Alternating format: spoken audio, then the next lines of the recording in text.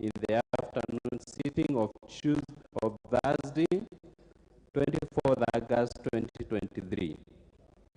In his statement, he read a submission by the Cabinet Secretary for Roads and Transport, Honorable Kipchumba Murkomen, which indicated that the lower ceiling issued to Kera was made at a caution to safeguard the authority from early procurement of works and the resulting pending bills that may arise if the county governments are funded.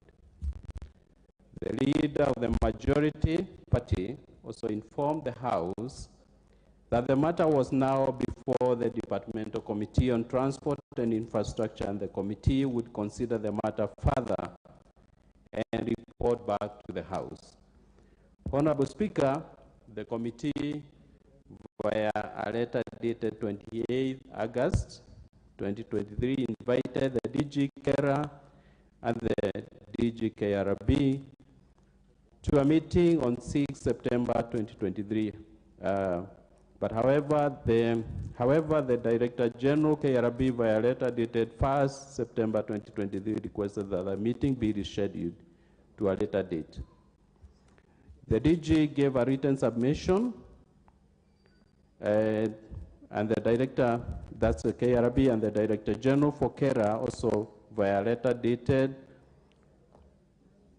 5th September 2023, requested that the meeting be rescheduled before concurring with submissions from KRB, but concurring with the submissions from KRB. The committee, having considered the submissions, received the ninth national and county government coordination summit held in February 2023 in Naivasha, resolved that the Road Maintenance Levy Fund, popularly known as RMLF, allocation to the counties would be given consideration in the financial year 24-25. Through implementation of the resolution would entail amendments of the KRB Act 1999, which has not been done.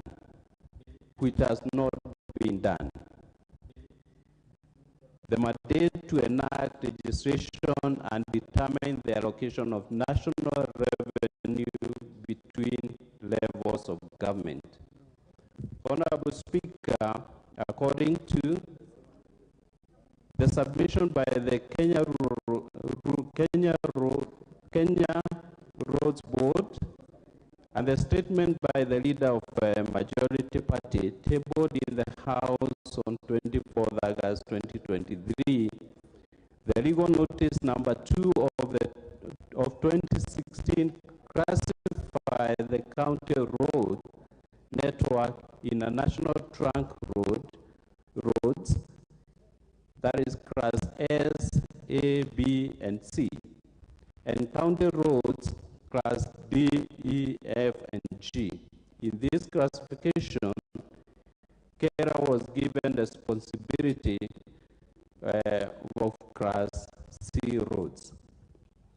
And such counties became beneficiaries from the fund effective 2015-16 financial year, based on County Allocation of Revenue Act 2015, and instructions from the National Treasury issued on 28 August 2015. In this regard, KRB allocated 15% of funds to the counties as conditional grant for 6 years up to 2021 financial year.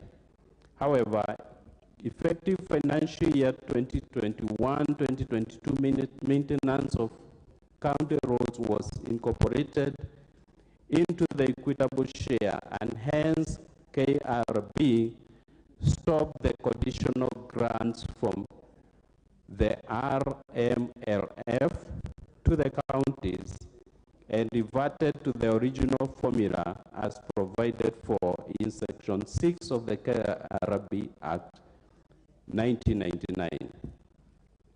That is, KERA gets an allocation of 32%, which we call 22 and 10%, and Kura gets 15%, Kenha gets 40%, KWS gets 1%, and there's an allocation we call emergency interventions to CS allocation of 10%, and KRB gets an administration allocation of 2%. Honorable Speaker, having considered the submissions by the KRB and the Cabinet Secretary for Roads and Transport, the committee observed that the communication by the Kenya Rural Roads Authority on the lower ceiling was only cautionary to prevent the resulting pending bills that may arise in the event that the county governments are funded from Road Maintenance Levy Fund in the financial year 2024-2025 and 25-26. The allocation for the financial year 2023-2024 have not and will not be affected by the communication.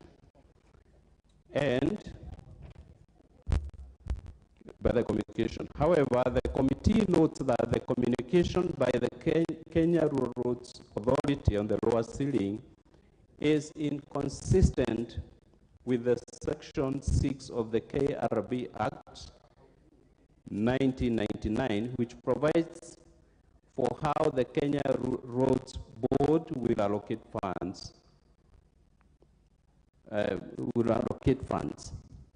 Honorable Speaker, the committee therefore recommends that Section 6 of the Kenya Roads Board Act 1999 provides that the board shall allocate funds from the Roads Maintenance Levy Fund as follows.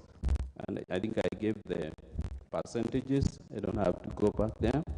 The committee also recommends that the Director General for the Kenya Rural Roads Authority should withdraw the memo to regional managers and report back to the House within 7 days of the adoption of this report.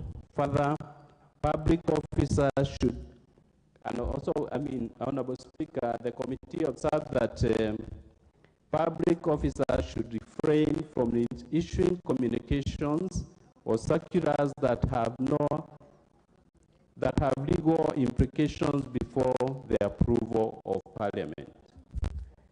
I think we agreed yesterday that it is only Parliament that has the mandate to change laws or make laws. And additionally, the committee also recommends that the Kenya Roads Board expedites release of funds. These are the different release of funds for financial year 2023-2024 to the road agencies. Honorable Speaker, having stated the above, I wish to request the Vice Chair of the Committee on Transport and Communication to second the motion. Thank you, Honorable Speaker. Chair, please move the motion before you call the seconder. I beg to move and ask the Vice Chair to second. Thank you.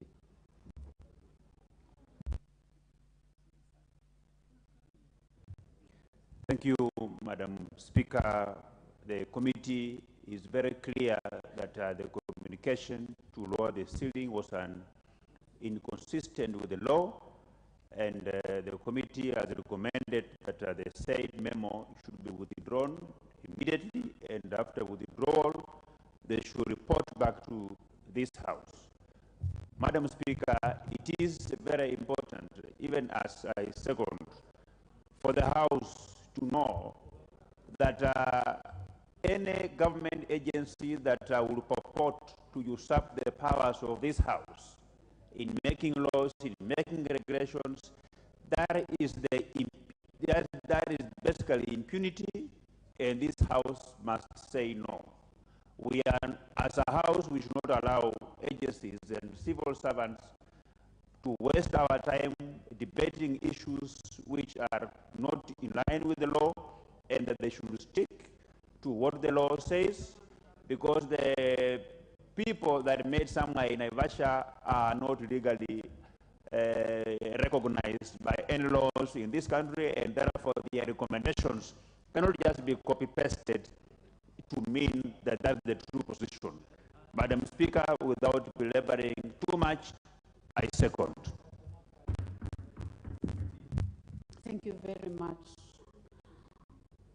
Honorable members, I now propose the question that this House adopts the report of the Departmental Committee on Transport and Infrastructure on its consideration of the proposed reduction of projected ceilings for Kenya Rural Roads Authority for the financial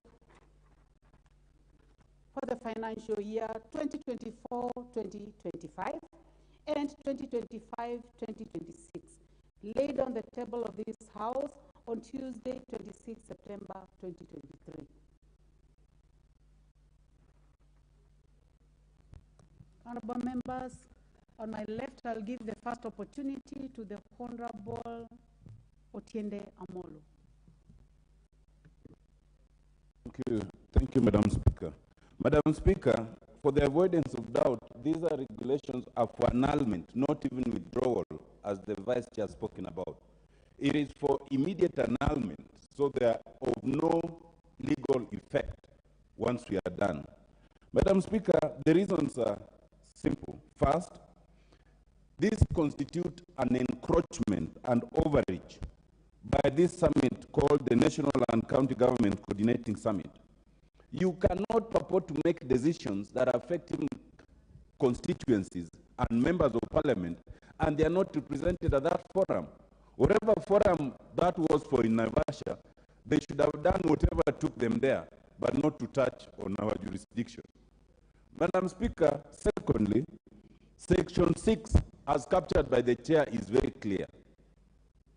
You cannot make regulations that contradict a substantive provision of the Act. That is a preserve of Parliament. And to purport to do so is actually in contempt of Parliament. Madam Speaker, the rationale cannot be deciphered. You cannot purport to reduce these provisions in order to make some provision for the counties. County governments already are given money to make county roads. And most times they don't even do it. The citizens keep coming to us asking us about the very many roads. In fact, if any case was to be made, Madam Speaker, it would be for a case of increasing this allocation, not decreasing it. Let county government use the funds they have for the county roads that they ought to make. In most occasions, county roads are affected because most counties then subject that to the discretion of the MCS. And most MCS then make the, prioritize other things other than road. That is not the mistake of the members of parliament. That is not the mistake of KERA in this funding. Madam Speaker, I want to submit that this funding under this scheme, just like CDF, is one of the only very few verifiably, important funds that help the citizens. Without CDF and without these funds, the citizens would suffer immensely. I want to submit, Madam Speaker, in closing, that to the extent that these regulations are made in contradiction of the Act, they are made without consultation of those affected, they are made without rationale, they are for total rejection with the caution that they must not try to do something like this again. Thank you, Madam Speaker. Thank you. very much, Senior Counsel. The Honorable John Mutunga, Member for Tigania West.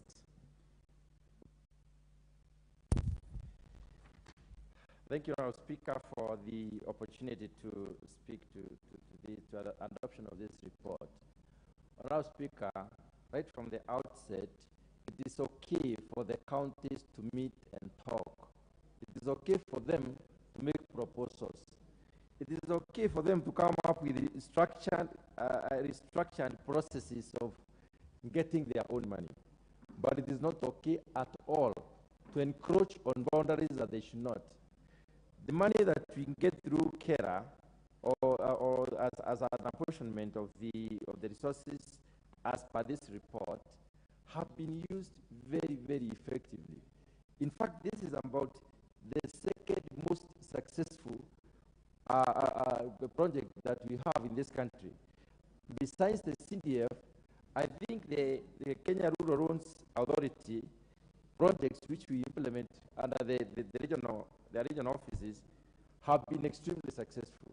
So first and foremost, we agree they can sit down and discuss their own issues, but they should not encroach on boundaries that they shouldn't. The second issue, as the honorable member stated, the Otienda Molo, we cannot have regulations purporting to change laws. It's supposed to be the other way around. I think regulations implement laws. So the regulations should be making it easier for the law to deliver, not to have regulations coming in to change laws. On the other hand, Honourable Speaker, the communication seems to state that there is likely impact on the 2024-2025 allocation, the allocation for 2024-2025. In that case, we completely refuse this direction. We completely refuse any action in that particular direction. We would like this particular provision withdrawn, and we do not want any impact in that particular direction.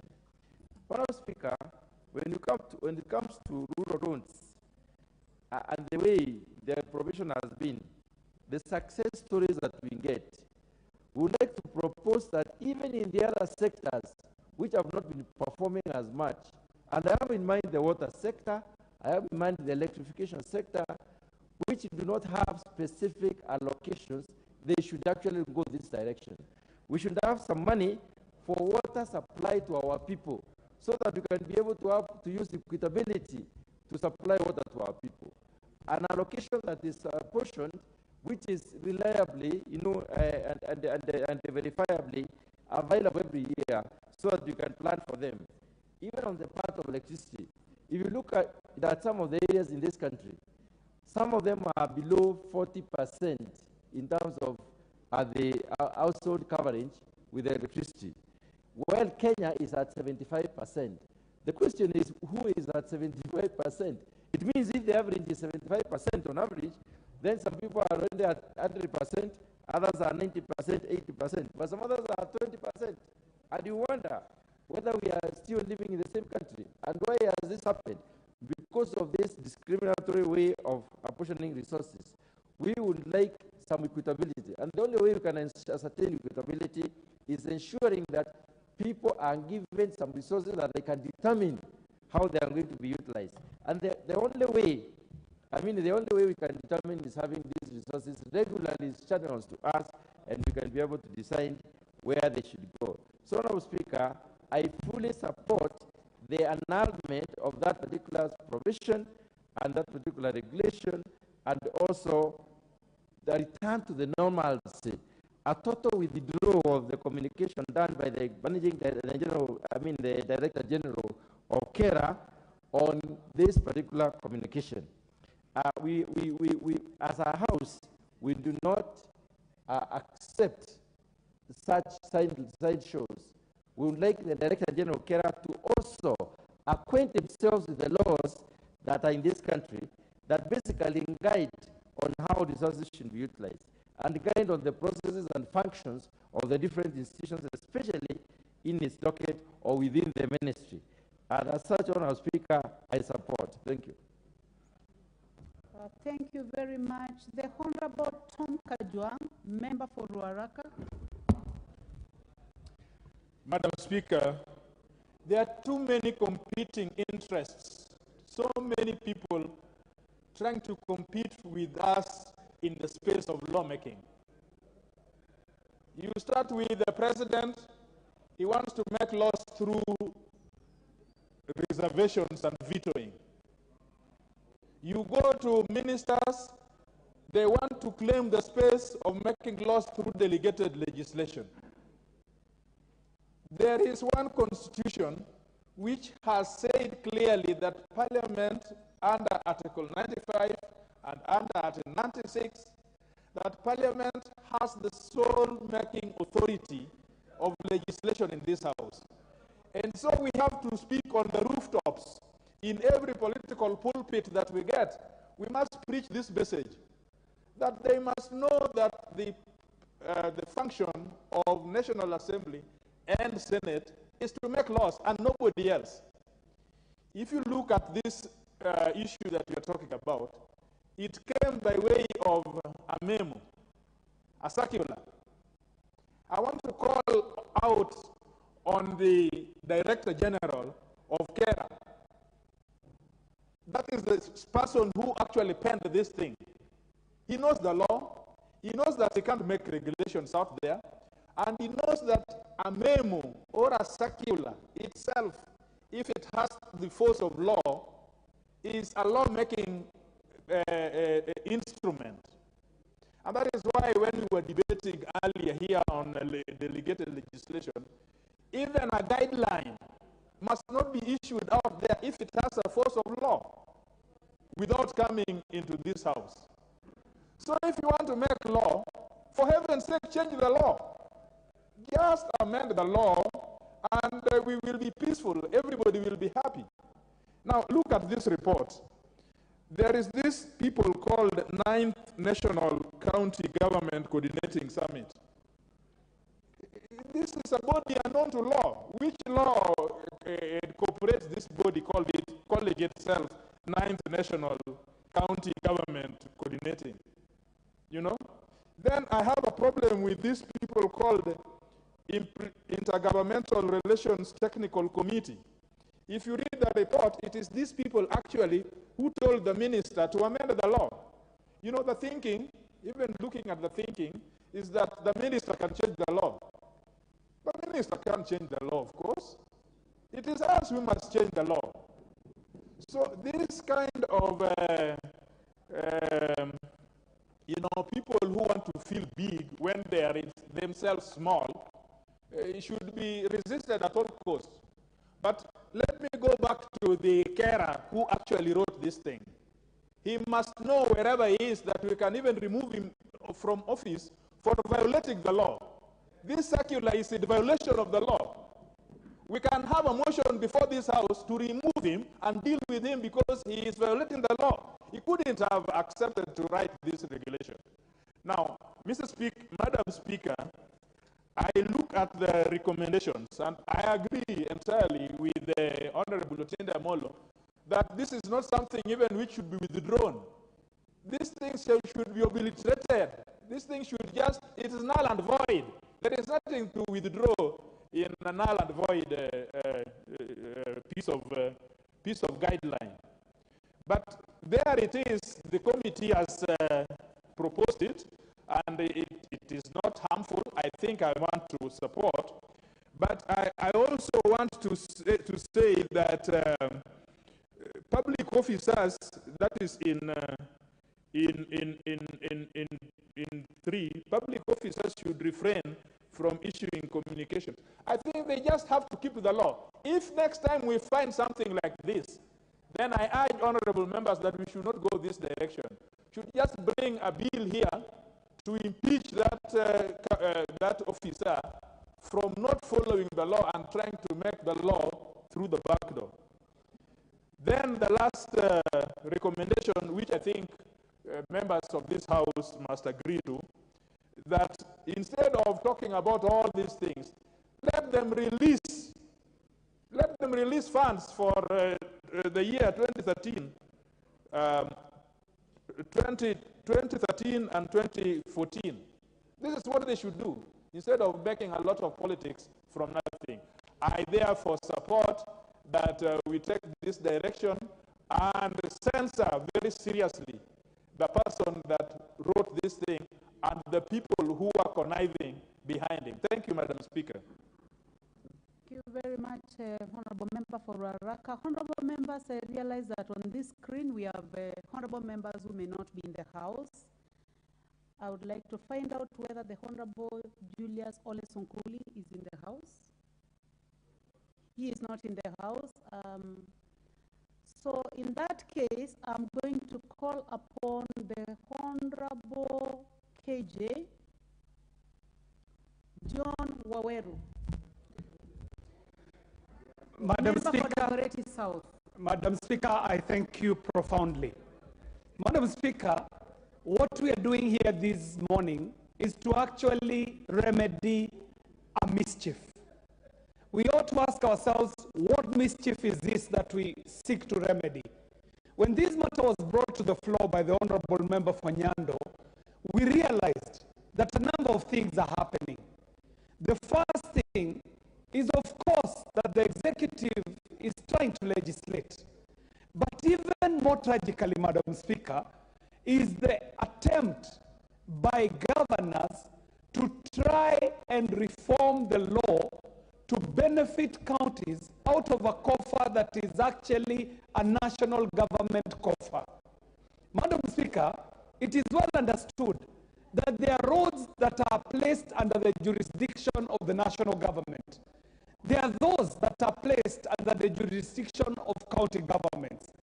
Now, what is happening is that the county governments, which we had envisioned to be centers of economic development, are failing in the raising of their own revenues to a point that they are not able to attend to the needs in their counties, and now want to dip their hand in the coffers of the national government, Madam Speaker. Madam Speaker, the minister in question, a good friend of mine, is a great champion for devolution. And the Honorable Kipchumba Murkomen would tell us, when he would teach us about devolution, that we are seeking to have devolution so that counties are able to generate revenue on their own to be able to take up development from the counties. But Mr. Speaker, Madam Speaker, in the last 10 years, what we have seen is that counties have become overly dependent on the division of revenue monies that is allocated by this parliament, to the extent that the whole devolution conversation has been turned to how we share the cake, not how we bake the cake. And that is the mischief that we are trying to heal this morning, Madam Speaker, because that is the mischief that informed the move towards reducing these monies, the carer monies, on the vote of the national government, so that they can be redirected to the county government. Madam Speaker, if not for any other reason, those two reasons allow us to support the report that has been tabled here by the Roads Committee. Madam Speaker, if it was fairness, the natural thing that would be happening is that these monies should either be constant or increasing. It is even against the rights, Madam Speaker, of the people of Kenya to be reducing a vote of these monies that we know are very well superintended and a carer. So, Madam Speaker, beyond agreeing with this report, we're asking the Committee of Transport to take a further action.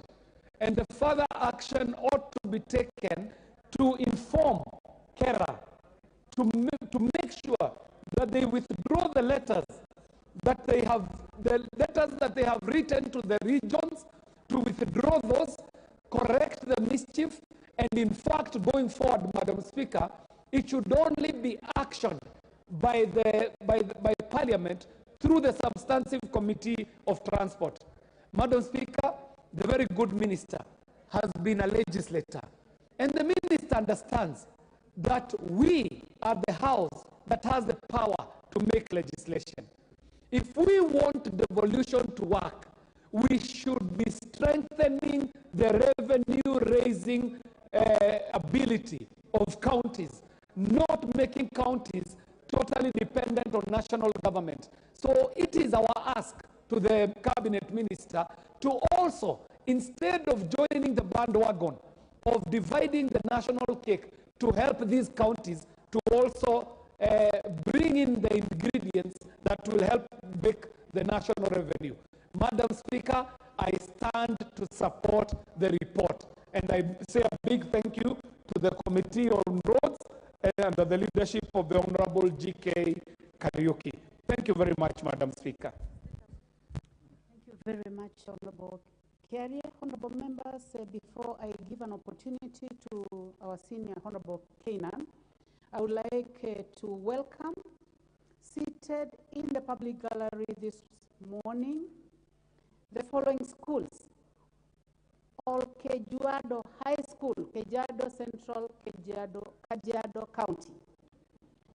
2, Light International School, Langata Constituency, Nairobi County. 3, Nairobi University students from Starehe Constituency, Nairobi County. You are all welcome to observe proceedings in the National Assembly. Honorable members, the next opportunity now goes to the member for Eldas, the Honorable Adan Kainan. Thank you, Madam Speaker. Madam Speaker, this House is under threat. Madam Speaker, some of us have been in this House for quite some time since the 8th Parliament. And some of the key institutions that have benefited members of Parliament and their constituencies are institutions like CDF, KERA. I don't want to delve in the politics of the formation of KERA, KURA, KENA, and the KRB. But I'll tell you, as members of Parliament, we have reached a stage where today any busybody attempts to take away the constitutional mandate of members of Parliament, and this trend has started from the 11th Parliament, the 12th Parliament, and here we are, the 13th Parliament. A mere entity goes, instead of discussing this thing during the pre-budget debate, and I'm glad that the chairman is here, these issues are now being made a debate after the budget has already been passed. That itself tells you that there is mischief. If you look at even the framers of our Constitution, Madam Speaker, Article 1, sovereignty has been equated to representation. And here is an entity, they do not want to know the existence of the Statutory Act. They do not want to know the 4 key constitutional mandates of the Member of Parliament. They just sit in an office, negate what has already been given. I'll tell you where I come from and where Honorable Kore and Honorable Senate come from. The only roads that we have seen since independence are KERA roads. The only roads that we have seen are KERA roads. And here is an entity now just decides out of the blue to withdraw what we got. In fact, in the 11th Parliament, Madam Speaker, there was an attempt to merge KERA with KENA. Those who are in Parliament will tell you this. We refused. We refused and say no KERA, no representation.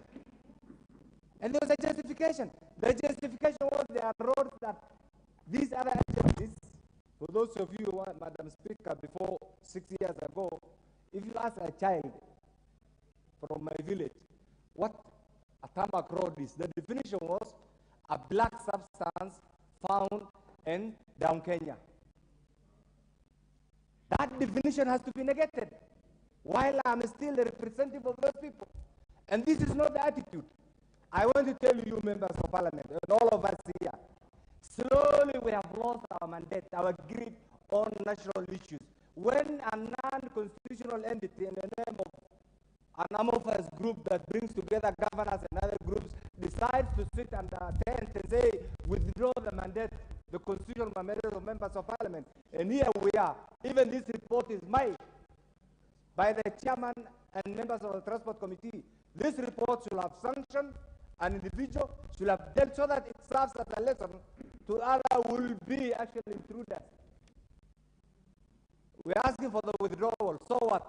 You're asking them to relieve funds, so what? These are issues ought to have been done. But I think in future, madam, there's an attempt, and this is one thing that we must resist. Once upon a time when we were elected, even the staffer here was a police officer. Your clerk was a CID officer. Your clerk, the deputy clerk, was a special DO. We fought over the years to give Parliament its true independence. Don't allow it during your time.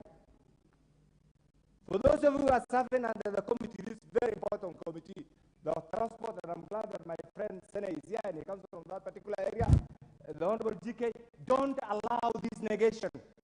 It doesn't matter the consequence. And that is what it means to be truly the representative of the people of Kenya. Attempts will be made. If you ask Biden right now today, just last week, they had a challenge. There was a stalemate. No elected government is ever happy with a functioning, truly democratic parliament. So I want to urge you, as you do this, Madam Speaker, these recommendations are a bit mild. Sorry to say this. What we expect the chairman, July, August, September, October, the first quarter is already gone. The first quarter of the financial year is already gone. And we are already dealing with pre-budget issues. What are you telling us, Chairman? Bring this book to these individuals to book. Let our allocations increase. The issue of governance, they have enough. We have given them enough allocations. Let them deal with whether they have.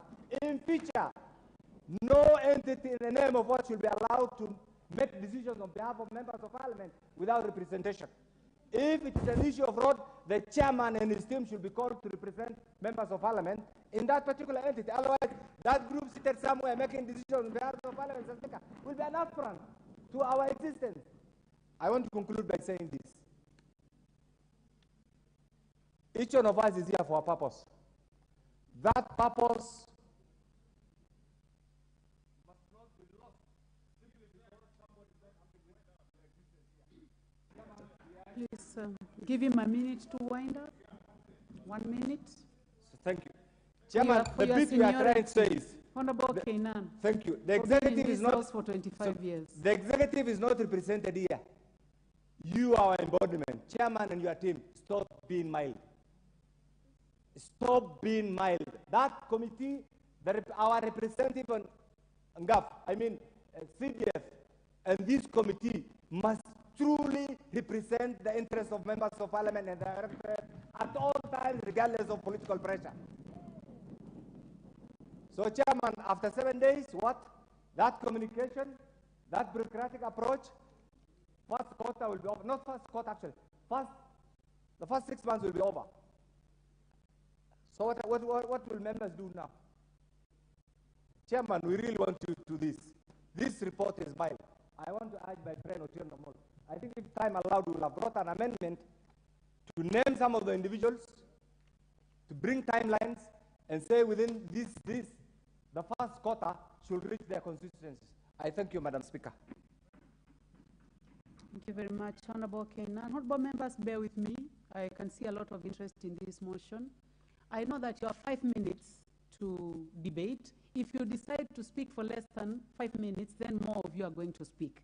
I was looking for the Honorable Gikaria on my right, but I can see that he's seated somewhere on the left. You may proceed, Honorable Gikaria. Thank you, Honorable Speaker. Order, member for Wajir North. Honorable Gikaria came to this house much earlier than you, so he will be allowed to speak. He's still a young man, so forgive him. Thank you, Honorable Speaker. First of all, I want to thank, last week when we were in some seminar in some place, Honorable TJ Kajuang, he schooled me on what the lower courts, the jurisdiction of the lower courts, the High Court, Court of Appeal, as we go up. And we want to thank you, Honorable TJ. You have stated the facts of law. Mayor wants to state the facts, the issues on facts on the ground, as they are. Honorable Speaker, First of all, is in in the 11th Parliament, and Honorable TJ Kajwang has indicated, we tried to bring some of these roads to be classified through the normal process of legislation. But, Honorable Speaker, it is called the COG, they went to court to stop that process of us legislating to make those roads, because, Honorable Speaker, there is no way roads which were maybe not being used in the 60s, 70s. Currently now, there are some roads which needs to be brought to the bitumen level or to be upgraded so that, because they have become very important roads. But the COG went to court and they tried to stop that, Honorable Speaker. And that has been now the reason of the current very bad, poor state of our roads. In that, Honorable Speaker, August 2015, as indicated in the report, the county governments were given a conditional grant of 15%. But, Honorable Speaker, as a few of my colleagues have indicated, if you go and see the reality on the ground, Honorable Speaker, you'll be shocked. And I know because you're a member of a single constituency, you know what they do at your county. I hope they are not different from what happens in our counties. Honorable Speaker, the status of our roads are very bad. Because when the county undertake to do those works through the monies that they've been given through the Kenya Roads Board, Honorable Speaker, in my constituency, for example, and in a ward where I come from, there are engineers, the civil engineers, they indicate if you are dumping, say, 20 tons of maram, up to what meters you do space. But, Honorable Speaker, you'll be surprised. A truck of 20 tons goes around 50 meters. And then it is spread. What happens to that road, Honorable Speaker? Within a week, it has gone back to its status. And monies have gone equivalent to what now Kera is doing currently. And that is the horrible status of, and I want to agree with Honorable KJ. Counties, because of the revenue allocations through the formula that we have passed here in Parliament, they have become dependent, overly dependent on what is sent. So what they are supposed to collect, they have given, either they collect and they put it in their pocket, and they don't care whether they collect or not, as long as now some monies on a monthly basis or a quarterly basis will be sent down to the counties for them to. So they've become dependent on monies that they don't even care to find, thanks to devolution, all the time that they have to be given. And Honorable Chair, I happen to be a mayor sometimes back in 2010. And we were only, Latif was the only money, around some 50 million. And it was making a huge difference. Now they are getting into, the worst part, Honorable, yesterday, I had to give 10,000. For a boy who was an MCA, given trucks, what has happened to the counties? They've bought trucks, they have bought graders. When you give this money from KRB, it goes towards repairing of the same graders and trucks which never go to the ground to be able to address the maintenance of these barabaras. And that is the worst status. In my county, they have bought things that it is just repaired, and there is no repair. A repair of some battery costs around 100,000 and things like that. Yesterday I had to give 10,000 for an MCA given a truck, but there's no fuel. So he had to get that money to get fuel, get some sand from some place, dump, and put some little money into the grader. That is the situation on the ground. And I totally agree with the committee. Please, don't allow these things to happen. Otherwise, our roads are going to be no more roads, but just something else. Thank you, Honorable Speaker. Thank you very much. The Honorable Ibrahim Sanei, member for Wajir North. Now it's your opportunity. Thank you, Madam. I'm dissuaded from discussing county government, but rather perplexed with the disdain in which statutory organs have for the rule of law. And that comes to KRB and the other entities. Madam Speaker, as my chairman has put it, the law has seen ceiling isn't really a cautionary, it is an abuse of the existing law. There's a hierarchy of laws in Kenya. The Constitution, statutes passed by this parliament, subsidiary laws, thereafter president and other things follow. There can't be any other laws. Regulations are so inferior to statutes. And I can't see how a subsidiary by an entity, an amorphous body in Naivasha, can overturn a statutory statement in our laws. Madam Speaker, the kernel of this debate, or my argument, is that corruption has gone to a level where impunity of the law is at the center of it. We can't allow this to happen as a committee. The minister is duty-bound, being a lawyer, to make sure that there is fidelity for law. This is not a bargain, neither negotiable. And the biggest monster in the road sector is Kenya Roads Board, an entity whose income is not identifiable to the extent we can't really know how much they make. They throw money center, left, and right. They distribute resources. This house is not seized of that matter. We don't know their budget and how they distribute to each constituency in this country. They are multi-billion entity, so rich, yet it is taxpayers' money. The so-called road maintenance levy fund must be dealt with once and for all. If it is not dealt with, then Kenya Kwanza government will never deal with corruption. If RMLF will not be brought to the floor of this house and legislated upon. With those few contributions, I support the chair's report. Thank you.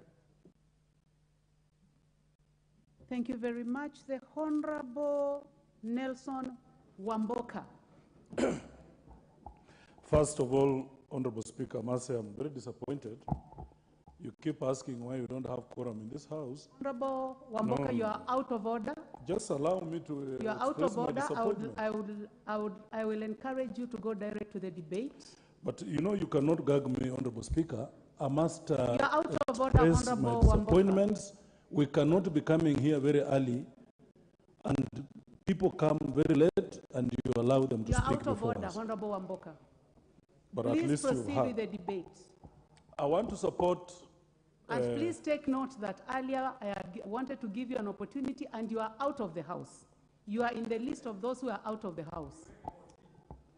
So I give you an opportunity, and with a lot of respect, please just proceed with Honorable the debate. Speaker, I want to support this motion. I want to support the report by the Ebo Chair, Gigi. Indeed, I want to pick it up from where our senior, Kainan, left it. Mr. Chairman, make it very difficult for someone next time to try and joke with this house. Please don't stop there. You know, a kangaroo gathering somewhere cannot sit to usurp powers of this house, and on that strength, a DG makes far-reaching recommendations that are going to affect our operations as members of this parliament. Honorable Speaker, in our constituencies, Kera performs better than county money in terms of roads. Many a times we've been forced to do county roads. I'm doing about 5 of them this time under special funds, Honorable Speaker, from Kera. We do not see where the money for counties go. In fact, Mr. Chairman, look at ways of how we are going to increase this fund. because it is the only working fund on the ground, Honorable Speaker. And it is shame that governors are unable to manage that which they have, and they feel they can come and grab that which we are trying to manage, Honorable Speaker. Kera money is the only money that works on the ground. If you ask the people, in fact, a lot of these county roads, governors are hiding behind us because we are the people who are asked in meetings. When you stand anywhere in a function, when a road is bad, people even don't go for the governor. They come for the member of parliament, Honorable Speaker. Let's legislate effectively to ensure that we have a way of this fund increasing periodically, after a year, after 2 years. Let's let the money keep increasing so that not only can we be handling earth roads, but we are able to even handle the tarmac roads, Honorable Speaker. It is absurd, totally, unimaginable how this DG is still existing in his office. Honorable Chairman, crack that man. In fact, we want that DG to come in your committee, summon him here, so that he should answer questions, na ili iwe funzo kwa wale madiji wengi wakora ambao wanafikiri watatumiwa na executive kuendelea kudunisha jumba hili.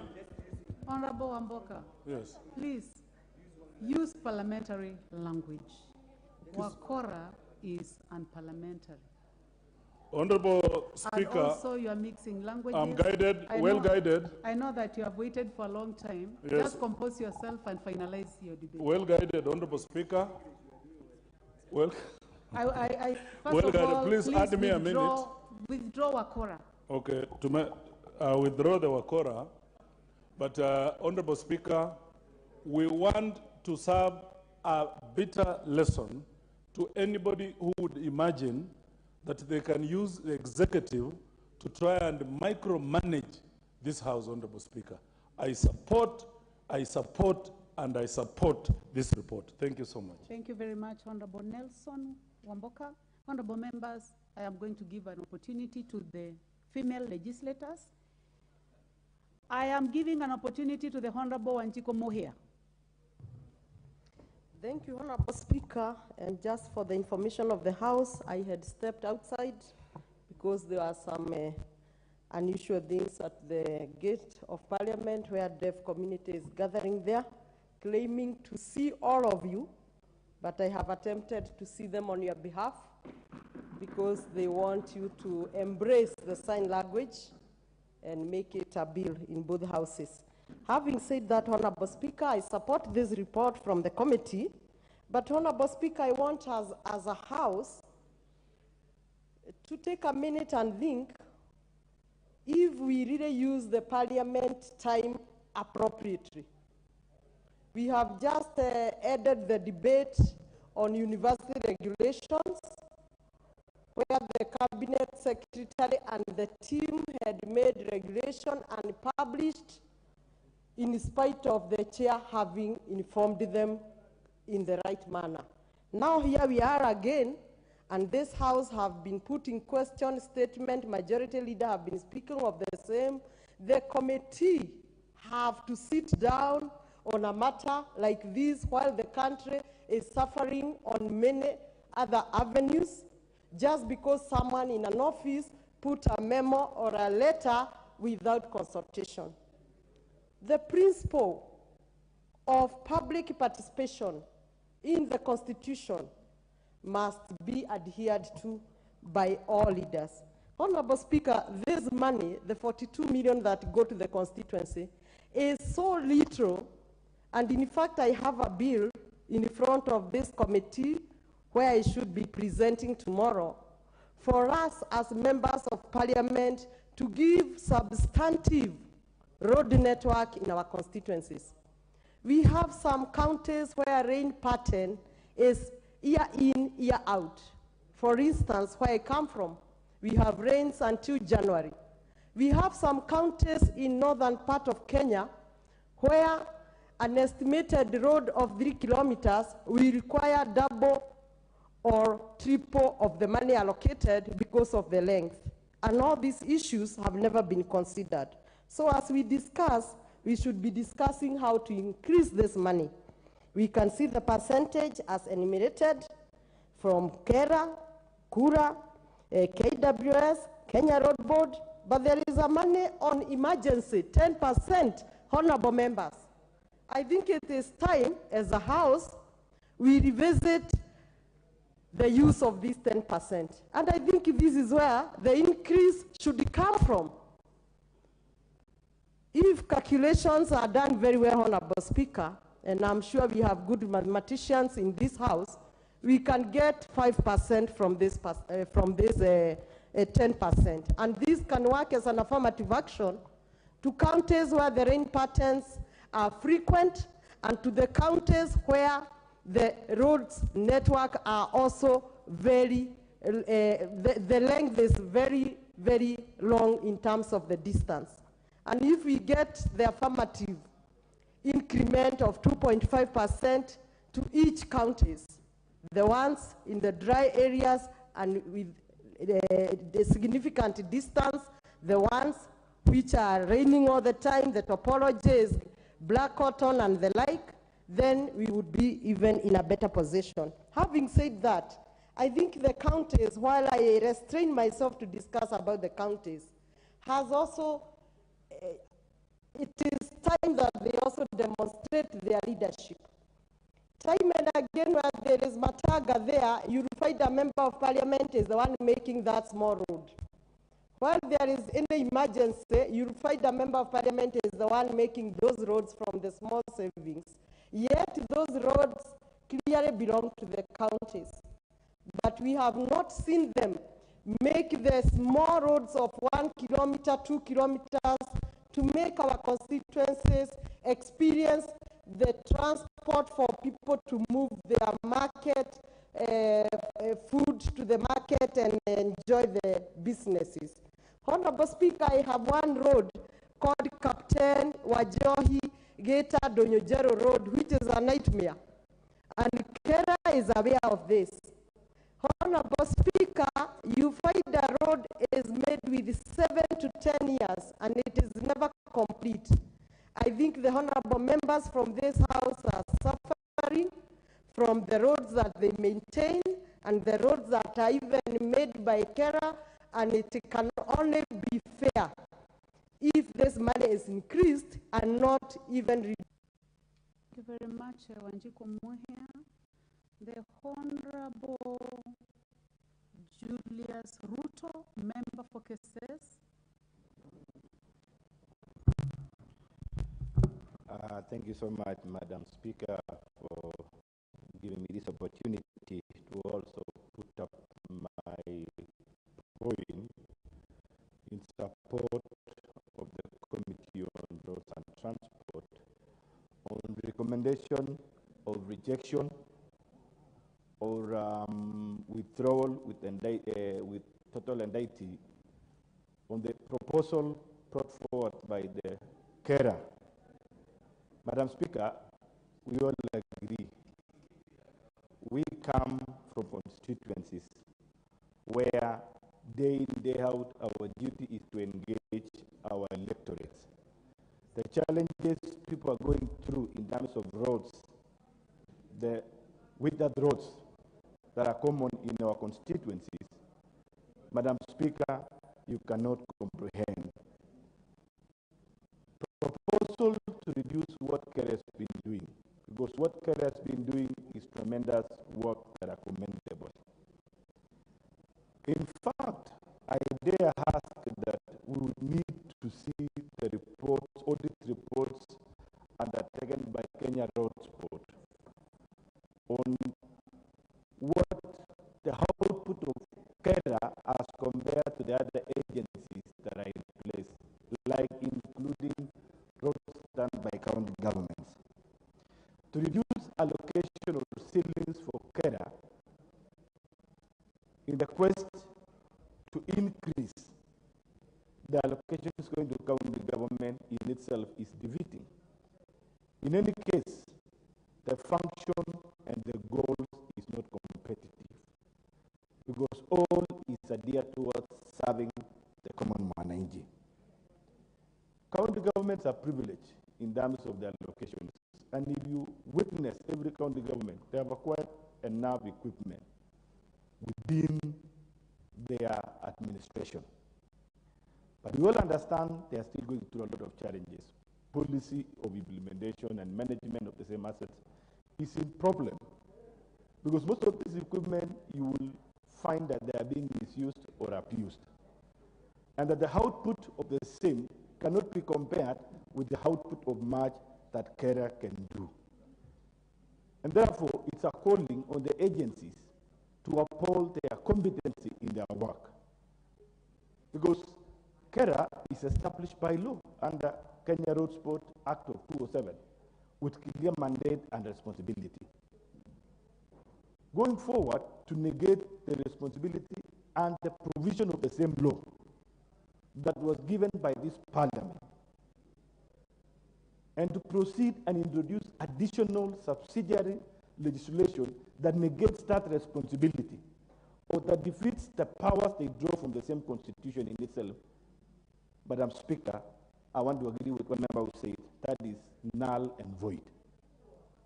And therefore, even us continuing to debate on what we know it is null in itself is even a waste of time. We just need to communicate with the CS that forthwith within 7 days, that communication should have been cancelled and a new communication should have been brought forward to the agencies to begin to plan their work plan for the financial year 2024-2025 and henceforth, basing on the new ceiling, on the on the increasing projection, because our revenues are increasing day in, day out. If you look at the projection of the preceding years as where we are now in terms of revenue collection in this country, they are on the positive trajectory going up, and therefore even allocations and ceiling should be increasing. So, Madam Speaker, I want to stand and to support that what KERA is initiating to do in itself is going against the principle of the laws of this republic. And therefore, as this House, we need to stand and to ask them to work with this honorable House.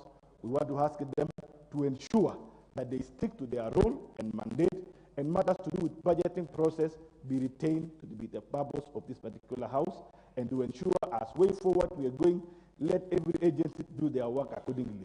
What county government needs to do is not to come in and scoop what is in the coffers of national government. Let them stick with their resources, what have been provided for. If it's a question of increasing their resources, it's not by suppressing the works of the other agencies, by reducing their allocations just to meet their demand.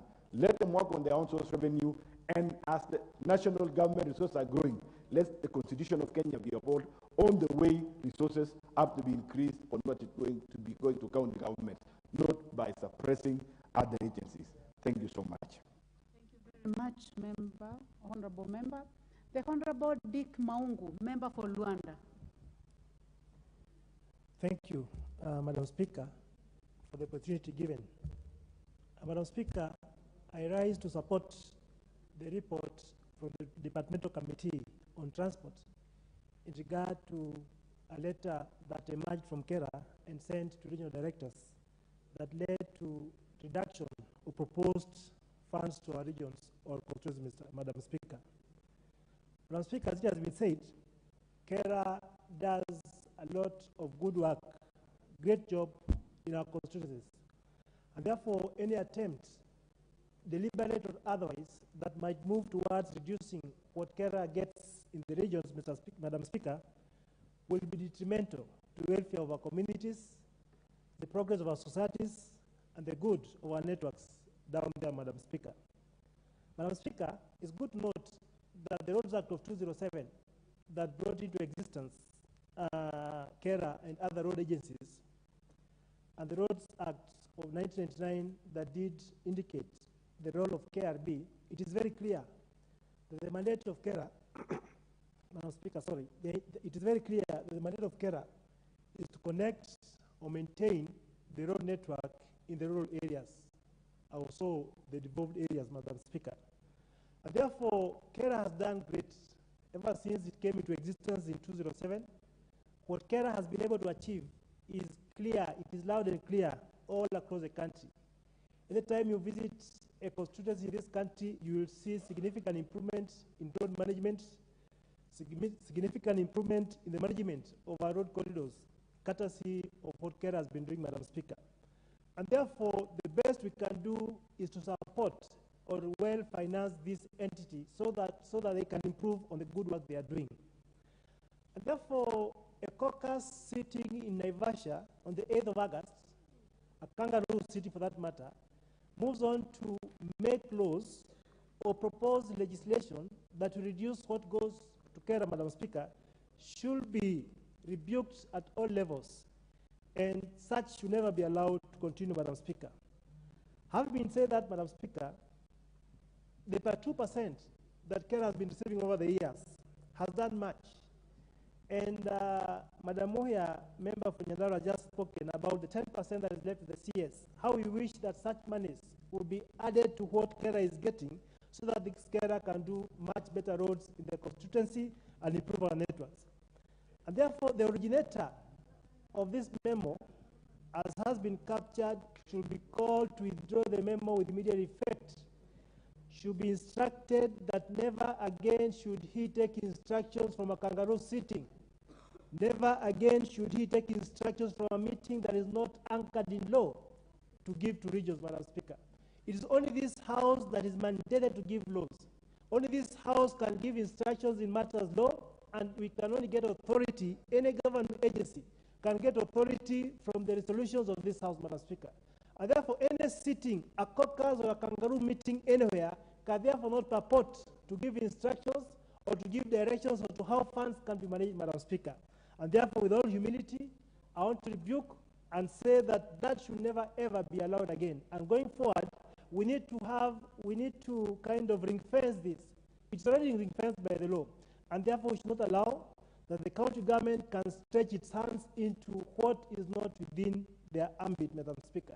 That notwithstanding, this House was never represented in the meeting that sat in Naivasha. This House that makes laws was not part and parcel of that meeting, Madam Speaker. And therefore, a meeting that excludes us can therefore not interfere or kind of direct what this House should do, Madam Speaker. And therefore, I stand to support the committee and request that never again should we allow such resolutions outside this House to instruct our DGs and accounting officers otherwise than that it should appear in law. Thank you, Madam Speaker, for the opportunity. Thank you very much. The Honorable Joseph Nyakundi, member for Kitutu, Chache North. Thank you, Madam Speaker, for this opportunity. I also want to support the Committee on Infrastructure on this issue. There is no way that IBEC can come and make laws and budgets for this House. There is no way. It is only this House that is mandated to make laws and to make budgets. So the meeting that was held in Naivasha, we were not consulted. We don't know about that meeting. So there is no way that money that is for Kera roads can be reduced, especially the 22% that go to our constituencies from 22% to 16%, and the 10% to the 10% allocation to 6%. That is not the work of Kera. And the Director General for Kera should have gone by now, should be at the Committee for Infrastructure and answer questions. The Cabinet Secretary, who is my very good friend, is not the one who's supposed to make laws. And there is 10% for the Cabinet Secretaries for special funds. This money is the one that is supposed to go to the counties if there is any money that is supposed to be taken there. So we don't allow these things, and we will not accept. The mandate of Parliament should not be given to any other person. And we know Kera has been doing very good job for the last couple of years in our roads. There is no way county governments can be given this money, because even this county government, we don't see the work they are doing. They are given a lot of allocation, and we are the ones who give them this money that goes to the county government. But we don't see the work the money we give them is doing in the counties. Even small roads that are 1 kilometer, 2 kilometers, that are supposed to be done by the county government. And these county governments have bought equipments that are supposed to do these roads, but there is nothing that they are doing. So we will not accept, and I want to commend the infrastructure committee led by the member of Ondia, and I want them, we will support them through thick and thin. Thank you, Madam Speaker. Thank you very much. The next opportunity, honorable members, goes to the Honorable Gideon Ochanda, member for Bondo. Thank you, Madam Speaker. Outrightly, Madam Speaker, I support the report, but I want this to go on record that I'm not very happy about the recommendations. They are too mild. Madam Speaker, if you look at this report adequately, there is an issue of malice and illegality. Malice in the sense that DG Kera and Kera itself has gone ahead and issued letters to the regional managers on 22nd of August, based, number one, on a proposal. Who informed the DG if the proposal is placed to go ahead and start issuing administrative orders? Number two, Madam Speaker, why it is malice? The summit recommended or talked on something to do with the 24-25 financial year. Why should the DG act on the year 23-24, even if he were to act? So those two indicate very clearly that there's malice in this thing.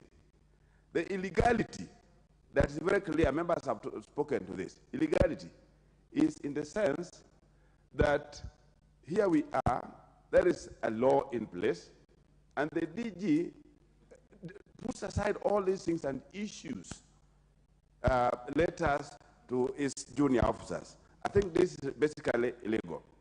Madam Speaker, the other thing that we need to look at is the summit. When the summit is recommending eating into what the roads board has, or fuel maintenance levy fund, when you look at that against the whole idea that counties have their own monies and they budget for it annually like any other, like the national government, why don't they have that in their budgets? But on the other hand, Madam Speaker, why should the summit look at the audit in terms of the 6 years that there were grant funds to the county government? What did those monies do in the 6 years? If they didn't do that audit and they didn't bring us a proper report, or a report was not out in terms of how the counties used the grant for the 6 years before 2021, I think there's not any other reason why any other money should be taken to counties from road maintenance fuel levy fund.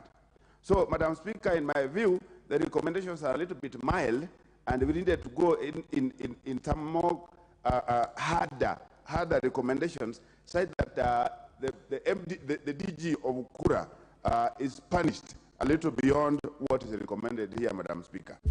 Madam Speaker, finally, if there is a fund that all the departments needed or ought to have borrowed from, it is this fund that goes to roads. If all the departments of government, if all the budgets that we place annually for all departments were to have a portion that is destined to constituencies directly, even if all of them were just talking about 10% or even 5%, in principle, that would be the best that we can do to this country. That's exactly where the roads fund is helping a great deal. The 32% that we are talking about that goes to Kera is the only money that we see in roads in the rural areas. There's nothing else. And I can tell you that there are certain constituencies that don't have anything to do with Kenya, they don't have anything to do with the Kura. The only money they see, or the only funds that are available for purposes of their roads, is this 32%. So if somebody talks about reducing something that is not enough, I think first of all it's also not logical. So, Madam Speaker, I support the report, but I'm not too clear in terms of how the recommendations were done, because I think they're so mild. Thank you, Madam Speaker. you very much. The Honorable Mary Emase, Member for Teso. Thank you, Honorable Speaker. Actually, I was about to stand on a point of order because I heard you say you are giving to the female members of parliament opportunity. Thank you. Honorable Speaker, I want to join colleagues in supporting the report of the Committee on Roads and Infrastructure. And the importance of this roads levy, the 32% cannot be overemphasized. For county governments, through a kangaroo or a amorphous outfit that has no authority in law within which any allocation can be anchored on, to purport to reduce the amount to be taken to counties is saddening. Honorable Speaker, in fact, I want to say Honorable Gikari is lucky he's able to get a vehicle and fuel. In my county, I speak to my MCS even just to borrow a vehicle so that I can fuel a grader so that we can open a road in areas that are inaccessible when we have funerals. I have to go into my pocket in certain instances to just prepare a road for that area for them to be able to access to transport their bodies. So for the DG care and the county or IBEC to make a proposal to reduce this amount, this is it's something that's never been heard of, and it's unacceptable. In fact, I want to say, to agree with the member who is saying the recommendations are a bit mild.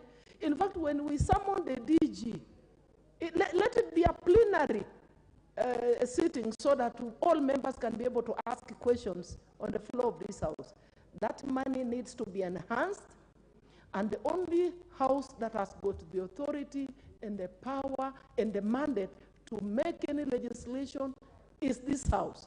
And so no one can purport to usurp our powers. So, Honorable Speaker, I support the sentiments. That money has got to remain where it is, and it has to be enhanced, and we cannot tolerate otherwise. Thank you, Madam Speaker. Thank you very much, Honorable Mary Emase. Honorable members, before we go to the Honorable Jessica Mbalu, I would like to take this opportunity to welcome seated in the public gallery this afternoon SVAC Community School in Embakasi Central, Nairobi County, and Najile Boys Secondary School from Kajiado West, Kajiado County. You are welcome to the National Assembly. The Honorable Jessica Mbalu. Thank you, Madam Speaker, for giving me this opportunity to add my voice on the debate on the report of the Departmental Committee on Transport and Infrastructure, led by my very good able member, friend, Mr. John Kariuki. Madam Speaker, allow me also thank the committee for coming up with this report, for annulling the increment as proposed of not increment, the reduction of the carer funds. Madam Speaker, I want to say that it is only this parliament. We have been there with you the 11th parliament, 12th parliament, and now the 13th parliament. And it's only the parliament that can make laws. It's only this parliament that will make sure that we either amend, and in the proposal of amending, I will propose that we increase the carer money from actually 32%. Madam Speaker, when you get to our constituencies, and most of the constituencies in the country, there are 22% constituent roads and the 10% of the critical link roads, Madam Speaker. These are the only roads we see visible. And you can see the roads that how they have been made. We have engineers, we have the people who come and inspect the roads, Madam Speaker. Madam Speaker, I think this was a way of trying to attempt to either kill or disrespect Parliament. The CS has been a member of Parliament and the Senate, and they understand what the roads make and mean. The president has been a member of parliament, and he knows what roads, how the roads, what it means to the people. Madam Speaker, the Section 6 of the Kenya Roads Board Act, 1999, it provides the board shall allocate funds from the roads maintenance levy. And they have outlined as follows: Kera 32%. We have gone to Kenya urban roads, Tekura 15%. And I can tell you most of the constituencies benefit only from Kera. I come from Kibwesi's constituency, where people from Zambani, Kambu to Darajani, all the way to Lukenya University, Madam Speaker, and they have benefited from this care. And those roads, as both my women have been taken to hospital by the ambulances in a smooth road. Border people are using those smooth roads from Kera, and of course they are using little money in terms of fueling, in terms of maintenance of their borders. Madam Speaker, this must be an abuse. To reduce the Kera funds, I think every member in this House says no. Madam Speaker, the Director General, I don't know who advised him in this memo, which the Parliament, and I'm sure is watching, the Parliament is not supporting. So he must get a different advisor to advise him on the work of the Parliament, how we separate duties of the executive, the legislature, and the judiciary. This House must be respected. We have been elected by people to come and represent them. And that's why on the floor that says, I support the committee on annulling the report. Madam Speaker, in fact, the funds, as I said, should be increased and released. The rains are about to start. The roads are pathetic, and our people need to use roads. They are Kenyans, and we are all Kenyans, Madam Speaker. So, Madam Speaker, I agree with my fellow members of Parliament that even these recommendations are very mild. We should have a strong recommendation, including having like calling upon the DG, either to explain to him how the law is made, to give him a report on the benefit of these Kera roads to our constituents, the people of Kenya. The county government should do their work.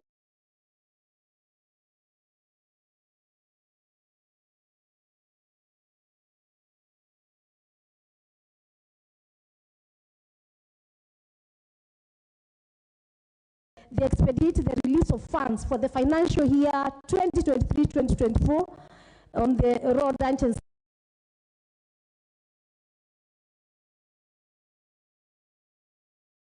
And of course, supporting my fellow members of Parliament, this is null and void, and I support the committee. Congratulations to the committee chair.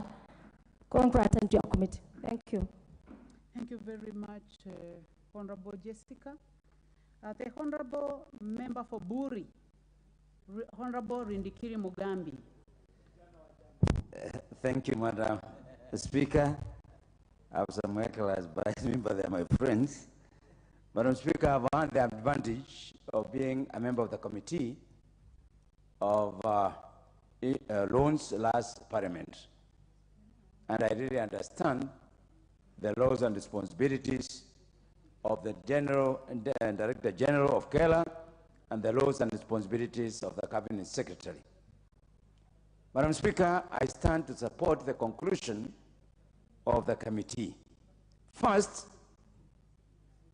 it is in law you cannot reduce the percentage of allocation. It must be presented to this Parliament for approval. Kenya Loans Board makes recommendation on the movement of percentage based on the volume of money that they collect. Madam Speaker, the Kenya Loans Board also makes recommendation as how much is allocated to the Cabinet Secretary. In this case, the Cabinet Secretary is allocated 2%. Madam Speaker, if we are to have any reduction, it must follow the approval of this Parliament. I see a lot of impunity. And I ask the Cabinet Secretary that National Assembly is not the Senate. And if he feels it's good to be in court with the governors, let him do that, but not to interfere with the operations of Kela, not to interfere with the responsibilities of National Assembly. A committee of governors cannot appropriate money on behalf of the National Assembly. It has never happened and should not be given any opportunity. Madam Speaker, we know the volume of fuel levy is increasing. The percentage need to remain, if not increased. Why are they scared of the constituencies being given more money? We need that money because members have expressed themselves that it is only Kela money that is in operation in our constituencies, Madam Speaker. And I would like to challenge the governors and the CS and DG Kela to provide a list of all the loans that the counties have done for the last 6 years. We will present the loans that we have done for the last 6 years and let Kenya know, because they already know, that the only loans they see are those loans that have been done by Kela through members of parliament. Madam Speaker, the problem that we're having is that we are creating centers of power, people to be seen to be working. Madam Speaker, the DG of Kela, from the last report I have, he is not supposed to be in the office. Madam Speaker, the problem is not even the DG. This must have come from somewhere else. And that's what we need to deal with as a house. I have a lot of respect for the CS of loans, as far as the law is concerned. I have also regard, because he is very responsive on social media. But on this specific matter, I have no regards. Let nobody cheat you, Cabinet Secretary. You cannot reduce the percentage as a person. It must be documented through this National Assembly. Madam Speaker, the law of Kenya Loans Board is known, is written. It is the one that can initiate the process. It is not the Cabinet Secretary. So, Madam Speaker, I like to support the sentiment and the recommendations of the committee and say that the recommendation is mild. We need more concrete. Let's say enough is enough. Let's say as it is. Thank you, Madam Speaker. Thank you very much, Member for Mburi. The Honorable Harrison Kombe, Member for Magarini. Asante, Mheshimiwa Spika. Nasimama kuunga mkono kamati na kazi yake nzuri iliyofanya. Mheshimiwa Spika, uhuru umepatikana kote nchini baada ya kubuniwa kwa halmashauri ya barabara za mashambani. Ni punde tu ndipo tulipopata kuona sehemu zile ambazo hazipitiki zinarekebishwa, na hivi sasa tunajivunia kwamba tuna barabara. Mheshimiwa Spika, ningeomba na ningependekeza ya kwamba badala ya kupunguza hela hizi za halmashauri ya barabara za mashambani, ningependekeza 10% iongezwe hadi 15%, na ile 22% iongezwe hadi 25%, ile 32% iongezwe hadi 35%. Hivyo Kenya nzima itakuwa na barabara za kujivunia huko mashambani. Kwa wakati wa sasa matunda na vyakula vingine vinaharibikia mashambani kwa sababu hatuwezi kuvisafirisha kufika kwenye soko kwa sababu ya hali mbaya ya barabara tulizo nazo. Mheshimiwa Spika, pia nipende kusema ya kwamba tusifunike blanketi kaunti zote. Ningependa kuitenganisha kaunti yangu ya Kilifi kwamba kile kichache wanachopata kinaonekana. Barabara nyingi wamejaribu kurekebisha, japo halmashauri ya barabara za mashambani imefanya vyema zaidi kuliko hizo kaunti, kwa sababu sehemu nyingi zimerekebishika, isipokuwa barabara moja kwa sasa kutoka JIS kwenda Ramada ndio ambayo haijapata kutekelezwa, japo habari zilizoko ofisini kwangu ni kwamba mwanakandarasi hivi karibuni ataweza kufika. Pia vile vile niseme kwamba halmashauri ya barabara kuu ikaweze kutekeleza ile mipango ambayo iko nayo kwa ile barabara ya kutoka Merikebuni kuingia Garashi na mpaka Baricho, ikaweze kuinuliwa hadhi yake na ikafikie hadhi ya lami.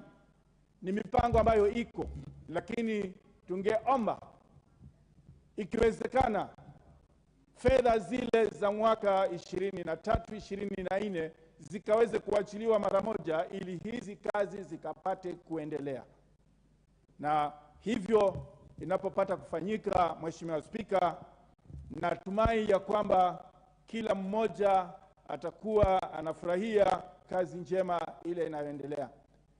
Nipendekeze pia mkuu wa halmashauri hiyo ikiwezekana aweze kufika mbele ya kamati na akaweze kujibu yale yote ambayo alikuwa ameyanakili na maagizo aliyoyatoa, akaweze kubeba msalaba wake. Kwa hayo machache, Mheshimiwa Spika, shukrani kwa kunipatia nafasi. Ninaunga mkono. Asante sana mbunge wa Magarini. Nafasi sasa ni ya mbunge wa Mbeere North ambaye ni Mheshimiwa Geoffrey Ruku.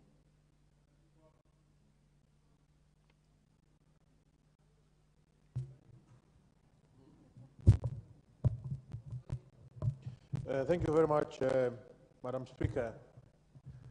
I rise first of all to congratulate the chairman of the committee for this report. Because many times, Madam Speaker, those in executive have taken this house for granted. And it's a very bad signal or a very bad way of working. Madam Speaker, I want to rebuke with strongest terms the minister or the cabinet secretary in charge of roads in the Republic of Kenya. Because you can only be the one who is issuing these instructions to the director generals of the parastatals under his ministry to come up with such kind of recommendations. By so doing, is demeaning the powers bestowed to this House and members of this House, that we cannot be able to supervise or oversight the implementation of roads works in our constituency. And if such a recommendation can go through, Madam Speaker, in the next year and the other one, we'll see further decrease of the resources allocated under the rural roads, which are extremely critical to motorability of our roads in the constituencies of the Republic of Kenya.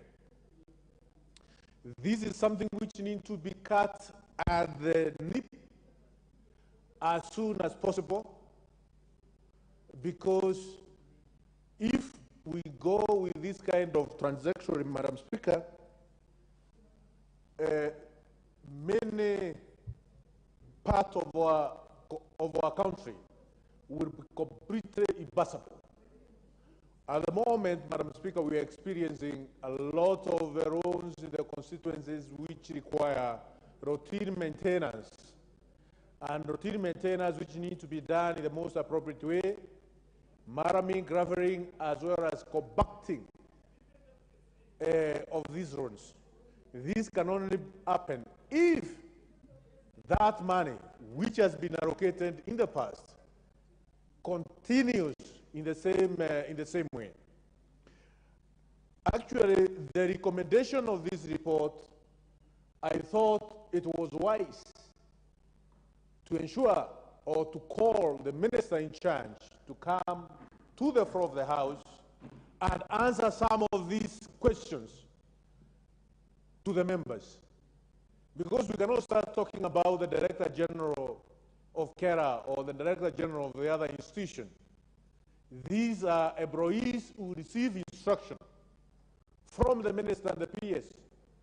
So it will be important if the report recommends the minister to appear in the floor of the House so that he can be able to answer some of these questions, and so that we can give him a notice that him and his team should never repeat such kind of an action which is recommending arbitrary recommendation of to ensure that Kenyans are not going to enjoy roles which are multiple within a different constituency in the Republic of Kenya. Madam Speaker, I support this report, and I urge the chairman of the committee, please make further recommendation. We need the minister to come here so that he can be held accountable by the House. And by the way, the reasons why the minister is quick to sit down with governors is because there is a notion with the senators and governors that the members who are here are just junior political people elected by, this is a house which can only enact laws in this Republic of Kenya. Senate cannot enact law. It can only propose laws. And the minister having sat in the Senate, he akona kasumba. Madam Speaker, we want to recommend the minister to be called here to come and answer questions. Thank you, Madam Speaker. I support the... The Honorable John Waluke, member for Sirisia.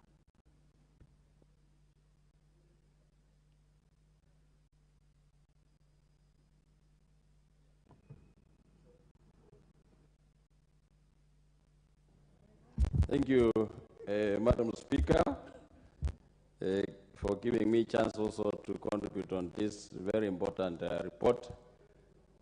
First, I want to support the committee and thank the chair and this committee for bringing up this. Although it is not on time, but Madam Speaker, tough action must be taken seriously on this report, Madam Speaker.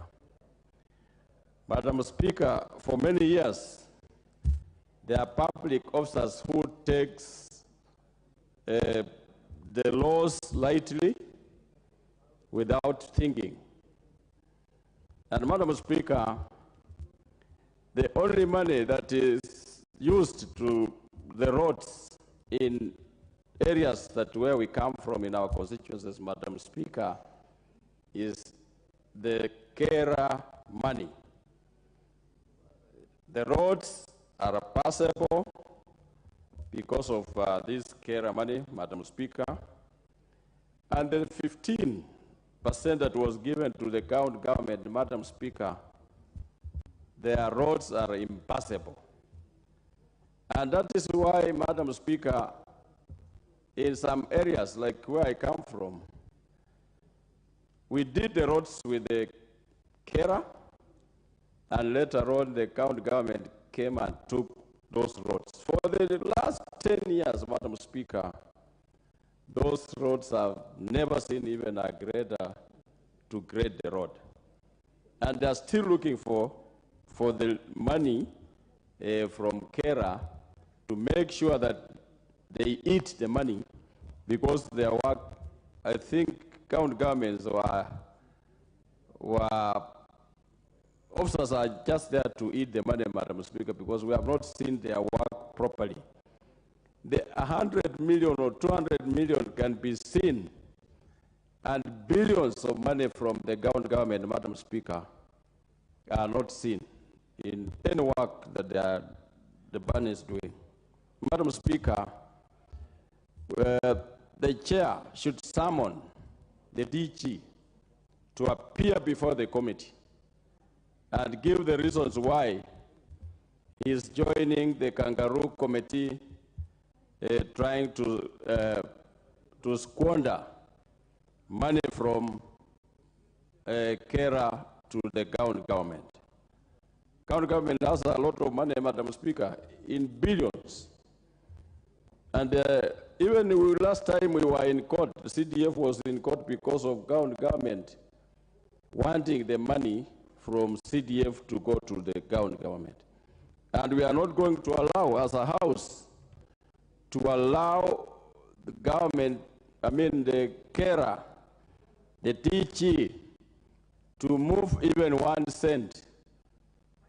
And we want him immediately to cancel the letter that he wrote to the county government, the Naivasha meeting. Madam Speaker, action should be taken against that cocoon meeting that was there, Madam Speaker. That is a kangaroo meeting.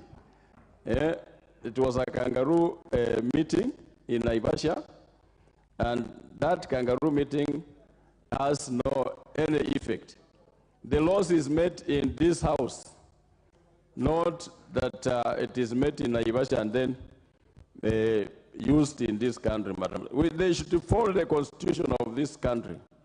The constitution is very clear, Madam Speaker, and the mandates are given accordingly in every sector that this house legislate and make laws. Madam Speaker, the last thing I can say, Madam Speaker, is that the chair has been, the letter that he wrote was mild. The chair should write a very tough letter to them and summon them to come and appear before the Committee of Roads. Madam Speaker, for those few remarks, I support. Very much. The Honorable Antonio Luoch, member for Mathare. Thank you very much, Madam Speaker. Madam Speaker, first of all, as I support this, let me begin by saying what my law professor, Lumumba PLO, taught me, that you do not respond to a mosquito bite with a sledgehammer. But I want to tell the chair, my good friend GK, and my former vice chair in ICT in the 12th Parliament, this was not a mosquito bite. This was an atomic bomb directed at this house, directed as members of Parliament, directed at the legislative functions, which is our core function under Article 95 of the Constitution.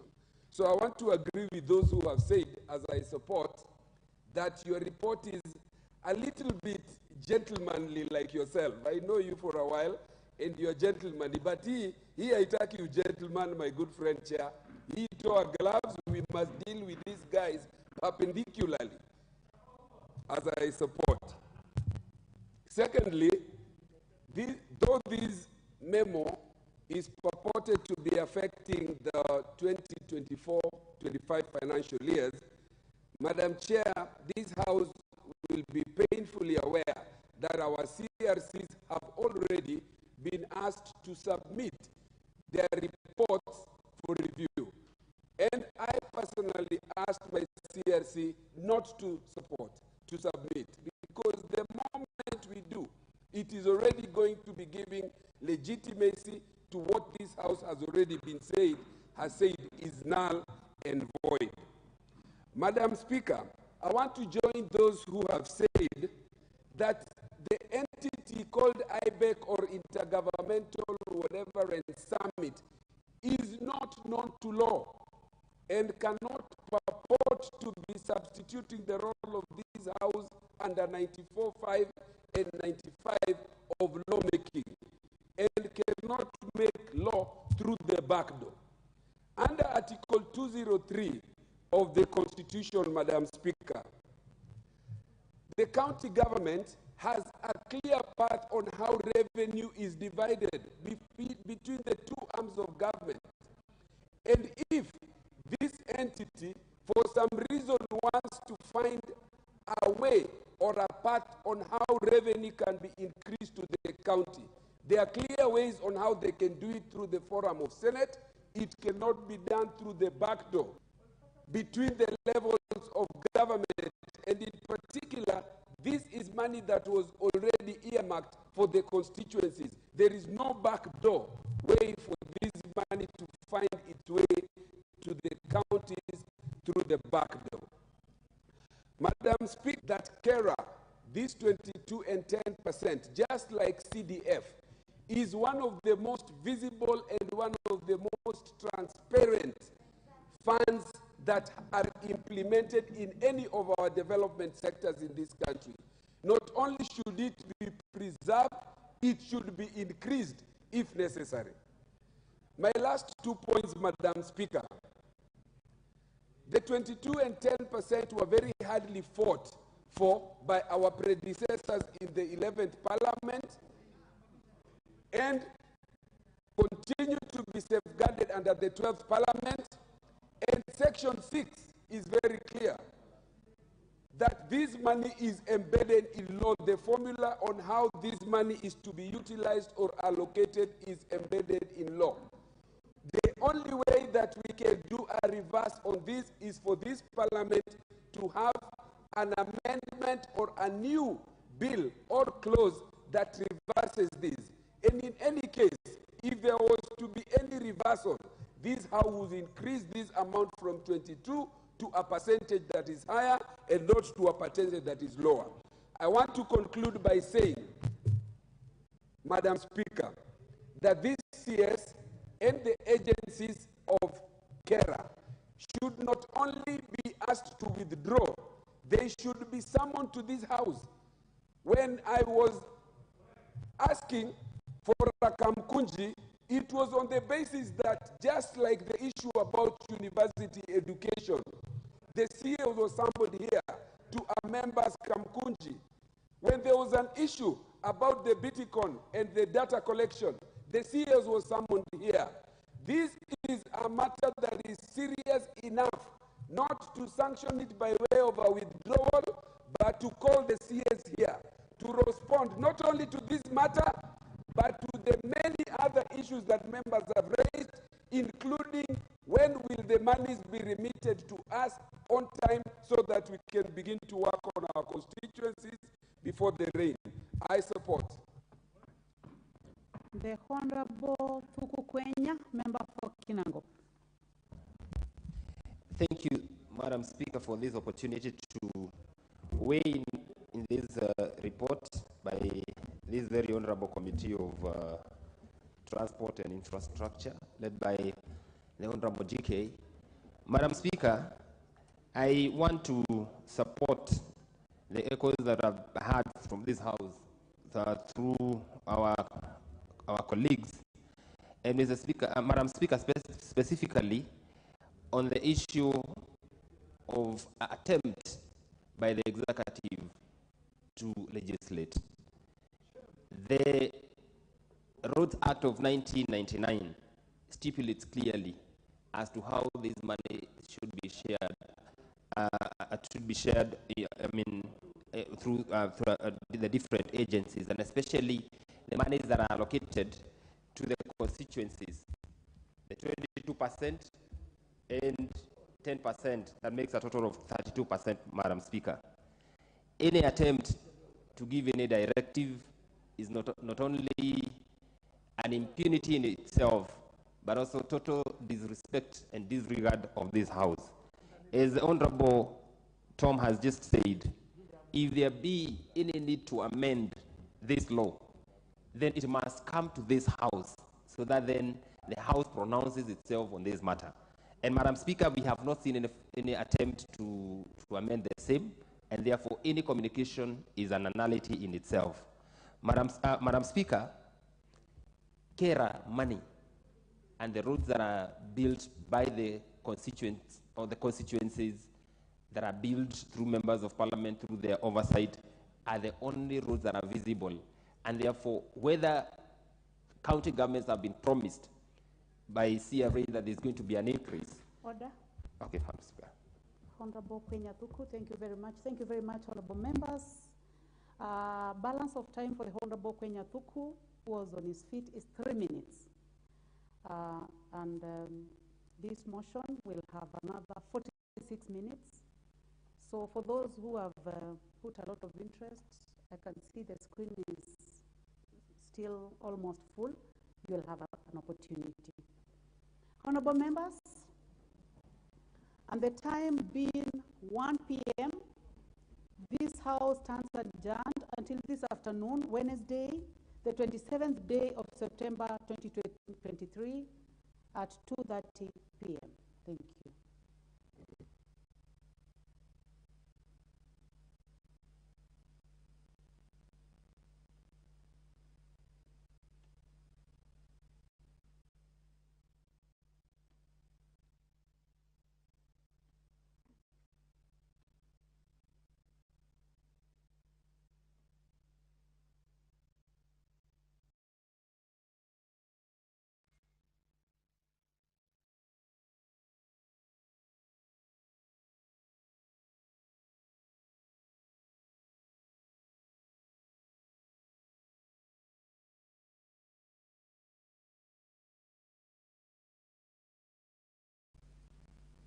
Honorable Chapkonga, what's your point of order?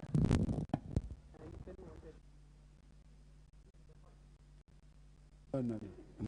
Thank you, Honorable Speaker. You know the Deputy Majority Leader is my very good friend. We are very progressive in our committee. In fact, when we bring to the House for an annulment, we have exhausted all procedures, including recommending to them that they should go and amend. In fact, Madam Speaker, maybe the Majority Leader may not. On Clause 12, the bill seeks to amend Section 13 of the Principal Act to provide for payments off to widows and widowers of the members of Parliament who have served in both houses, that is the National Assembly and the Senate.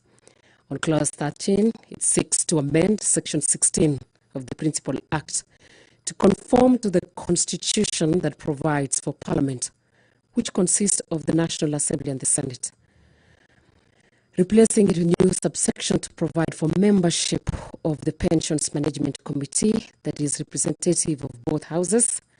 Further proposes to align other provisions of section with the Constitution that provides for Parliament, which consists of the National Assembly. We beseech you to behold with your abundant favor as your servants whom you have been pleased to call to performance of important trust in this republic.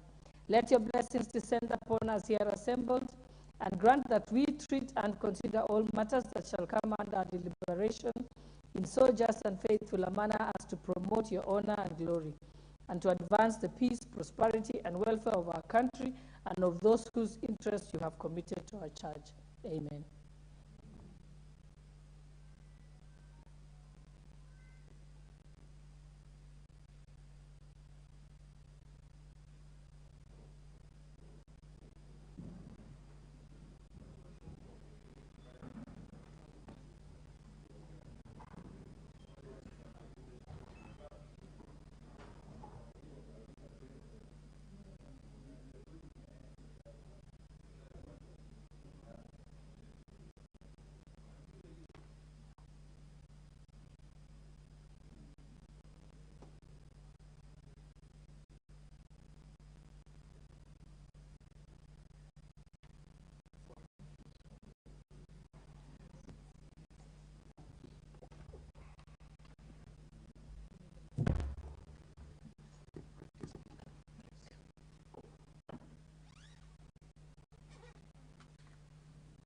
Sergeant at Arms, I now direct that you ring the quorum bell for another 10 minutes.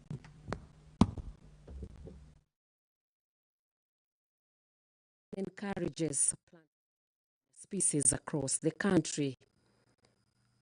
It orders the uprooting of all eucalyptus trees and replacement with other variety of trees, particularly the indigenous species, to ensure the conservation of water resources.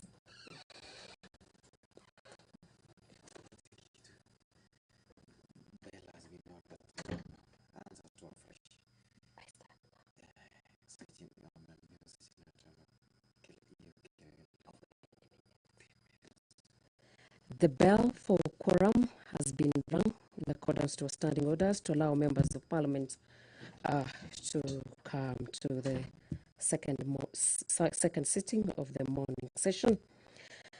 And members are expected to debate on the motion on the banning the growing of eucalyptus trees in the country. This is the bill that is brought by Honorable Moses Kirima, the Member of Parliament, and the House that resolves that the national government, through the Ministry of Environment, Climate Change and Forestry, that it orders absolute banning of planting of eucalyptus trees and encourages planting of indigenous species across the country. It also orders the uprooting of all eucalyptus trees and replacement with other varieties of trees, particularly indigenous species, to ensure conservation of water resources and sources and preserve the ecosystem. It also initiates the process of putting in place punitive measures against persons who defy the above orders. Eucalyptus trees species are popular among large-scale and commercial tree farmers in Kenya. This tree species has grown in most ecological zones in the country, and in particular in the western central Rift Valley, central Kenya, parts of eastern and the coastal regions of the country, that is in the 47 counties and the 290 constituencies. Farming of the eucalyptus trees has been on the rise due to their fast growth, good economic returns, and diverse commercial uses such as transmission poles, fuel wood, timber, plywood, pulp, fencing posts, and building material, among others. And it's a concern that eucalyptus tree species are majorly cited as highly water depleting agents through high consumption, transpiration, and evaporation, thus causing the drying up of streams, rivers, depletion of groundwater sources. The high depletion of water by the said trees has caused adverse negative effects on soil fertility.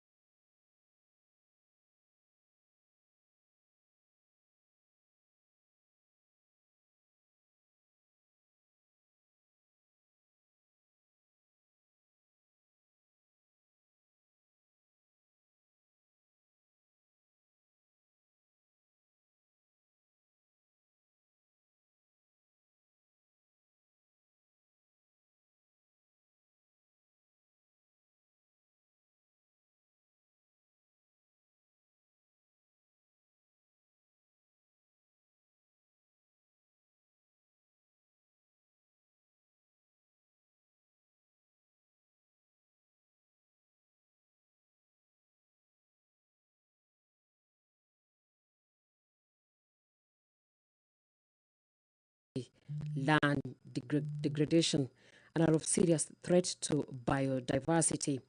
Recognizing that due to the serious threats that it posed by the eucalyptus trees to the biodiversity, there is need therefore for their removal and replacement with other tree species.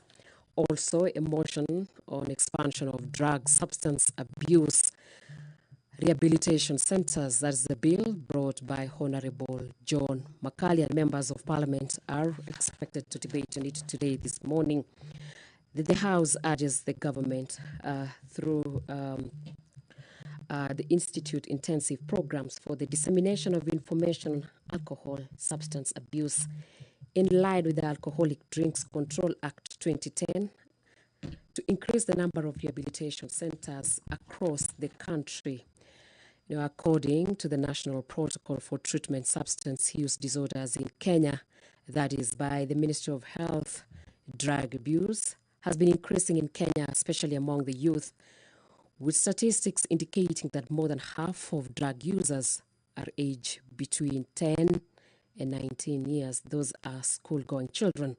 Further, aware that research released by the National Authority for Campaign Against Drug Abuse, that is NECADA, in December 2022, placed Western region of Kenya as the leading region in alcohol and substance abuse at a percentage of 23.8%, followed by the coastal region, which garnered 13.9%, and the central region of Kenya, that is 11.9%.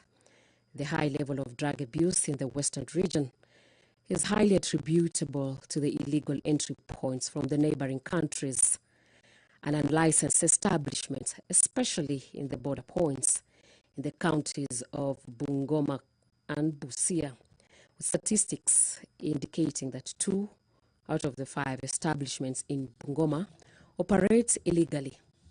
A majority of the consumers of illegal substances are school-going children who end up dropping out of school, cognizant of the fact that Alcohol and Drinks Control Act of 2010 established the Alcoholic Drinks Control Fund, whose sole mandate and purpose is to, among other things, facilitate the dissemination of information on alcoholic drinks and promote rehabilitation programs in the country, that is in the 290 constituencies and the 47 counties. Also, on the motion on the establishment of strategic grain storage, reservoirs and silos in close proximity to smallholders, farmers, that is by Honorable Jessica Mbalu. And the House this morning resolves that the government, through the Ministry of Agriculture and Livestock Development, establishes strategic plan, grain storage reservoirs and silos in close proximity to smallholders, farmers, so as to address poor harvest insufficiencies in the country, and approximately 33% of the GDP and employing more than 40%, the total population, 70% of the rural population. That is, agriculture is the backbone of Kenya's economy. And that majority of Kenyans highly depend on agriculture as an economic activity.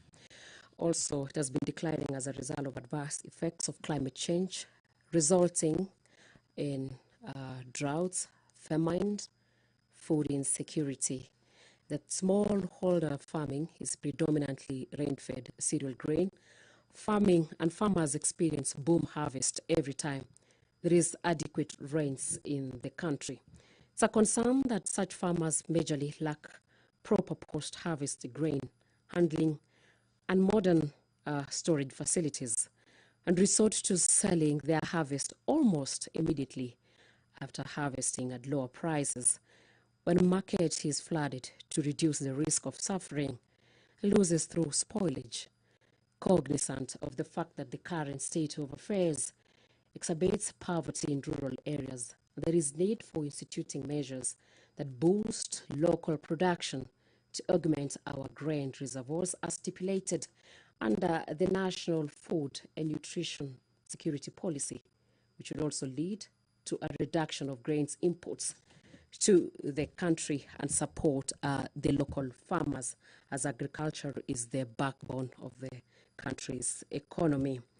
Also, there is a motion by Honorable Peter Salasha on regulation of the sugar industry to discourage branding of the sugar by non-millers. That are aware that the importation and exportation of sugar is regulated by various laws, including the Crop Act and Agriculture Food Authority Act 2013.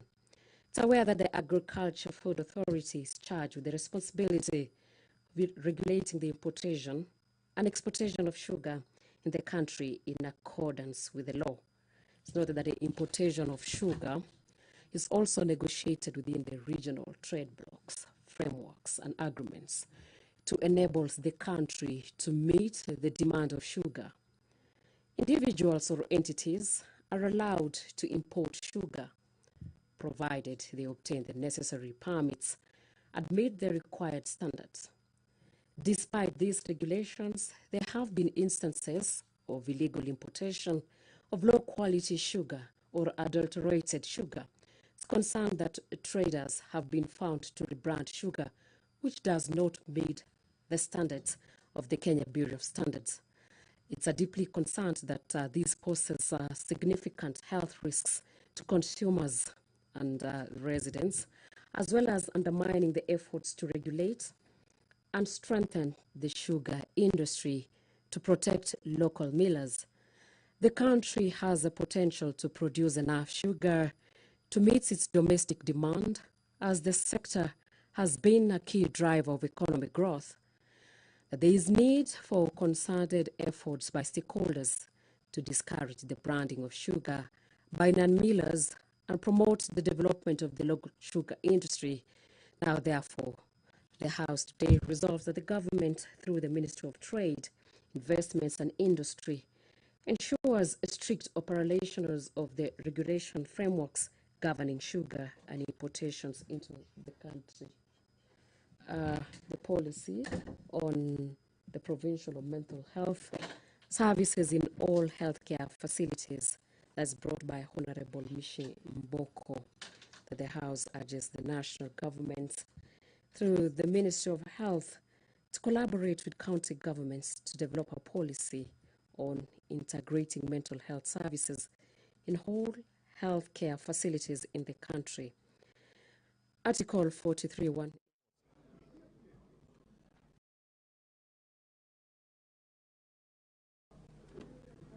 Order number 3, messages. Order number 4, petitions. Order number 5, papers.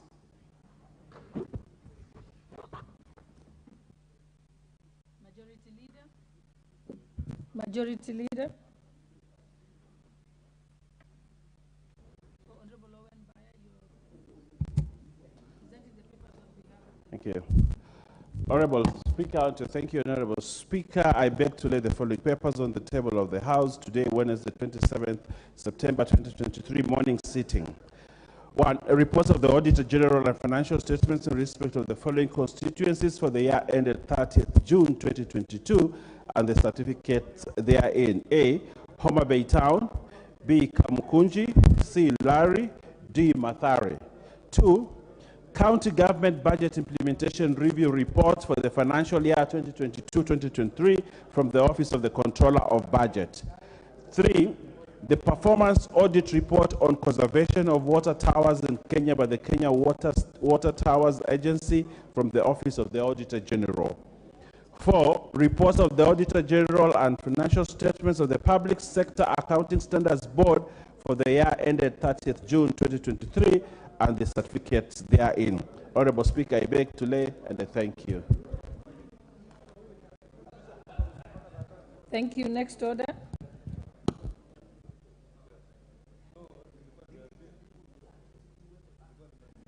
Order number 6, notices of motion. Order number 7, questions and statements. Order number 8, procedural motion, exemption of certain business from standing orders 43.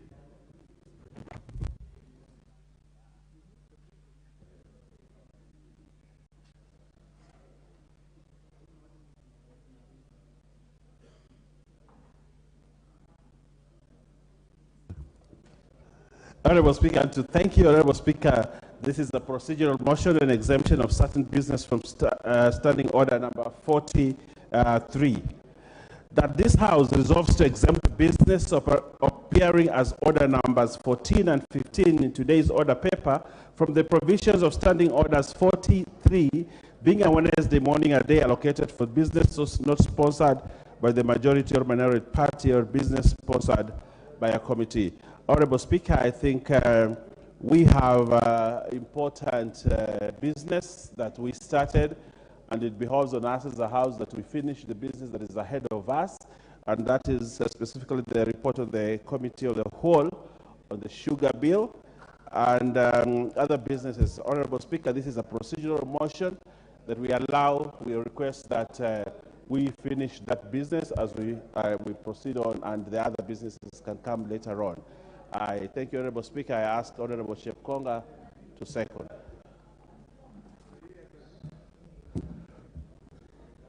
Honorable Speaker, I second.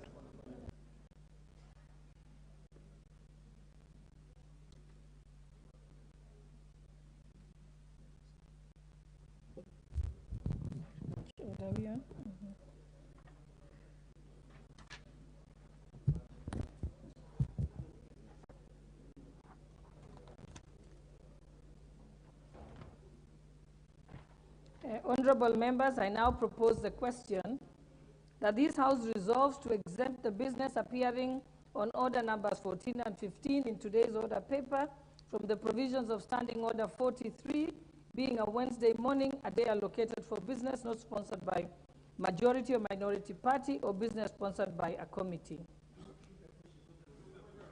Looks like it's the mood of the House that I put the question. Honorable members, I now put the question that the House resolves to exempt the business appearing on order numbers 14 and 15 in today's order paper from the provisions of Standing Order number 43, being a Wednesday morning, a day allocated for business not sponsored by the majority or minority party or business sponsored by a committee. Will as many as of that opinion say aye? Aye. Will as many as of the contrary opinion say nay? The ayes have it. Next order. Order number 9, motion, report of the Committee of the Whole House on the Sugar Bill, National Assembly Bill number 34 of 2022. Question to be put and third reading.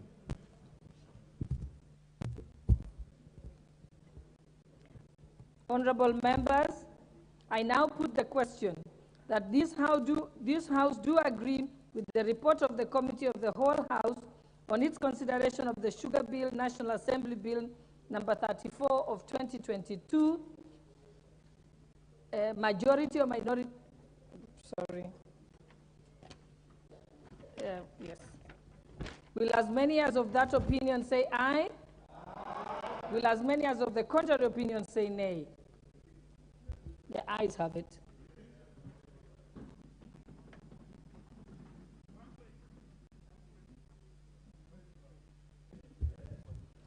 Mover to move the bill. Thank you, Honorable Speaker. Honorable Speaker, Madam, I beg to move that the Sugar Bill, National Assembly Bill number 34 of 2022, be now read a third time. I also request the Honorable Kakai Bissau to second.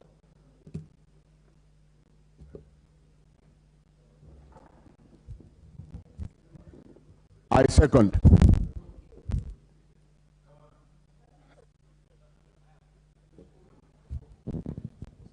Honorable members, I now propose the question that the Sugar Bill, National Assembly Bill number 34 of 2022 be read a third time. Okay, before I put the question, I think let me allow Honorable Emmanuel Wangwe to make a few remarks. Thank you, Honorable Speaker.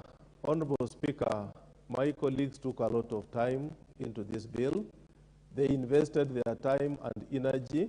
It's important, Honorable Speaker, that I really appreciate my colleagues, right from the Committee on Agriculture, especially the Chair, the Vice Chair, and the membership.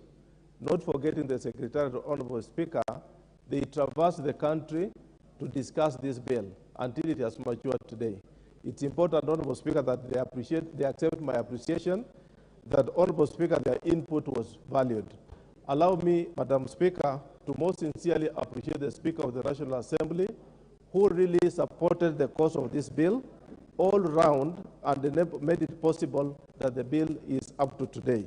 Honorable Speaker, allow me also to appreciate the task force report team, which made it possible that all the information we have gathered into this bill is a product of the task force, which held 17 sittings, Honorable Speaker, across the country.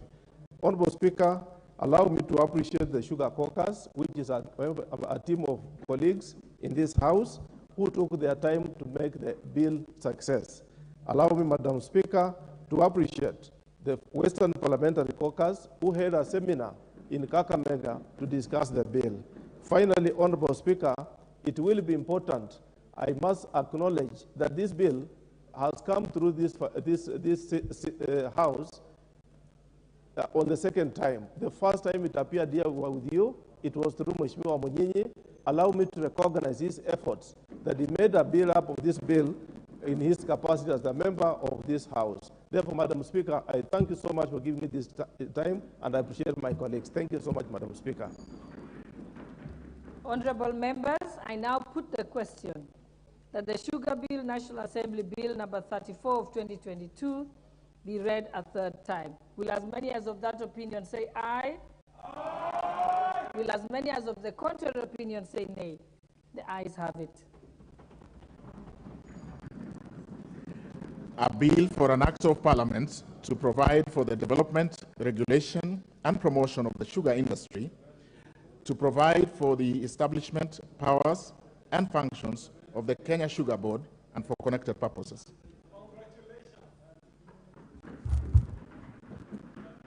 Honorable members, I now direct that this bill be referred to the Departmental Committee on Finance.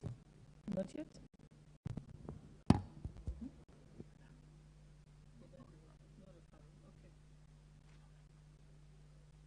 All right, next order, it seems it had been referred. Next order. Order number 10, the Parliamentary Pensions Amendment Bill, National Assembly Bill number 48 of 2022, first reading. A bill for an act of parliament to amend the Parliamentary Pensions Act and for connected purposes.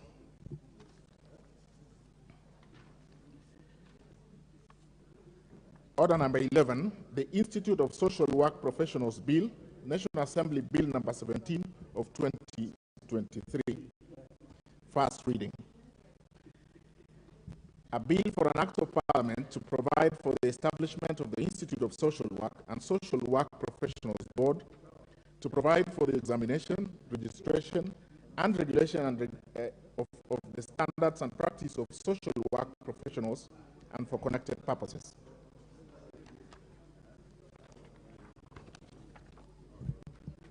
Order number 12, the Kenya Roads Amendment Bill, National Assembly Bill number 34 of 2023, first reading. A bill for an act of parliament to amend the Kenya Roads Act. Order number 13, the National Land Commission Amendment Bill, National Assembly Bill number 43 of 2023, first reading.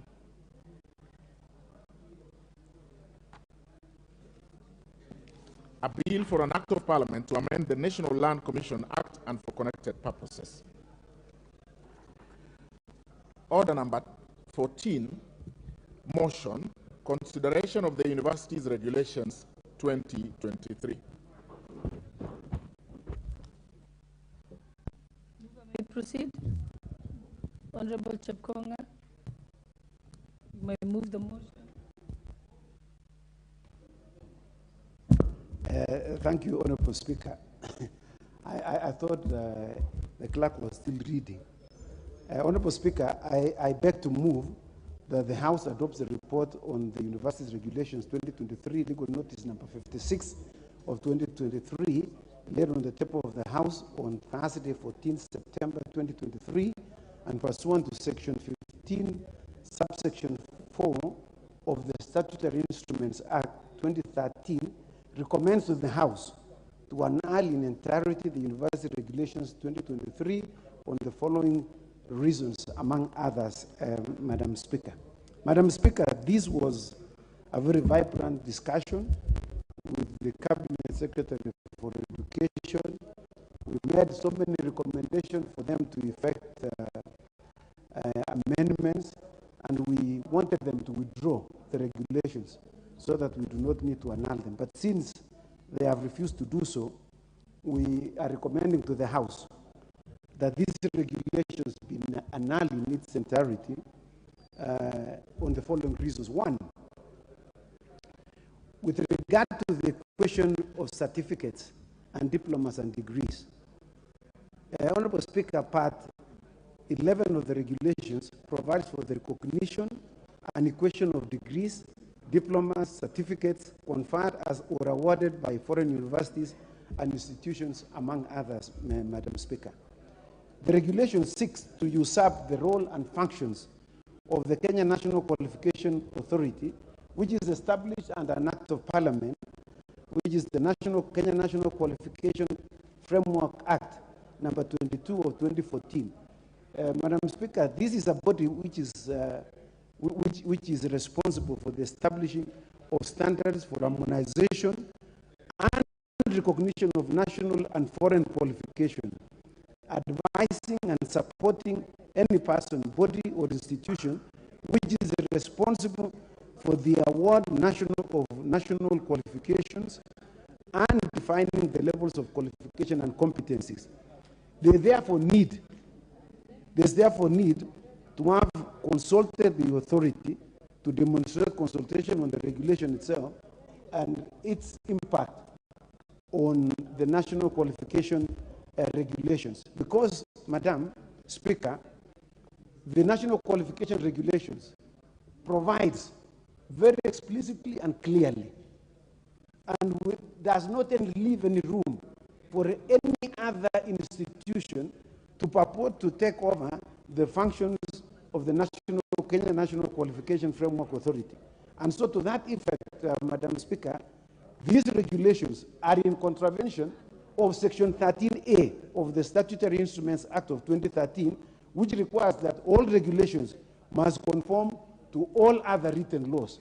These regulations, Madam Speaker, do not conform to all other written laws. The second one, Madam Speaker, is that these regulations did not, the statutory making body did not provide any regulatory impact statement. This is important in the sense that, Madam Speaker, the university regulations, as promulgated by the minister, heavily and in a big percentage affects the citizens and families of this country, not only economically, but also socially. And for both learners and parents and guardians and sponsors, including workers employed by the universities. Section 6, Section 7, and Section 8 of the Statutory Instruments Act 2013 requires that where regulations are likely to impose significant costs on the community, then they ought to conduct a regulatory impact statement and submit a regulatory impact statement to the committee. They failed to do so, Madam Speaker, to conduct and to publish a regulatory impact statement in the Gazette or newspapers of wide circulation, and thereby contravening Section 6, Section 7, and Section 8 of the Statutory Instruments Act. And on that note, Madam Speaker, we are therefore recommending that since they did not comply with the Statutory Instruments Act that governs the making of all regulations, these regulations must be annulled in its entirety. The third, Madam Speaker, is that the committee noted that the regulations fall short of complying with the minimum threshold set out in Article 10, Article 118, and Article 259, Sub-Article 11 of the Constitution, as read with Section 5 and Section 5A and 13 of the Statutory Instruments Act of 2013 in relation to conducting public participation prior to the publication of the regulations. Madam Speaker, we consider this as very important. This is a very important tenet and doctrine of the Constitution, that public participation must be conducted where it intends to affect any person in this country. These regulations, they were promulgated without carrying out public participation as required by Article 10 and 118 and 259 of the Constitution, Madam Speaker. So in bringing these regulations, they are illegal in the first instance. So we should annul them, and they should comply, and they should conduct public participation so that they can hear what the citizens and all those who will be affected want to say concerning these regulations, and they should therefore amend as necessary. The fourth, Madam Speaker, is non-compliance with relevant policies to improve standards, like the report of the Presidential Task Force on the recommendations of the university's education. Madam Speaker, you know, one of the cardinal questions that we asked them is that we have a task force which has made certain recommendations, and those recommendations are being implemented right now. And you are submitting regulations which should have included those recommendations which you are now implementing. And those recommendations are in the form of a guideline. The Statutory Instruments Act requires that anything that is promulgated in the form of a guideline or a policy or a regulation must be brought to this House for approval. Madam Speaker, those regulations, those recommendations and guidelines are being implemented without this House approving them.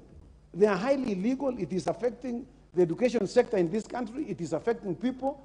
Even when you say, Madam Speaker, it could be good policies. Like, for instance, they are saying that the funding for the universities will follow a certain trajectory.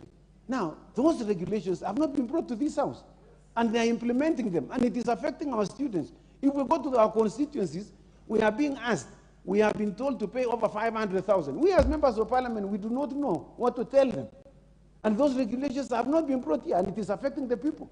So what we are saying, Madam Speaker, is that these regulations should be annulled, and those recommendations should be included in the next regulations which will be brought to this House. Madam Speaker, you know, some people think that they are very important. You know, during your time, Madam Speaker, as the chair of this committee, you annulled the judiciary regulations, judiciary fund regulations. And the judiciary itself appreciated that, in fact, the regulations themselves were unconstitutional. And in fact, pursuant to the recommendations that you made, they went further and amended those regulations. They brought back, and you approved the regulations. So, Madam Speaker, we are asking those who are making authorities to comply with that Statutory Instruments Act, the enabling statute, and the Constitution. Madam Speaker, we cannot allow people to usurp the role of Parliament. Article 95 of the Constitution is very clear. There is no person in this country which has been given the power to make laws except this House, Madam Speaker. And so anybody who proposes to usurp him, now, they do not provide for mechanism of due process, and provided under Article 47 of the Constitution. Where you want to take away the right of people, you must have a due process in which you then take away that particular right that has been granted to that particular institution, to that particular person. These regulations do not confer that right, Madam Speaker, in contravention of Article 47 of the Constitution. And so therefore we are recommending to this House that these regulations be annulled in its entirety, and that the statutory making body makes the necessary amendments and brings back those regulations. It is not for them to imagine that because we have annulled these regulations, they are going to sit on them. We are going to call for these regulations because it is affecting the students, it's affecting the parents, the guardians, affecting the university employees. So those regulations must be brought to the House. The committee wishes to express its gratitude, Madam Speaker, to you and the clerk for the support that was given to this committee. And on behalf of, I would like to single a particular one member who took time to go through these regulations with a tooth comb, the Honorable Ruku. In fact, he had so many proposals on the things that were wrong with these regulations, Madam Speaker. In fact, we gave the Cabinet Secretary, and he was shocked. In fact, he had to request for adjournment because of the shock that he saw with which the Honorable Ruku was passionate about pointing out the inconsistencies in the regulations with the Statutory Instruments Act, with the Universities Act. I know a question has been asked, Madam Speaker, as to what will happen to the digital university that we approved here, because part of it was anchored on these regulations. As you know, the regulations, anything that has been made pursuant to these regulations cannot be null and void. Two, Section 70 of the Universities Act gives the minister to grant charters to universities.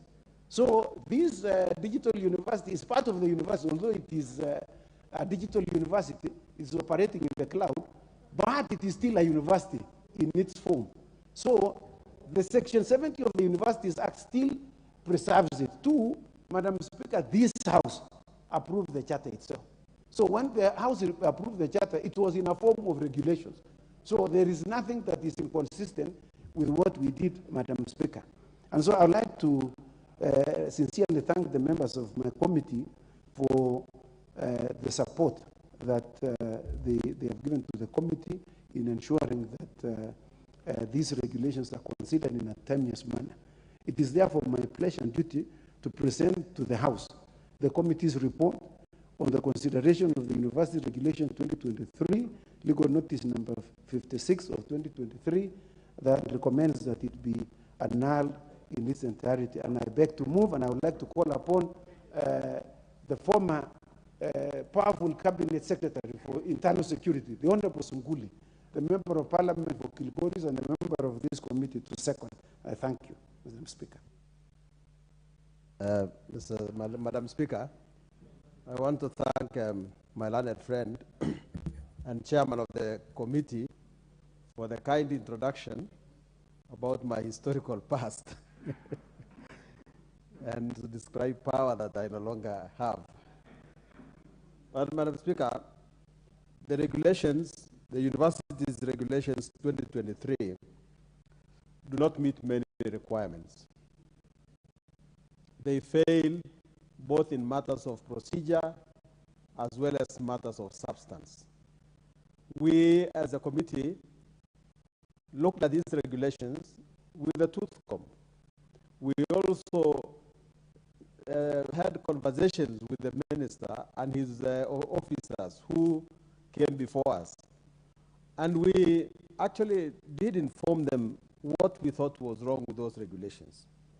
And I do not want to repeat what the mover has said. But in short, first thing, Madam Speaker, these regulations are guilty of duplicity of roles. Because once you give one authority power, you cannot take that power to another authority because that will be in contravention of the law. So we wanted these particular functions that they wanted to give to themselves to be left intact, and that the regulations should not therefore attempt to transfer powers that were properly seated in another organization. Now, the second thing is that these regulations were published without public participation, and public participation is a principle on which many have fallen now in Kenya. It is no longer just a procedural requirement, it is now a constitutional requirement. And we thought that these regulations should have published in the newspapers as were required and asked for the public to come and give their input. So on those grounds, that these regulations should fail. Madam Speaker, the big problem that the Honorable Chepkonga has put forward is this idea that Parliament can only be informed in form of regulations about things that are already happening in the ministries. Parliament, like the law, cannot operate in vain. What precedes the action is the regulations. Regulations do not come after the action. If the report, the Presidential Task Force report, is already being implemented, then why would it be necessary for Parliament to be told to make regulations about things that are already being done? It is in breach of the law because the law's Statutory Instruments Act clearly says that Parliament must examine all the regulations that are made by the executive. And the executive cannot anticipate the activities of Parliament and say, let's just do it anyway because Parliament will go and rubber stamp it. I think it is the responsibility of this House to stamp its authority anytime they see this action, so that we can be able to make law and the law be obeyed, so that nobody else can think that they have a responsibility or they have the authority to make law. This House must guard its role jealously and say to the Ministry of Education, you did not do the right thing. Annul these regulations now, my dear honorable members, and let them come through the front door, because they did not come properly. They did not come before us with clean hands. Therefore, Madam Speaker, I beg to second.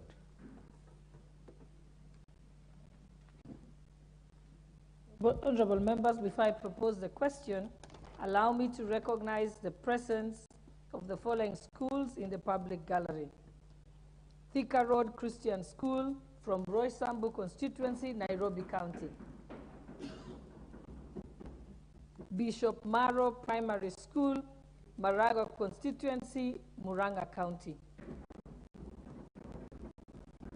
And seated in the speaker's gallery is, I wish to welcome Mwangaza Secondary School from Maragua constituency, Muranga County. And on my own behalf and that of the entire House, I wish to welcome the students and teachers of those schools. Welcome to Parliament. Thank you. Honorable members, I now propose the question that the House adopts the report of the Committee on Delegated Legislation on its consideration of the University's Regulations 2023, laid on the table of the House on Thursday, 14th September 2023, and pursuant to the provisions of Section 18 of the Statutory Instruments Act 2013 and Standing Order 210-4B, annuls in its entirety the University's Regulations 2023, published as legal notice number 56 of 2023. Will as many as of that opinion say, sorry. You want to debate? Okay. The Honorable Didi Raso, member for Saku. Thank you very much, Madam Speaker. Madam Speaker, I wish to support the annulment of these regulations. Madam Speaker, as you know, this House is the supreme body that makes the laws of this land. And Article 94(5) of our Constitution clearly says that nothing outside this House or nobody outside this House will have the authority to make regulation or laws that are binding. And that is why everything that has to do in governance, in regulation, in policy, must come before this House. I would like to support the committee, particularly in the area of Article 18 of our Constitution, that extols the virtues of public participation. Public participation does not really means that people will gather in a hall and decide on a whim on the need of a certain thing. But the public is given full hearing of what is it that they really want about a particular law. And for that reason, public participation is one of the areas where the Constitution actually continuously, in different parts, says that the people must participate in the laws that are going to govern them. Madam Speaker, when we look at our university education. And my honorable colleagues will bear me witness. We come up with new universities. The universities increase fees. They bring about courses, maybe particular lecturers who like to run particular courses, without due regard to the large masses of the very poor Kenyans who are seeking higher education in this land. We actually allowed the Ministry of Education and the universities to get away with a crime. Increasing the university fees from 20,000 to almost 50, 60,000. Where are these Kenyans going to get this money from? That is why we as members of parliament must guard this country against any vices, particularly in terms of laws and regulation. Because our CDFs have actually become harbinger of bursaries, because we cannot do anything. If those youngsters who qualify to go for higher education are not able to pay fees, then why put money in projects? Actually, we put most of our money in bursaries so that none remain in the villages. Madam Speaker, what we are experiencing nowadays is privatization of education in Kenya without serious regulatory framework, where it is those who have money who come up with the schools and colleges, and they run it the way they want, so long as they pay the right bodies, the right individuals at that appropriate level. So there's very little protection for the Kenyan citizen. Therefore, looking at this particular regulation that has been annulled, if it is not consistent with our Constitution, if it is inconsistent with existing policies for higher education or university education, I think it will not stand the test of time. With those remarks, Madam Speaker, I support the committee's report and say let this regulation be annulled. Thank you, Honorable Speaker. Thank you. Thank you, Honorable Member. And Honorable Members, I just want to bring your attention to Standing Order number 97, which means that we have 2.5 hours for this particular motion, and each member will have an opportunity to speak for 5 minutes, other than, of course, the majority leader and minority leader. I now call upon Honorable Member for Mandera West, Honorable Adan Haji. Thank you, Honorable Speaker, for giving me this opportunity.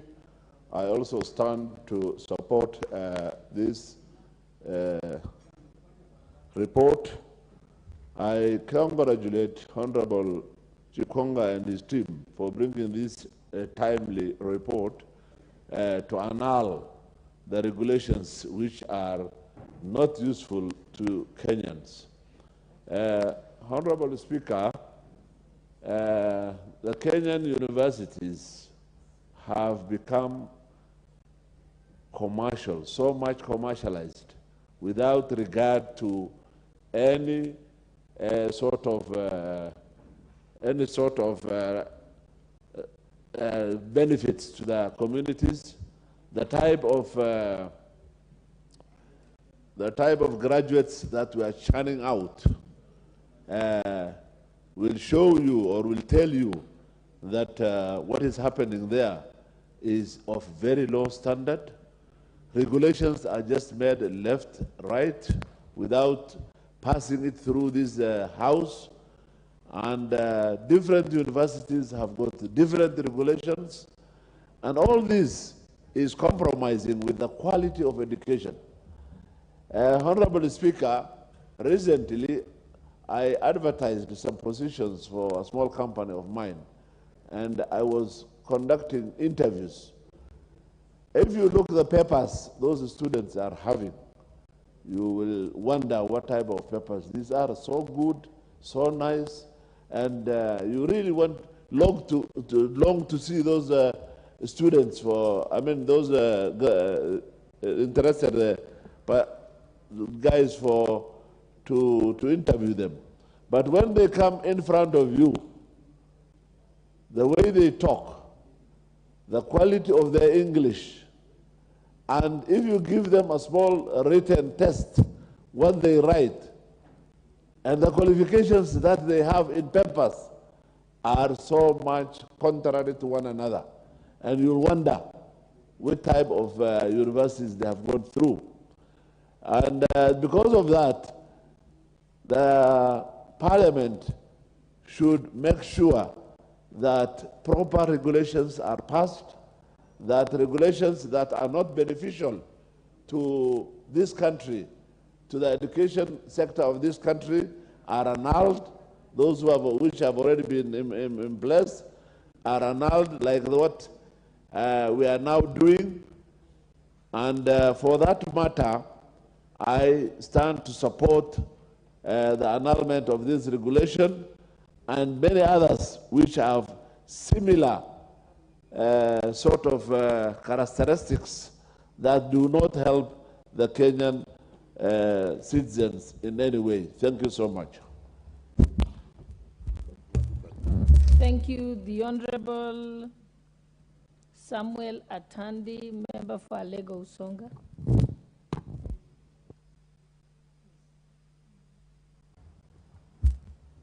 Madam Chair, I'm not ready to talk on this one. Okay. The Honorable Mangale Chiforomodo, member for Lungalunga. Thank you, Madam Speaker. I rise to support the report for this committee that this regulation needs to be nullified, because then the powers of this House has been actually been abused. When we allow such acts to take place in Kenya, then we will find ourselves not useful to the country. And of course, it is our mandate to regulate and also to do laws for this country. Madam Speaker, these new regulations which were set actually were detrimental, because you find very new issues were introduced, right from the funding to management of the capitations and also the loans, which has brought a lot of confusion to the students of this country and also the parents. So I don't wish to take a lot of time, but Madam Speaker, I wish to stress that the work of legislation should be left to the National Assembly and not any other entity. For this matter, I wish to stress and assert that I support the proposal by the committee to nullify the regulation. Thank you, Madam Speaker. Thank you. If everybody took as short as Honorable Mangale, I think many of us will be able to contribute. I hope you can take the cue from him. The Honorable Agnes Pareyo, member for Narok North. Speaker, for giving this opportunity to discuss the regulations, and because it is the mandate of this House to come up with the regulations, because it is us that are supposed to set what we need our ministries or our departments to follow. And so I also feel that they have taken the responsibilities of the legislators to come up with the legislation so that we can have the controls of all what happens in all the departments. And so I also support the decision of the committee that things or came up with this idea of saying that legislation should be left to the members of parliament. Thank you, Madam Speaker. The Honorable Rachel Nyamai, member for Kitui South.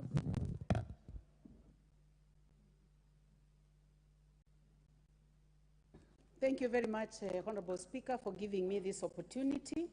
First of all, I would like to thank the chair of the committee, the Honorable Chepkonga, for doing a very good job for this House. And to note that I have been following the work that the committee has been doing, and when they annul a regulation, they have been giving very good recommendations to the concerned institution. And on this particular one, they have also done the same. Identified the areas of weakness, identified areas of contradiction, and given a very good way forward on how these regulations can be brought back to this House so that they can be passed in the right way. Honorable Speaker, looking at this regulation that has been annulled, we see an institution that has the roles that it was initially given being taken away through a regulation that has not been brought regularly. And this is the institution called the Kenya National Qualifications Authority, which was created in 2015 with the purpose of ensuring that there is a proper harmonization and coordination of training, of assessment, and generally education, and ensuring that there are proper standards in the education sector. Honorable Speaker, for this institution to be denied its role through this regulation and these roles being given to another entity is not right. So for that reason, Honorable Speaker, I support this annulment. And also agree with the committee that they must go back, the ministry should go back, look at where they went wrong, ensure that they do not contradict existing laws and other regulations so that they can bring it properly. Honorable Speaker, also, in this report, the committee has indicated clearly that these regulations are bringing extra costs, not only to the universities, but all other institutions that are within the universities, including our businessmen and businesswomen that are operating in these universities. It is affecting lecturers, it is affecting students, it is affecting researchers, and many others that are working here. In these universities. And also, the committee chair has clearly explained that there is no survey that was done to show what was the impact of these regulations in all the communities that are within the universities. And for that, Honorable Speaker, I agree with the committee that we cannot pass a regulation which has not clearly provided for a report to show that a survey was done to show the impact of these regulations in the people who have brought us to this House. And Madam Speaker, this being the institution that represents the common people, we must say that this does not qualify. Honorable Speaker, also very importantly and clearly elaborated by the chair is the matter of public participation, which this House has taken seriously, including the budget-making process, Madam Speaker, where it is clear that we cannot pass anything without going back to the people that we represent to ask them what is their opinion. Madam Speaker, these regulations, when they were being brought here, public participation was not done, so we do not know what the universities themselves think, especially the university community, not the leadership of the university, and all the other entities. We do not know what they think about this. So, Madam Speaker, based on those 3 points, I would like to agree with the chair of the report of this committee, the Honorable Chepkonga, and the committee that these regulations must be annulled, taken back to the universities so that they can be brought through the front door and not through the back door. Thank you very much, Madam Speaker, for the opportunity. The Honorable Moses Ingenda, member for Malava.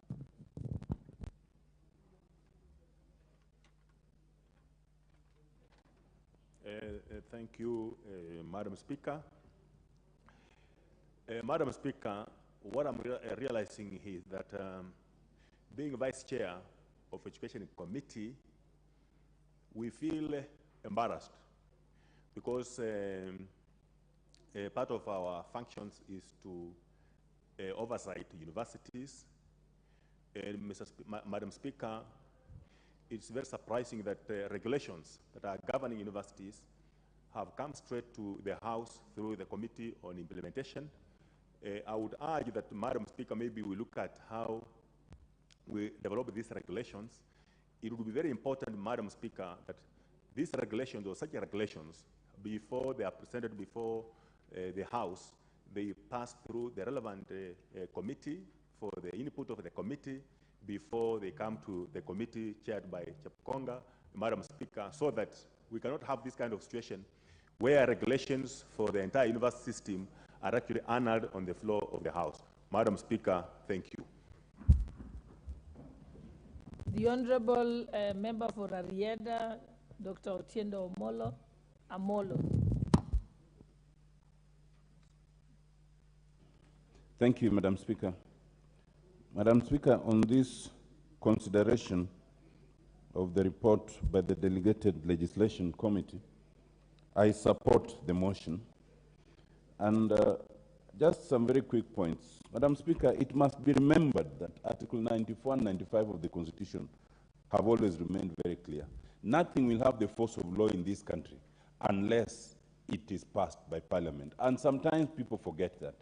They think that they can hide under subsidiary legislation or regulation and pass laws that will have the effect of law. They must be remembered that will not happen. And I want to commend the committee for this kind of move.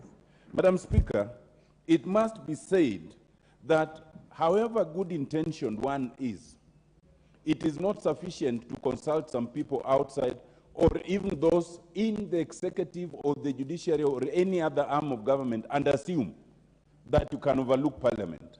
I am even shocked to hear that such regulations could be proposed without engaging the relevant Committee on Education. That is outrageous. I think that is something that must be discouraged at all levels. Any regulations made under any particular area must involve the relevant committee before it is then presented as regulations to be adopted. Madam Speaker, it is quite important to note that especially in the education sector, there is so much that is going on. There are so many committees. As we speak, I'm aware that there had been a committee that was appointed to look into various areas, especially in re-engineering the education sector. To the best of my knowledge, that report has not been considered by this House, either in terms of amending the Act or in terms of any regulations. But I'm surprised that I learned that my very good friend, Professor Dote, and a team have now been appointed as the implementing committee. They've already started implementing something that has not been passed as law, something that has not been even considered in terms of regulations. I think that is utter contempt for the National Assembly. That is the perfect example of why we must send a warning to all those who think they can bypass Parliament by bringing policy and implementing it before it becomes law. These regulations must not just be rejected, but they must be rejected with a very clear message that if you bring another set without consulting the relevant committee, without consulting the public, then they will be rejected until doomsday. Thank you, Madam Speaker. The Honourable Member for Dagoretti South, Honourable John Waweru. Madam Speaker, I thank you. Madam Speaker, it is the English that say that you have not succeeded until your successor succeeds. And Madam Speaker, you performed exemplarily well in this committee of delegated legislation. And you're succeeding even further because your successor is actually doing an impressive job. Madam Speaker, I would like to start by congratulating the Committee on Delegated Legislation for such a good report that they bring to us. And we are convinced, Madam Speaker, we are convinced that these regulations ought to be annulled in their entirety. Madam Speaker, if these regulations were just offending some regulations or offending a policy or offending a legislation, maybe this House would have been a bit kinder. But these regulations are offending the supreme law, the Constitution. Madam Speaker, it is the Constitution that requires that there should be robust public participation. This House has spoken severally. The seat you're sitting on has pronounced itself severally that public participation cannot be seen to just be a PR exercise. Substantive public participation on these regulations did not happen. Not only did public participation not happen, Madam Speaker, on an issue that affects so many students, so many parents, so many families, there was no demonstration that there had been a regulatory impact assessment done on these regulations. Madam Speaker, on that count, these regulations must be annulled. Madam Speaker, there is a lot happening in the education sector. And one key thing that has happened in the last few months is the Presidential Task Force, Madam Speaker.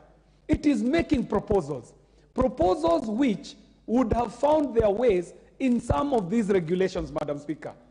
The task force recommendations were blatantly ignored. They are totally ignored in these regulations. And Madam Speaker, that forms another basis for annulment of these regulations.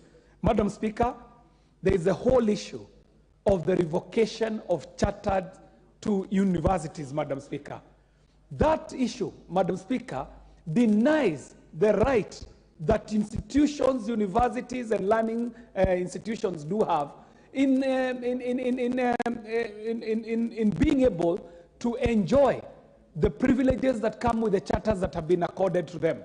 If they are revoked without due process, Madam Speaker, it is injurious to institutions, to their learners, and to the entire communities that are there, Madam Speaker. But Madam Speaker, finally, I would like to say that the premium that we have put on university education in this country ought to be rethought. Madam Speaker, we are a country that is developing. We ought to start thinking about our technical secondary schools, our technical universities, our technical polytechnics, Madam Speaker, so that every learner that goes through high school should not be willing to just take up a professional course in the name of a degree. The degrees that we have produced in this country, Madam Speaker, have become a burden on the carriers of these degrees. If we proliferated our education in such a way that some of our students take up the professional courses, others take up some technical courses, we will find that there will be use for the youth who end up in technical courses in the development of our country. But today, every learner wants to go to university and get a degree that will condemn them to tarmacking for years on end after being accorded that degree. So, Madam Speaker, even as we are annulling these regulations, maybe it is a wake-up call for us to rethink the entire policy around how we train our population for the future and the development of our country. Madam Speaker, I stand to support the proposal by the committee to annul these regulations in their entirety. Thank you very much, Madam Speaker.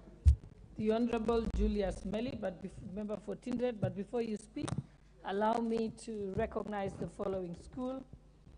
I wish to recognize the following school: Catholic School from Langata constituency, Nairobi County. Welcome to the National Assembly.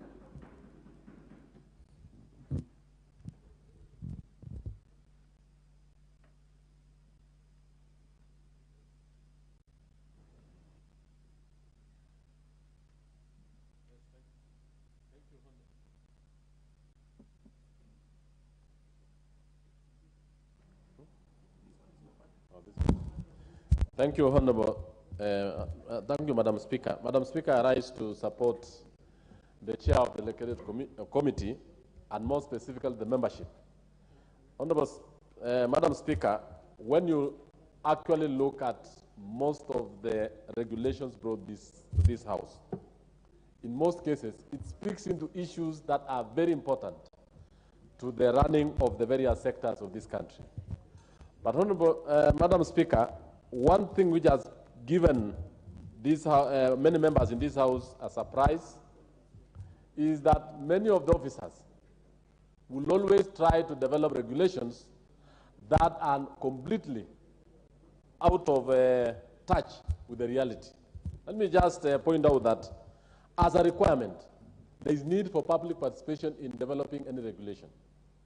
The university's regulation that has been annulled, or actually which the committee seeks to annul, did not even come to the education committee as part of public participation, inputting, and even discussing it. This is a show of, I would say that there is a lot of impunity by the part of the ministry, and more so the State Department. They know very well that the members of the Education Committee, the members of the Fraternity of Education have to speak into every aspect of regulation, because it is very important that these regulations are discussed by the public, by the various stakeholders, and even the delegated legislature itself. You look at the regulation, some of the things that were passed in the Presidential Working Party are supposed to be aligned, because these regulations are alive to those issues. But to realize that the regulations are so stale that they don't speak into the issues of the Presidential Working Party. A number of issues that the university's regulations are speaking into have actually been overtaken by the events. So, Madam Speaker, the chair of the delegated committee actually did it very well, and I want to commend him and ask him that in future, every other committee, more so the departmental committees, are supposed to speak to every regulations. The regulations on transport, the regulations on maritime authority, the regulations on agriculture, crops, and all the rest shall go to the relevant departmental committees for discussion, for adoption, so that the public are aware and actually brought into line. Looking even into the issues, there are a number of reforms that are going on in the education sector. Looking into the funding formulas, the CBC, and all that. If you look at the university's regulations, they have spoken very little into them. That means that these regulations are actually supposed to be annulled because they are outdated. I support the annulment. Thank you, Madam Speaker. Thank you. The Honorable Member for Karachuonyo, Honorable Andrew Akwome. Thank you, Madam Speaker, for giving me the opportunity. Madam Speaker, I note that the Constitution is paramount. It is important. It lays down what must be done in order that we can be able to enhance, improve, and really put in order our education system. University is the final institution to which people go to obtain their degrees for the purposes of getting this country to develop and achieve many other goals. I see that when the regulations we are talking about were brought up, the procedure was almost ignored. There was no public participation, which is very, very essential and is in the Constitution. And that alone is enough reason to nullify this regulation before we even go further. Again, in Parliament, we have a procedure. We know what committee handles what and which other committee also, handles for the purposes of being in order. Because the procedure was not followed and because participation was not done, Madam Speaker, I totally support a nullification of these regulations. Thank you, Madam Speaker. Thank you, Honorable Member. And I kindly request Honorable Member for Dagoretti South, Honorable KJ, pull out your card because you've spoken. Honorable, who else had spoken that has their cards here? Honorable Amolo Otiende, kindly pull out your card. So I'm left with only the people who have not spoken. Makes it easier for me. All right, and Honorable Atande, remove your card because you had gotten a chance and you passed it. So pull out your card also. The Honorable Owen Bayer, member for Kilifi North. No, let's go. You've now dropped down to the list. Member for Kilifi North, Honorable Owen Baya. Honorable Speaker. Then next we'll have Honorable Anthony Alwatch. I think you're next. Honorable Speaker, I want to thank you for giving me this opportunity and also to pass my appreciation to the Committee of Delegated Legislation for the work they have done. Honorable Speaker, while many members agree with the committee, and I agree with the committee, that we annul these regulations in their entirety. But, Honorable Speaker, this begs certain questions beg some answers. One of them, yes, Parliament has Article 95, that we are the sole house to make laws. But again, the establishment of the delegated committee in this National Assembly shows that it is possible to have another body make law with the authority of this House. And that's why we have the Committee of Delegated Authority that looks at those laws and passes them. And we even have something called subsidiary legislation. Subsidiary legislation does not usurp the legislative authority of the House. And that is why regulations must always come to the House. But what keeps me asking myself this question is, and I want the Honorable Chepkonga, the chairman, to listen to this. For how long will this House continue to annul all regulations? For how long? Because every time Honorable Chepkonga stands to speak on regulations, he always says annul in entirety. Annul in entirety. Honorable Speaker, you once served as the Honorable Chair of this committee. I know you also said many annul, but there are times also where you said approve. Now, Honorable Speaker, Let's allow Honorable TJ Kajwang. What's your point of order?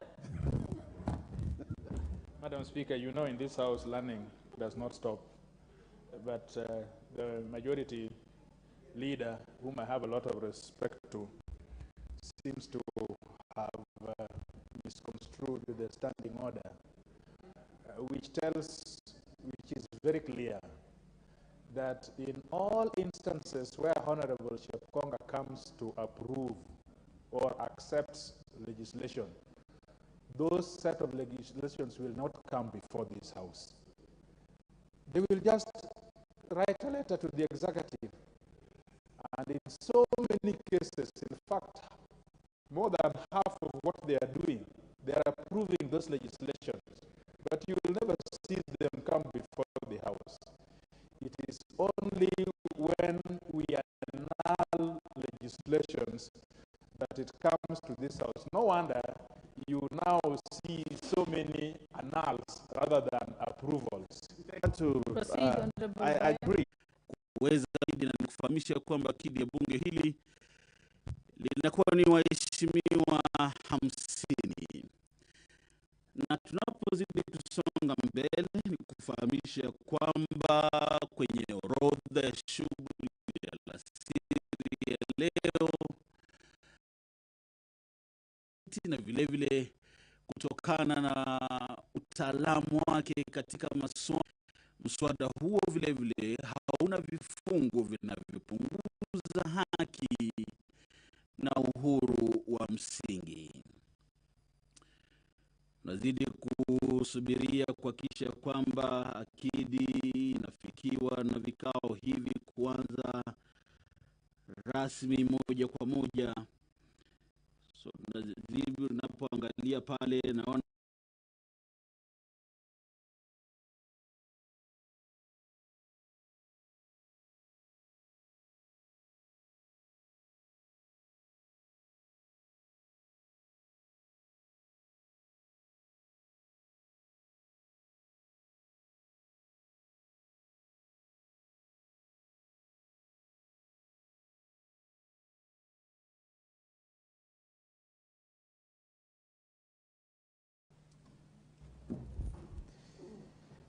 Thank you, Honorable Speaker. I beg to lay the following papers on the table of the House today, Wednesday, 27 September 2023, afternoon sitting.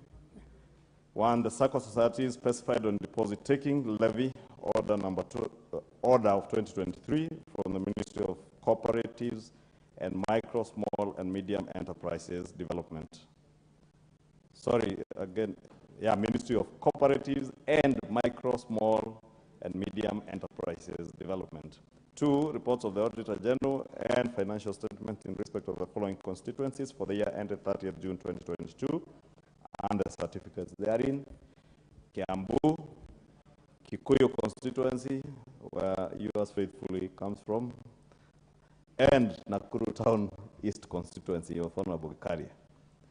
3, the performance audit reports on response to gender-based violence from the State Department for Gender and Affirmative Action. 4, the performance audit report on National School Meals and Nutrition Program from the State Department for Early Learning and Basic Education. Thank you, Honorable Speaker. Thank you, Majority Leader. Chairperson, Departmental Committee on Health, Dr. Bukose. Wapi Dr. Bukose? Vice Chair wake?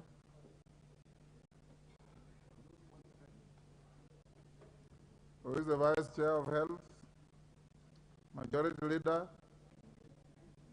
Bell the cat?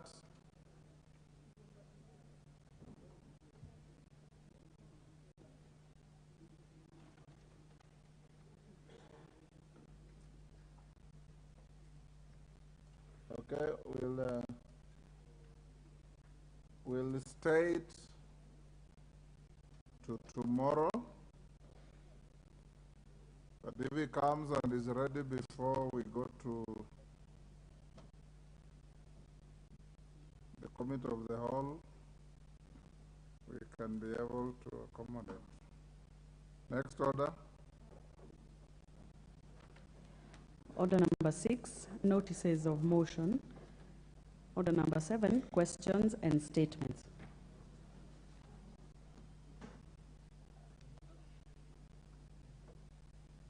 Majority Leader, we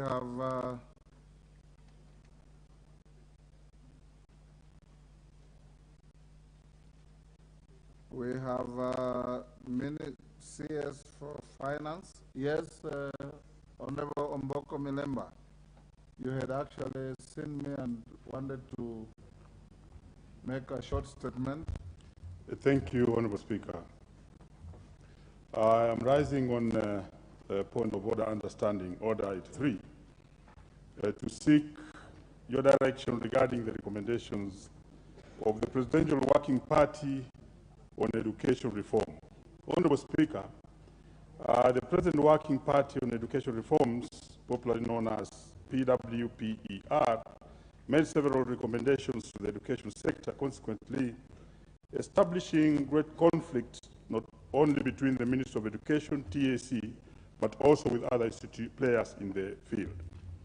Honorable Speaker, the recommendations that the Ministry of Education review the grades for pre-service teachers jeopardize the mandate of the Teacher Service Commission as provided under Article 237(3) of the Constitution. Honorable Speaker, the Presidential Working Party on Education Reform has also recommended that the Ministry of Education establishes a comprehensive school system where all levels of learning are managed as one institution, contrary to Part 2(9) of the 4th schedule of the Constitution. The Working Party further recommends that the Ministry of Education recruit staff for special needs education institutions and hard staff areas. This recommendation will be contrary to the Constitution. Honorable Speaker, further, that the Presidential Working Party gives now powers to the Teacher Service Commission to employ chaplains and imams in schools. This is in direct conflict of Article 9 of the Constitution, which separates the state and religion, and therefore removes the powers of sponsors in the schools, replacing it with Teacher Service Commission. Honorable Speaker, I could go on, but let me stop there and indicate that, Speaker, the business of lawmaking is a reserve of Parliament under Article 109 of the Constitution. As it stands, there's a crisis in the education system with education organs and players existing before the 2010 Constitution intending to seize power within the education sector, given these proposals. Honorable Speaker, I want to seek your guidance that this matter be handled by the House so that people do not change the Constitution and the Acts of Parliament through the back door. Thank you, Honorable Speaker. Yes, Honorable Chepkonga. Thank you very much, Mr. Speaker. Mr. Speaker, I'd like to agree with Honorable Milemba. He's raising a very pertinent issue, very important issue to this country. One, Mr. Speaker, the issue of the Presidential Working Party recommendations remain recommendations until it is reduced into a bill which is brought to this House. Or two, it is reduced into a regulation which is brought to this House and committed to a committee. Mr. Speaker, there is a trend in this country where recommendations are made by committees that are appointed, and they are implemented by passing this House, Mr. Speaker. And it has a force of law. Mr. Speaker, we would like you to pronounce yourself on these matters that are being implemented on the basis of recommendation, Mr. Speaker. And it is expected that people should obey them. Mr. Speaker, the work of a member of parliament, one of the cardinal roles of a member of parliament is legislation. We don't expect any other person who has not been elected by anyone, Mr. Speaker, to make law. That is in contravention of the Constitution, Mr. Speaker. Article 95 is very clear, Mr. Speaker, that there is no person who can make any law or who can pronounce himself on anything that has a force of law except this House, Mr. Speaker. Mr. Speaker, I see the Honorable Milemba belaboring this point. This is a matter, Mr. Speaker, which you should issue sweeping decision from this House, from your chair, Mr. Speaker, that there is nobody in this country, however high and mighty they may think they are, including the cabinet secretary, Mr. Speaker, they cannot make regulations or make recommendations and expect, like for instance, this one of the recommendations of the working party, Mr. Speaker. You cannot implement those regulations before you bring them to the House. It has an implication. There are laws in this country which govern that particular area. You need to come and amend them. Like the other one, Mr. Speaker, the other day, on the roads, on Kenya Roads Board, they purportedly... That you are anticipating debate. No, sorry, Mr. Speaker. I was just giving an example. Yes, I was just making a reference to it, Mr. Speaker, as just an example. But, Mr. Speaker, what we do not want to see as a House, Mr. Speaker, is where people don't believe in the rule of law. I attended the UK conference on the rule of law about 8 years ago. They were celebrating their 800 years, Mr. Speaker, of the rule of law. We should also be able to celebrate the rule of law in this country, where everybody follows the law. You know, what we have seen in this country, Mr. Speaker, we have seen, there's been this principle of tax avoidance and tax evasion. In fact, in this country, Mr. Speaker, we have seen law evasion. People avoiding to follow the law, avoiding to come up with bills to this House. So, Mr. Speaker, we would like to request, and in support of the Honorable Milemba, that you pronounce it yourself, that the recommendations remain recommendations, unless they have a different English dictionary, which they are using, Mr. Speaker. Then they should amend that dictionary to say that recommendations includes also law. But at the moment, Mr. Speaker, it remains recommendations. And it can gather dust wherever they are until they bring it here to this House. I thank you, Mr. Speaker. Majority Leader, that is, before you give us your undertaking to, let me hear Senior Counsel Tienda Molo. Thank you, Mr. Speaker. Mr. Speaker, I fully support the sentiments by my colleagues. While the PWPES may so far be a policy or a proposed policy document, it is obvious that on its face it's expressly unconstitutional. It is also obvious on its case that it is presumptuous and in total assumption of the role of this House. The Speaker, I say that because I'm aware that not only is it a policy document that has not crystallized into law under Article 95, but they have purported to appoint an implementation committee which is implementing it already, which means it's not even considered that it's necessary to see whether Parliament will adopt its recommendations into law, and Parliament becomes highly relevant under Article 95. Mr. Speaker, it is true that the point of determining unconstitutionality may not have arisen. It could either be determined by a court if it comes into law, or by the Speaker if it comes to the floor of the House. But the problem here is that there's a clear effort to circumvent that provision, so that the occasion of it deciding by the court may not arise because there will be no law passed by Parliament. But the occasion of determination by the Speaker might not arise because it will not come to you. And that's why, Mr. Speaker, it is important that we now look at Article 95 critically. It is true nothing should assume the force of law except as passed by this House. But additionally, this House is also required under that article to deliberate and resolve issues of interest to Kenyans. This has become an issue of interest to Kenyans.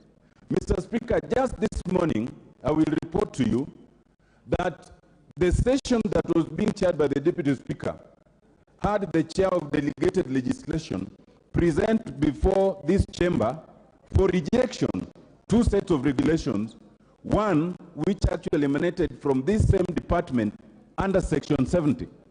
I see that trend continue in this report. It is a trend that must be rejected, and not just rejected, Mr. Speaker, by you saying that we think they should consult. It is within your powers and jurisdiction, Mr. Speaker, by way of communication, to pronounce yourself and say whatever is contained in that document that is purported to be implemented is void ab initio. And if anyone wants to remedy it, they know how to restart it. Thank you, Mr. Speaker.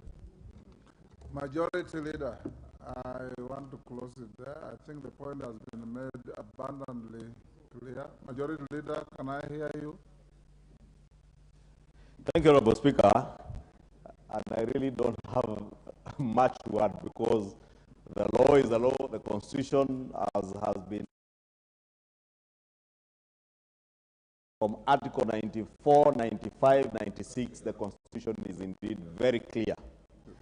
And as much as there is a Statutory Instruments Act, Honorable Speaker, nobody, including cabinet secretaries, have the power to make law. Not even a presidential working party. The best they can do, Honorable Speaker, is to make recommendations which, if adopted, those that touch on statutes, those that even touch on the Constitution, at least maybe they may have a way of starting another process of amending the Constitution in line with our Constitution, Articles 251 to 255, from outside Parliament. But if they want a parliamentary initiative to change any bit of the Constitution or anything that touches on the Constitution, then it must begin from this House. Honorable Speaker, anything touching or even on statutes, that can only be changed in line with our Constitution by Parliament, either here or Senate, depending on what that particular recommendation would be. Therefore, Honorable Speaker, I will pick it up with the Minister for Education to ensure that no recommendation from the Working Party that touches on statute or on the constitution that is implemented without requisite changes to the laws. And that, Honorable Speaker, allow me to follow it up with the Minister to make sure that he does give a statement on what he's doing in line with all the recommendations, so that if there are recommendations that touch on changes in the law, then he must be able to work together with the Departmental Committee on Education to bring those changes to law. If there are any that touches on the Constitution, I am certain the Jailer Committee is also more than willing to assist. Thank you, Honorable Speaker. Thank you, Majority Leader. You will do even better. Majority Leader, you will have to engage the Minister, and I'll direct you to bring a comprehensive statement to that issue. Tuesday, a week today, not next Tuesday, the other Tuesday. You bring a comprehensive statement, and nobody, and I repeat, nobody, no Minister of Government can purport to make law or do things that are statement on Wednesday, which will be the 11th of next month, and you will be required to bring two statements, the one on education and the one raised by Robert Mbui. So that, Honorable Bukose, I will step back and allow you to table your document. Thank you, Honorable Speaker, for being magnanimous to allow me to table this statement. Honorable Speaker, I beg to lay the following paper on the table of the House today, Wednesday, 27 September 2023, report of the Departmental Committee on Health on its consideration of the Assisted Reproductive Technology Bill, National Assembly Bill number 61 of 2022. Thank you, Honorable Speaker. Thank you. Honorable members, allow me to acknowledge the following schools in the Speakers and Public Gallery. Kiriti Girls High School from Mathioya, Muranga. Kivo Primary School from Mwingi Central, Kitui. Thome Secondary School from Laikipia West, Laikipia. And this is not a school, it's called Small Business Traders from Migori, Suna East in Migori. On your behalf and on behalf of the Speaker, we welcome all our visitors to the House of Parliament. Thank you. Now we'll go to question time. Members, today I want us to take not more than 1 hour on questions. So we'll proceed as follows with the Cabinet Secretary for National Treasury and Economic Planning. The questioner will ask the question, the Minister will answer, supplementary will go to the questioner, and there will be only one, and I mean only one joyrider. Only one to each question. So, Minister, you are in the chamber now. I'll call out the first question. Question number 010 of 2023. Minister, combine that question with question number 297 of 2023. So I'll invite the member for Turkana South to ask his question, and the member for Mathioya to ask his question. The two questions are related, then they'll be answered together. Member for Turkana South. Thank you, Honorable Speaker, for this opportunity to ask a question. question by private notice. Question number 010/2023. Could the Cabinet Secretary, 1, explain the circumstances under which 2 revenue service assistants recently recruited by Kenya Revenue Authority were unfairly dismissed? That is Mr.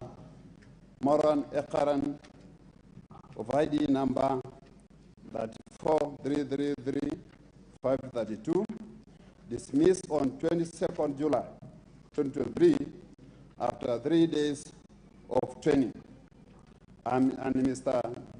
Jacob Nakali Etiri of ID number 40343341, dismissed on 15th August 2023 after 8 weeks of training. Second question, clarify whether the necessary procedures of dismissals were followed, including adherence to Article 27 of the Constitution. 3, state when the 2 revenue service assistants will be recalled to resume training or be deployed. Thank you, Honorable Speaker. Edwin Mugo.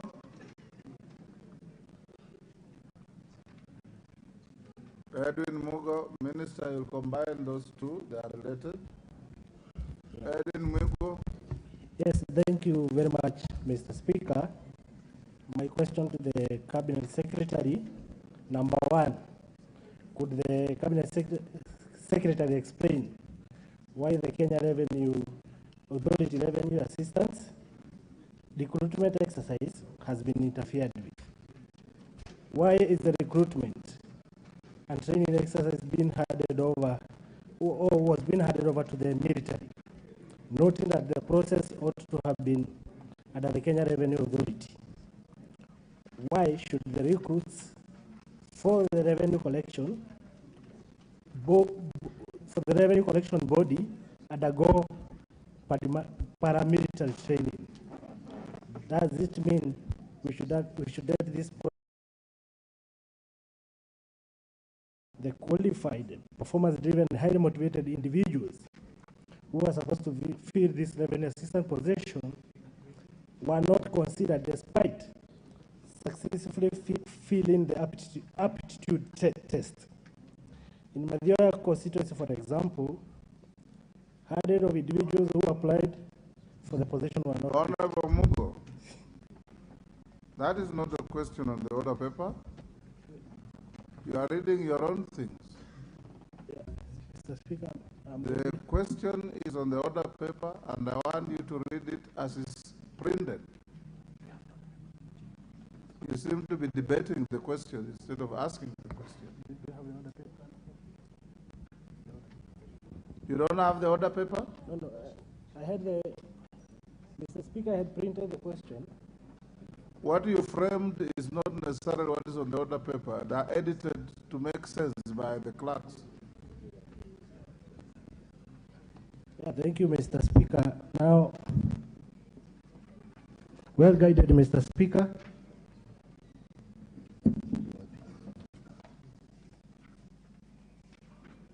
You have the order paper now? Yes. Yes, Mr. Speaker. Okay, go ahead and ask the question.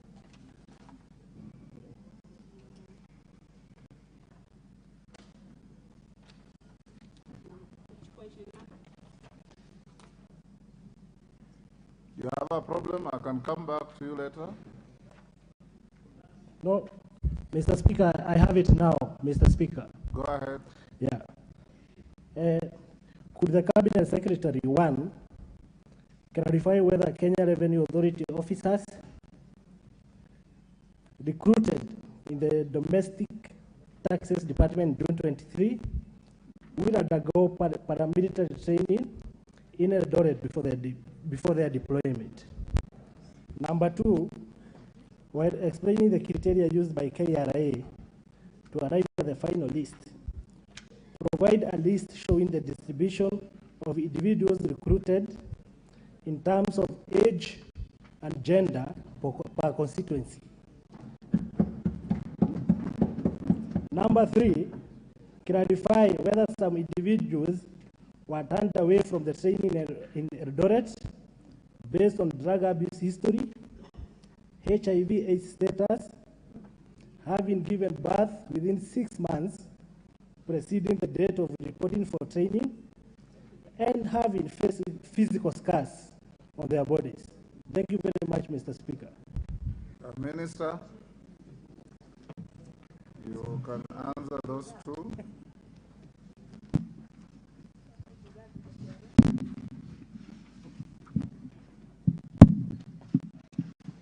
And avoid making lofty statements, just answer the questions. Thank you. Thank you, Mr. Speaker. Honorable Speaker, let me say that in my response to the questions and the detailed answers that I've provided, I'm going to answer question 1, which is on page 1, and the rest of the questions are combined in question 11 from my detailed responses. The first question in response, Mr. Honorable Speaker, the Kenya Revenue Authority recruited 1,406 revenue service assistants who have been undergoing training at the Recruits Training School in Eldoret since 20th June 2023, and they graduated on the 25th August 2023. And the role of the revenue assistant officers is purely intelligence gathering and management to detect, deter, and stem tax evasion. So it is a field, it's a work that is related to field work, and it requires physical fitness and alertness, and for swift and tactical skills. Hence, the revenue service assistance program had a dimension of paramilitary training for effective policing interventions against VAT and excise tax leakages. This is the first time the authority has undertaken such a program, and hence it collaborated with the National Defense Forces to successfully roll out the program. In this regard, the authority complied with the requirements set out by paramilitary trainers and for health and safety of the recruits themselves.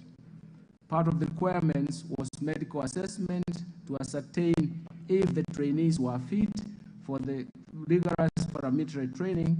Upon medical assessment, any candidate found not fit for the training was therefore not enrolled for the training.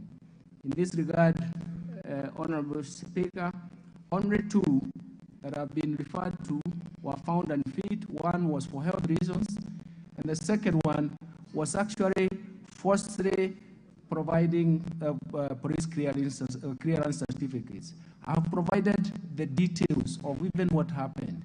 They were not trained for the 3 days. They were actually not even trained because they did not undergo the process, Mr. Speaker, Honorable Speaker, sir. On question, the next question is found on number 11 from my list, and it relates to, let me get it, thank you. It relates to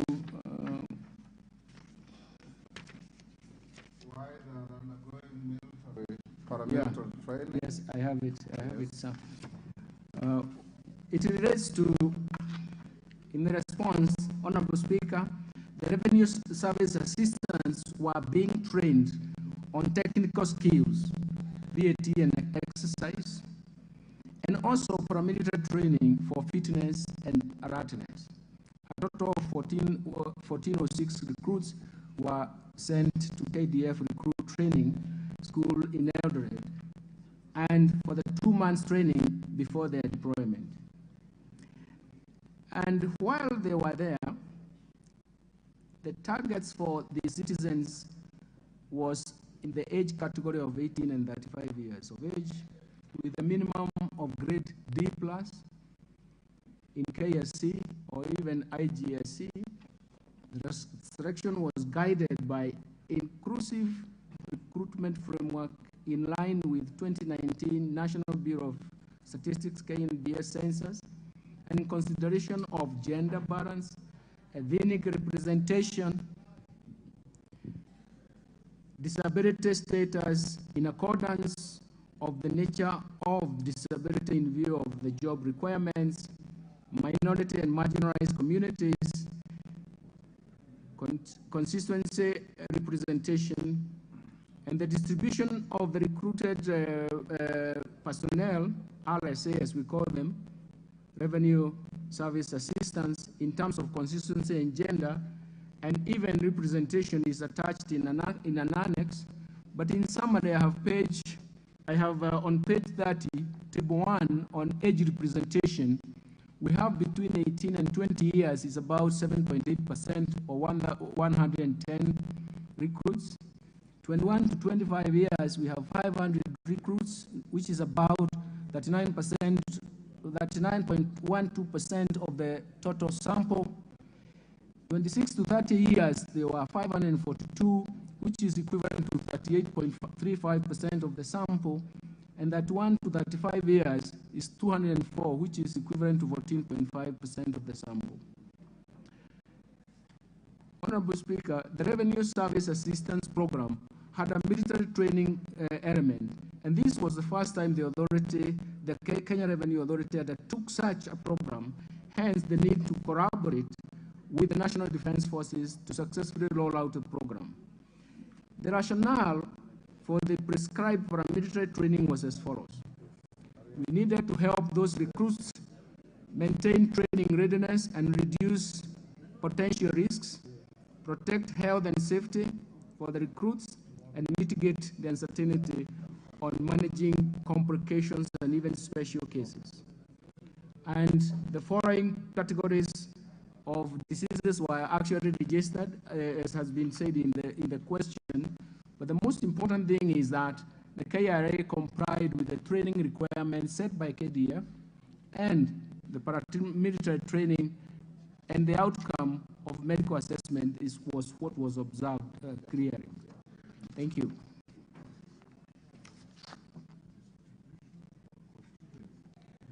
The distribution per consistency, Honorable Speaker, is actually found in the annex of the details I've provided. I found it quite rampant to go through, but I wanted to actually show the age cohorts.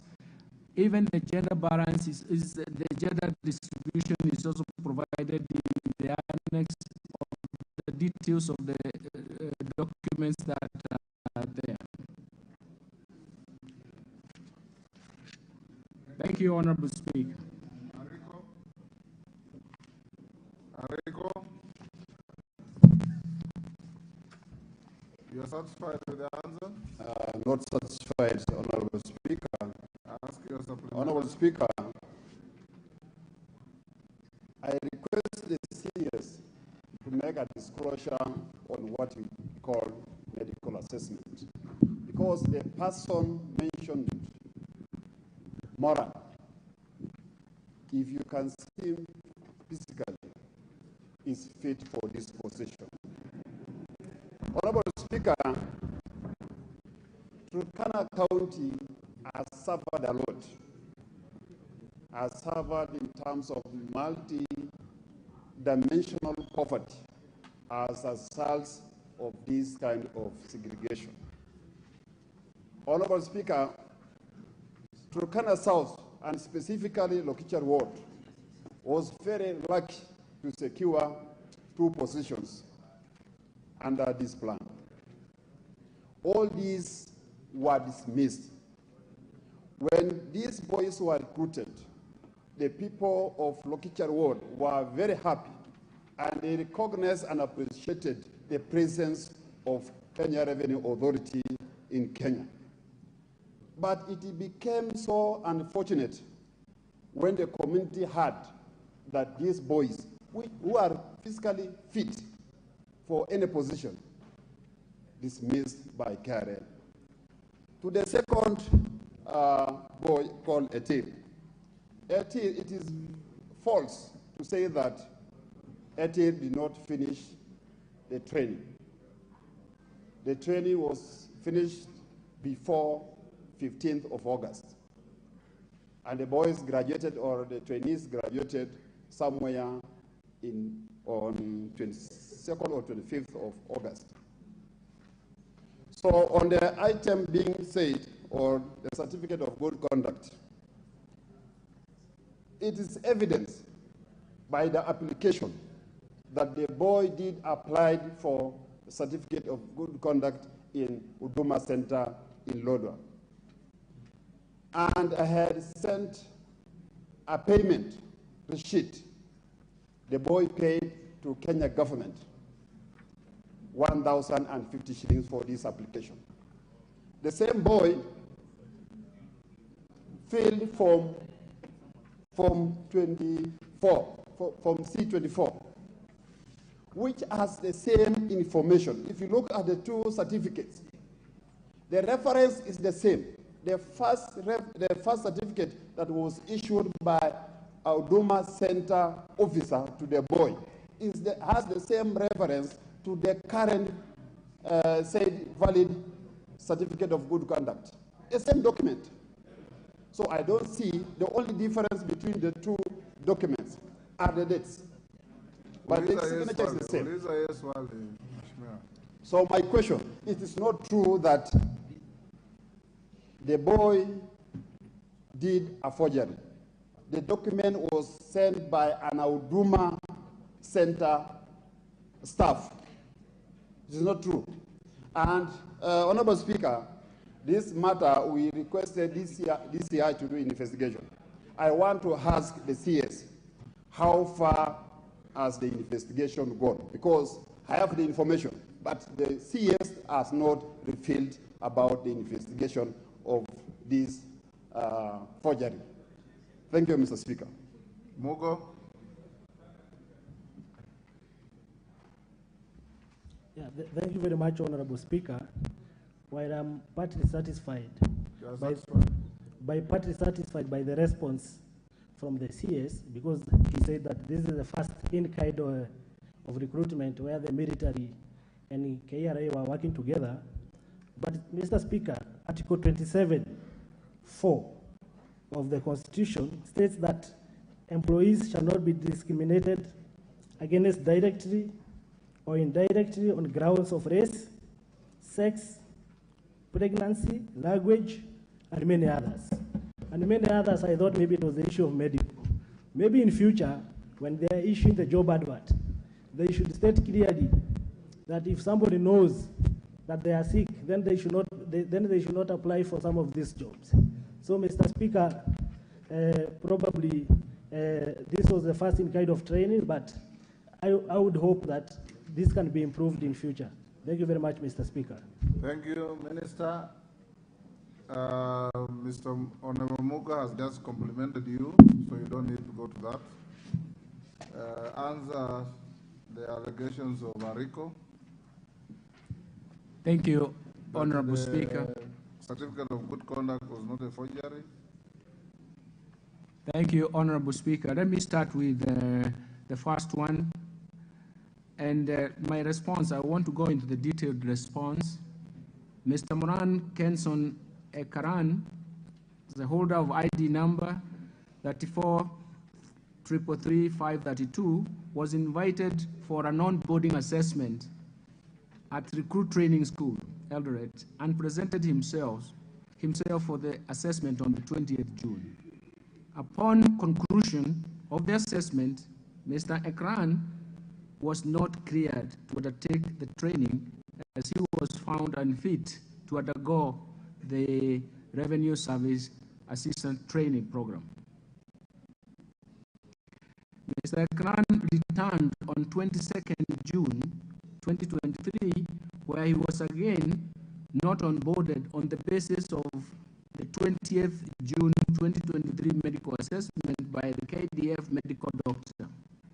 Mr. Ekran was therefore not offered to train as an RSA as he did not succeed in the medical assessment. The allegation that he was dismissed after 3 days of training is therefore not true, but also Honorable Speaker, we rely on the opinion from the expert. If we further follow up, we will do that. On Mr. Jacob Nakari Etil, ID number 403-43341, dismissed on 15th of August 2023 after 8 weeks of training. The response to this is that the offer to train as a revenue assistant given to the RSAs was subject to successful onboarding, assessment, and subsequent background check, among other conditions. Mr. Jacob Etil, who has been successfully onboarded for the training, was upon conclusion of the background check found to have provided false information regarding the police clearance certificate, which was submitted as part of the required documents. And following a report dated 26 July 2023, reference number DCI/CRO/CRO/6/7/2/A/volume X11, that is 13/33, by the Directorate of Criminal Investigations, that the police clearance certificate submitted by Mr. Etil was not genuine. The authority invoked the provision of clause 5 of the offer letter on requirement of satisfactory background checks to terminate the offer of Mr. Etil to train as a revenue service assistant. The termination is in line with clause 6.1.2.1.4 of the KRA Code of Conduct, which classified giving false information as gross misconduct. Honorable Speaker, I would follow up with what Honorable Member has said with further investigations, but I think it will be related to the report by DCI that was provided. Thank you. Thank you, sir. Thank you. Question 215 of 2023 by Honorable Opio Wandai.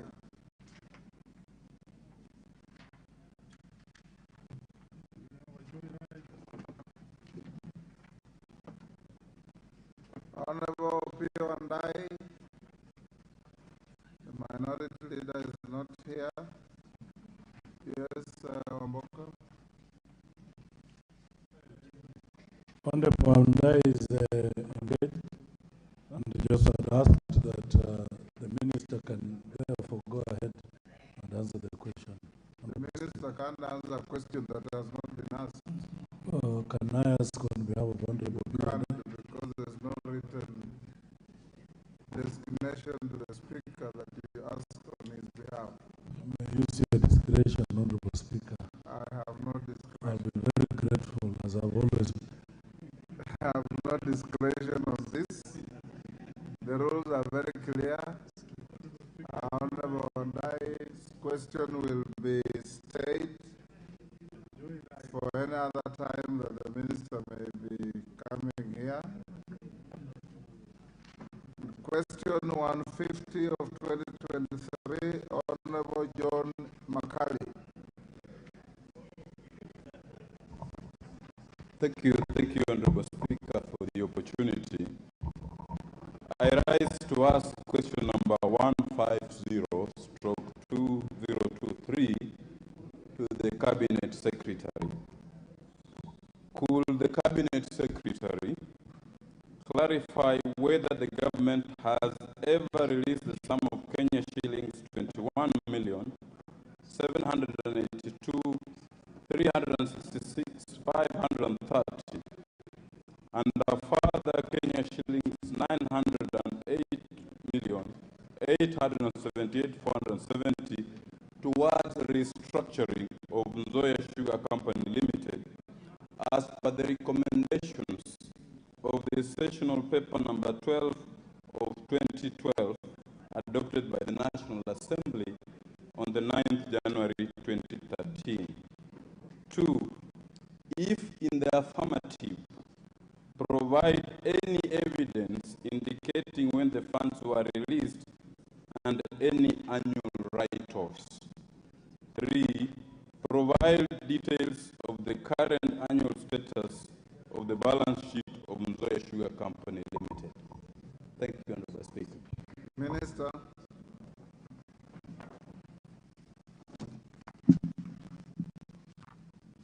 Thank you, Honorable Speaker. In response to this question, Honorable Speaker, the National Treasury has not released Kenya shillings 21.782 million and further Kenya shillings 900 million or billion? What I sorry, say is billion. Thank you, Honorable Speaker. The National Treasury has not released Kenya shillings 21.782 billion and further Kenya shillings 908.88 million towards restructuring of the balance sheet of Nzoia Sugar Company as per the sessional paper number 12 of 2012. The funds were never appropriated after the change of government administration in March 2013.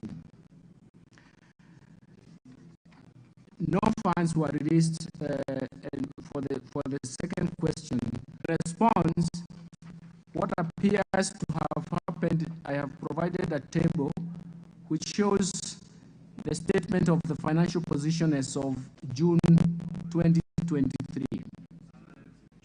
We see that the assets are 9.18 billion.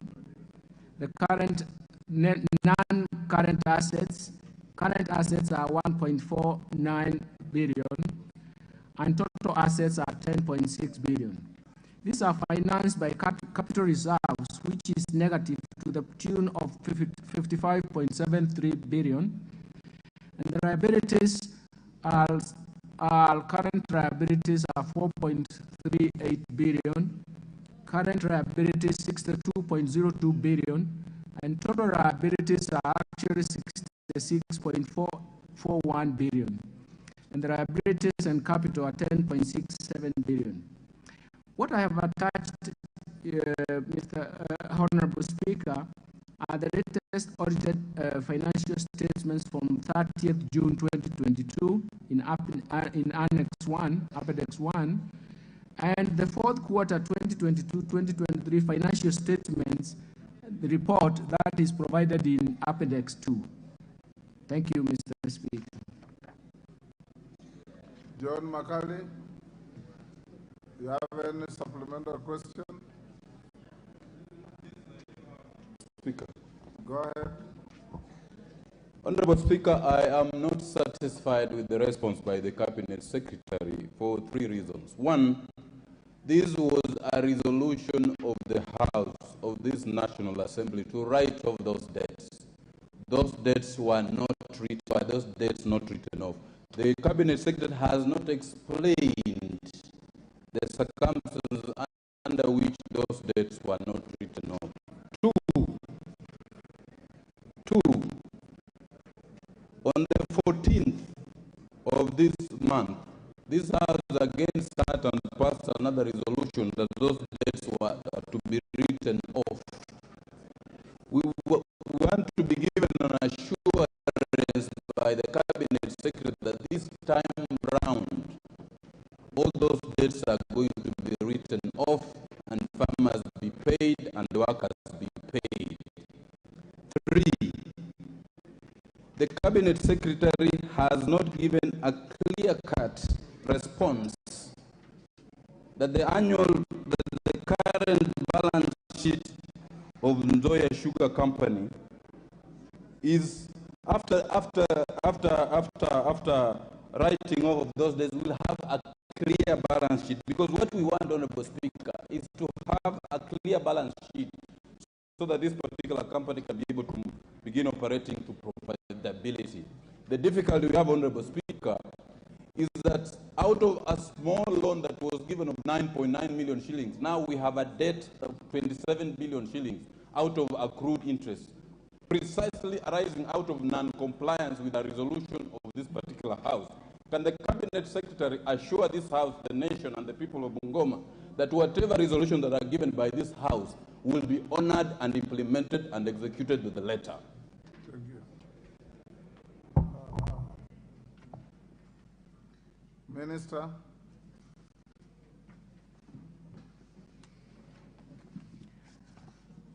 Thank you, Honorable Speaker.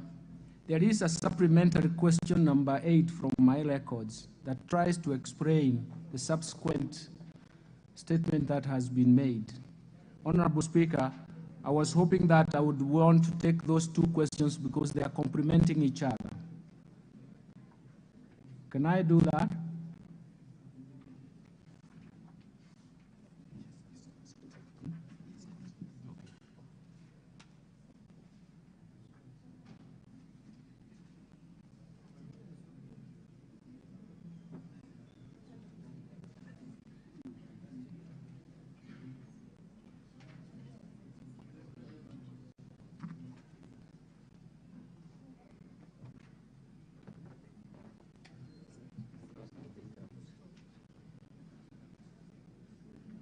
Minister, you finished?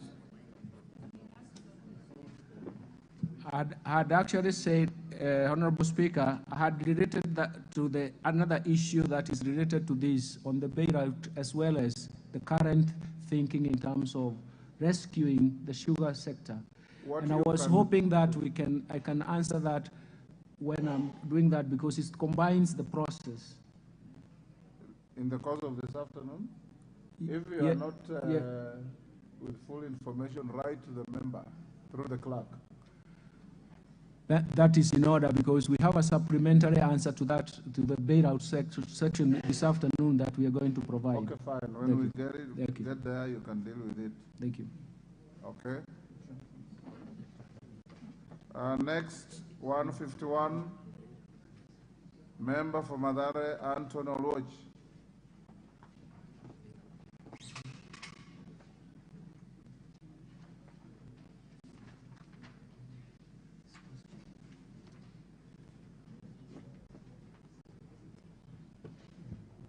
Thank you, Honorable Speaker. I rise to ask question 151 of 2023 to the Cabinet Secretary.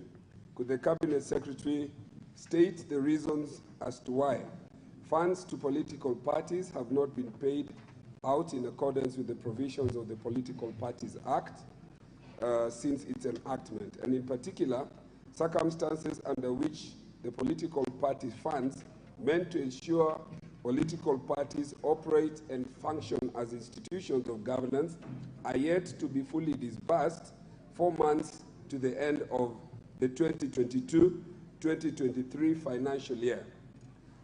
2, outline the steps that the ministry has taken to implement the High Court decision, Judicial Review number 483 of 2016, that directed the Cabinet Secretary to, among other things, ensure that the National Treasury makes budgetary proposals and estimates that reflect allocations not less than 0.3% of national revenues to political parties, including steps that the ministry is taking to comply with the provisions of the Political Parties Act.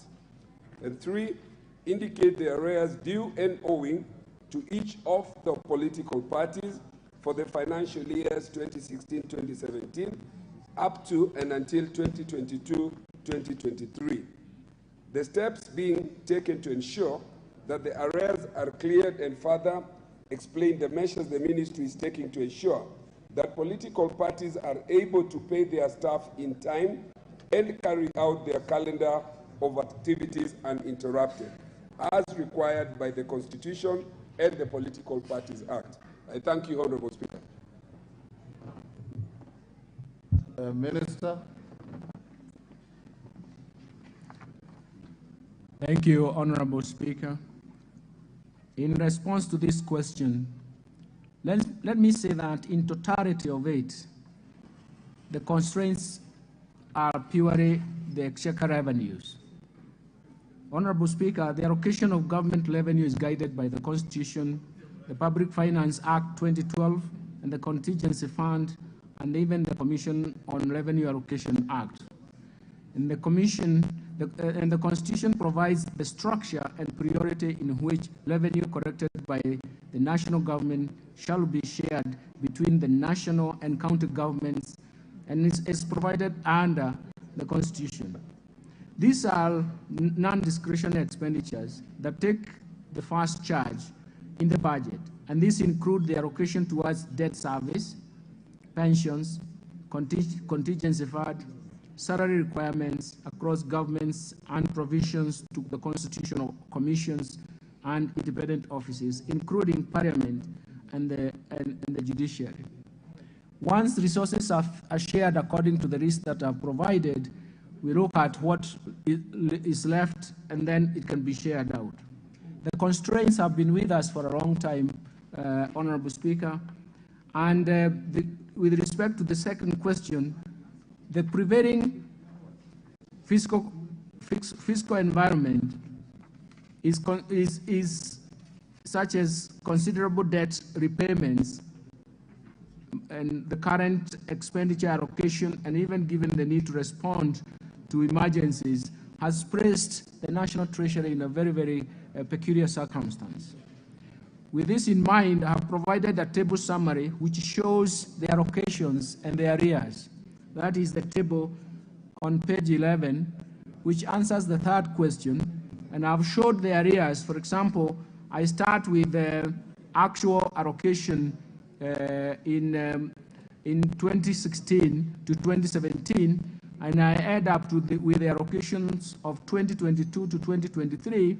I've shown what was budgetary allocation, and I've shown at the last law the allocations, the arrears. And the arrears are to the tune of 30.056 billion. Honorable Speaker, the last question, I have shown the amount that has been allocated to the political parties fund and is currently provided for, and this is also provided on in table table 12, and it starts from 2018, where amount of Kenya shilling 671 million was allocated to the fund, and all the way down to 2023, where 1.47 billion is allocated to the fund. The problem here is that even though it is allocated, the fiscal constraints are giving us quite a major problem. However, the National Treasury has been progressively enhancing the allocation to the political parties fund to limit growth in these areas. As I've shown in the other table on page 11, we want to make sure that we minimize this. Additionally, Honorable Speaker, the Political Parties Fund is administered by the Registrar of Political Parties, as provided under the Section 23 of the Political Parties Act 2011. Further, Section 68 of the PFMA Act 2012 gives the responsibility of an accounting officer, which includes preparation of estimates and expenditures and revenues of the entity in conformity with the strategic plan. Any further details can also be provided by the Registrar of Political Parties. But let me summarize by saying that it is the physical constraints that has pushed us this far. It is a hope that we do believe that the future is likely to be bright and we can clear these areas. Thank you. Anton Oloch, are you satisfied with the explanation? No. Give Anton Oloch the mic. Ask a supplementary if you have any. Yes, thank you, Honorable Speaker, and thank you to the CS. However, I wish to ask this supplementary question because specifically on the question of the court award, which we adverted to the judicial review number 483 of 2016. The minister has not, to my mind, and in the printed copy that I've looked at, answered what steps they're taking to respond to or meet the court award that was issued and which is still in arrears, even if you take into account the fiscal constraints that are there at the current time. In addition to that, to the CS, Article 201 states that tax burden and benefits are supposed to be shared equally, so that even if we acknowledge that there are challenges to the exchequer after taking out the ones that are prioritized, can you demonstrate that even when the exchequer falls short, the constitutional commissions and all these other organs, including parliament, are deducted or denied allocations to the extent of the shortfall of the exchequer? And lastly, employees of political parties are required to pay statutory deductions. They are required to pay NHIF, NSSF. They are required to pay housing levy. How is the ministry taking into account the penalties that will accrue as a result of this default? What measures will be put in place to cushion political parties, which are institutions of governance, in para materia with all other institutions, that they are equally safeguarded even as we talk about exchequer shortfalls? Thank you, Honorable Speaker.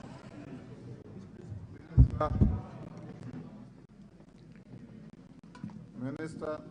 Thank you for that, Honorable Speaker. Thank you for that question. I do believe we will abide by the directions provided by this House. It is this House that determines the allocation of resources. It is this House that allows us to disburse these resources on the basis of availability. And it's also this House that gives us direction, and we'll continue doing that. However, the scarcity of resources permits us to actually show that we can look for flexibility when it is available. In the end, sometimes we find ourselves even negotiating for the penalties that the Honorable Member has actually talked about, just because we are facing some serious constraints on the exchequer requests, given the exchequer revenues that are available.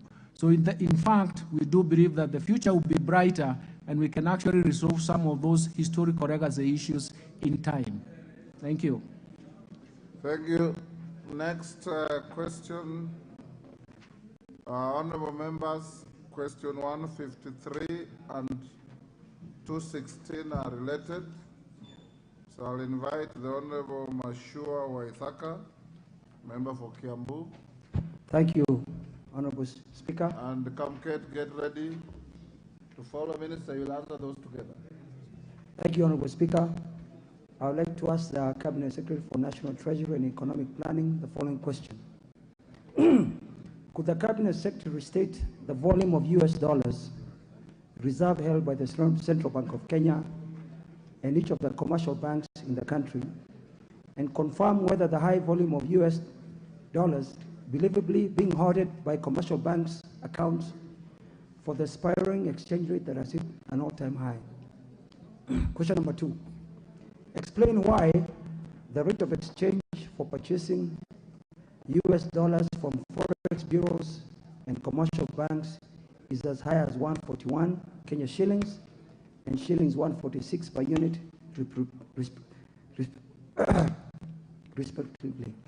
Yet the indicative exchange rate set by the Central Bank of Kenya is 129 shillings, translating to a difference of almost 15 shillings per unit against the CPK rate. Question number 3. What measures has the ministry put in place to resolve the shortage of dollar supply, lower the exchange rate, cushion importers from the loss of money due to the high dollar exchange rate, and to avoid the proliferation of black money exchange markets? I thank you, Honorable Speaker.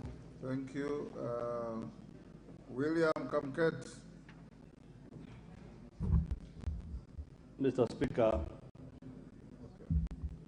I beg to ask the Cabinet Secretary for Treasury and Economic Planning the following question.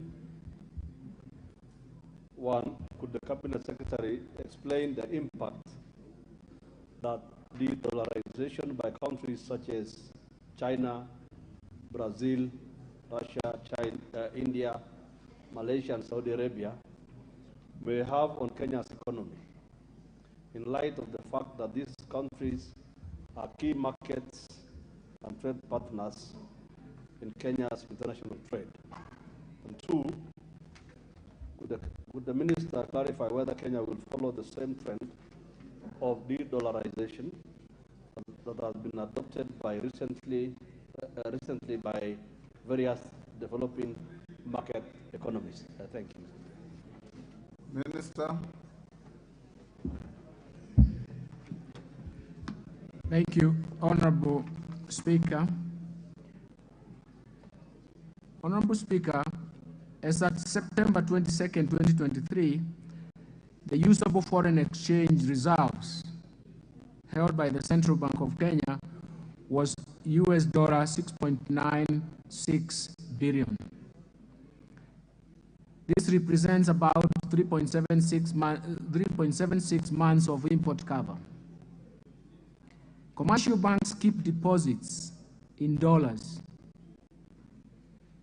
and other currencies in accordance with the statutory ratios set by the central bank.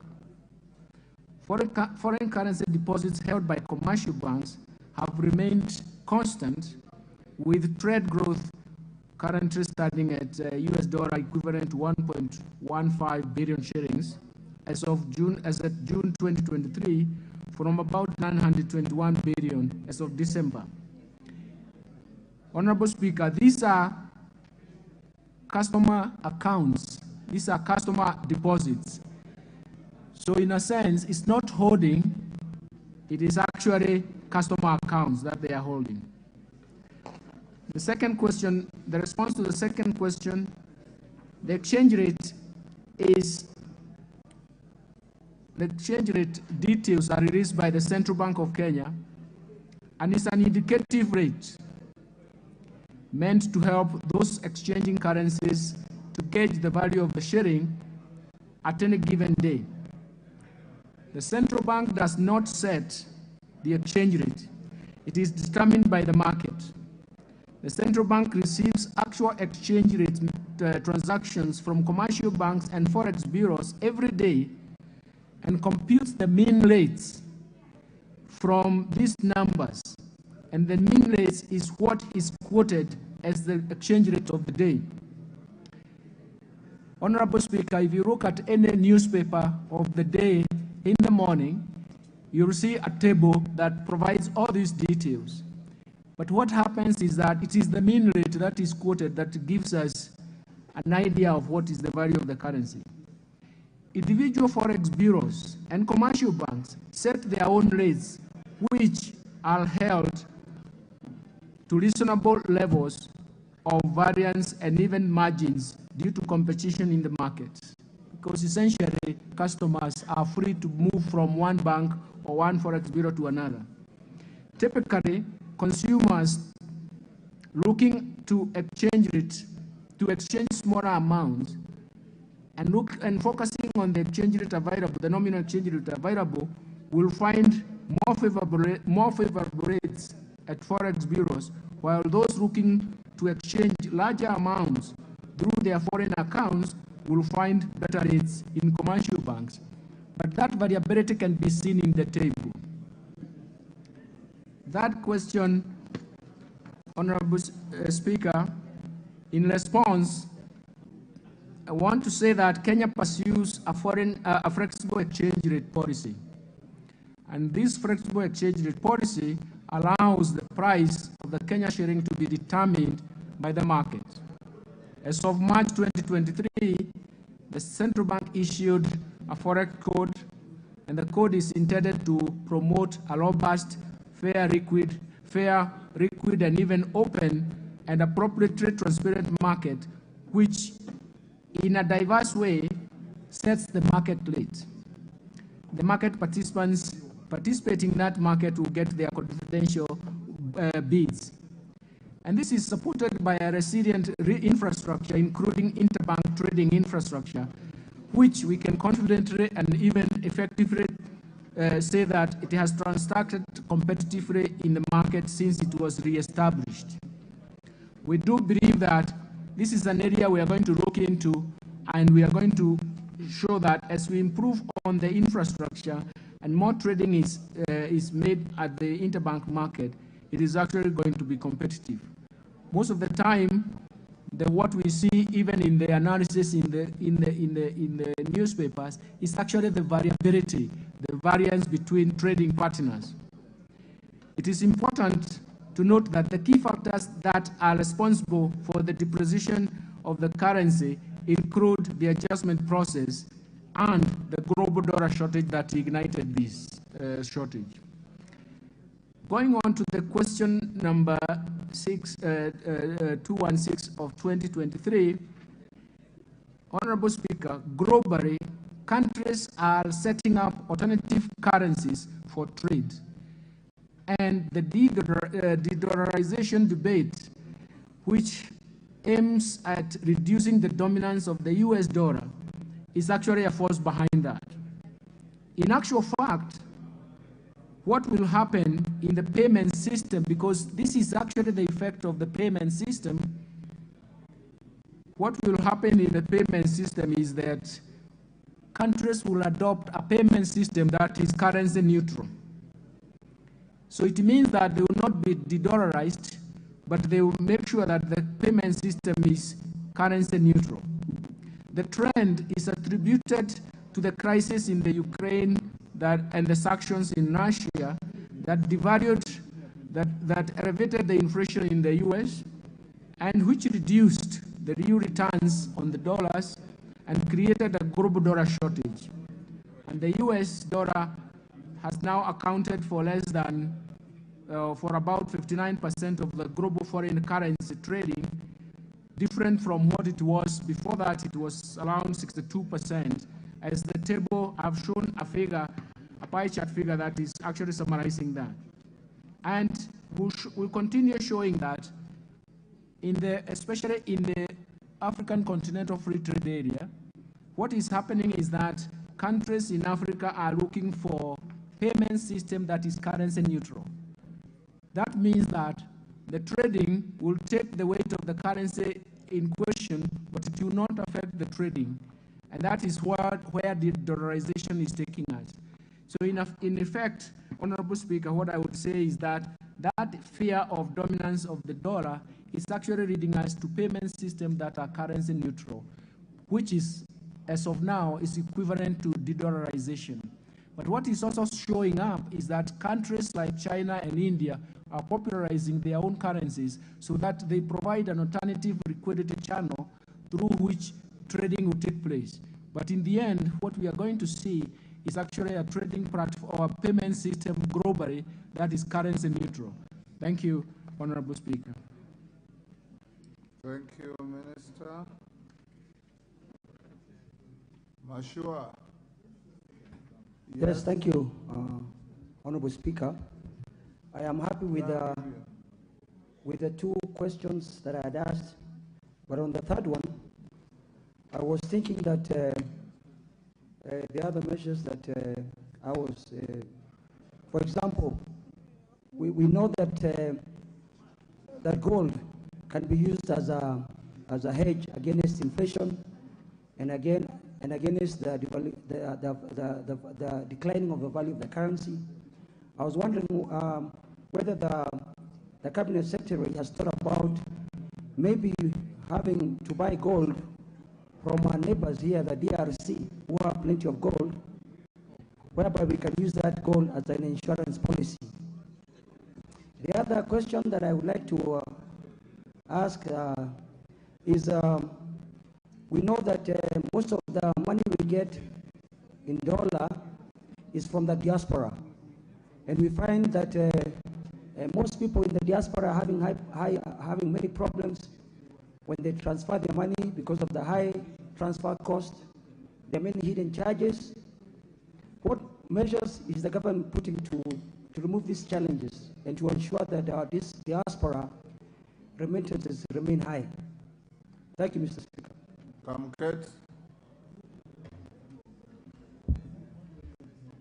Mr. Speaker, I want to thank the CS for that comprehensive answer, but I just want a small clarification. The CS has spoken about a payment system called the Pan-African Payment and Settlement System. When will that system become effective? And Mr. Speaker, if the EAC, the East African Community, which is the most cohesive integration unit we have in the region, cannot or has not been able to come up with even with a single currency, how confident is he that the payment system he's talking about will be the panacea to de-dollarization? Thank you, Russell.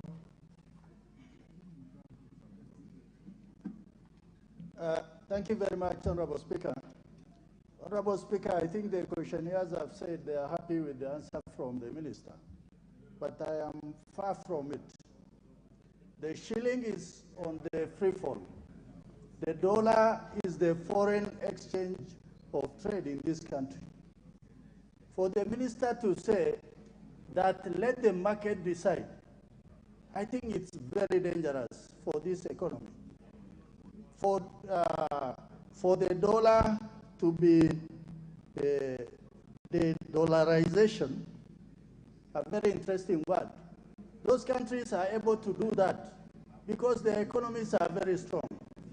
These are the countries we trade with, largely in importation. So what the Minister should be telling this House is what is the Treasury or the Central Bank doing so that the shilling is not on the free fall, so that the importers and exporters are going to get value for money, and that the government is not just sitting on its hands, the government is doing something about it. Thank you, Honorable Speaker. Yes, Jeanette. Mr. Speaker, if you have listened carefully to the Cabinet Secretary, Mr. Speaker, one of the things that has come out clearly is a lot of theory is killing our economy. Mr. Speaker, look at, he said, the Cabinet Secretary said that the interbank rate is working. Mr. Speaker, I don't think there is any interbank rate that is working at the moment. People are buying the dollar at any rate they found anywhere in the market. Secondly, the answer that we got from the Cabinet Secretary is that let the will of God happen. We cannot do anything about it. Let God decide for us as we watch as human beings. And lastly, Mr. Speaker, the question I want to ask him is that the government-to-government petroleum procurement system was supposed to help bring down the dollar to a rate that is possible, that is low. But Mr. Speaker, from the time we engaged in the G2G petroleum project, the shilling has depreciated by 25%, leave alone strengthening.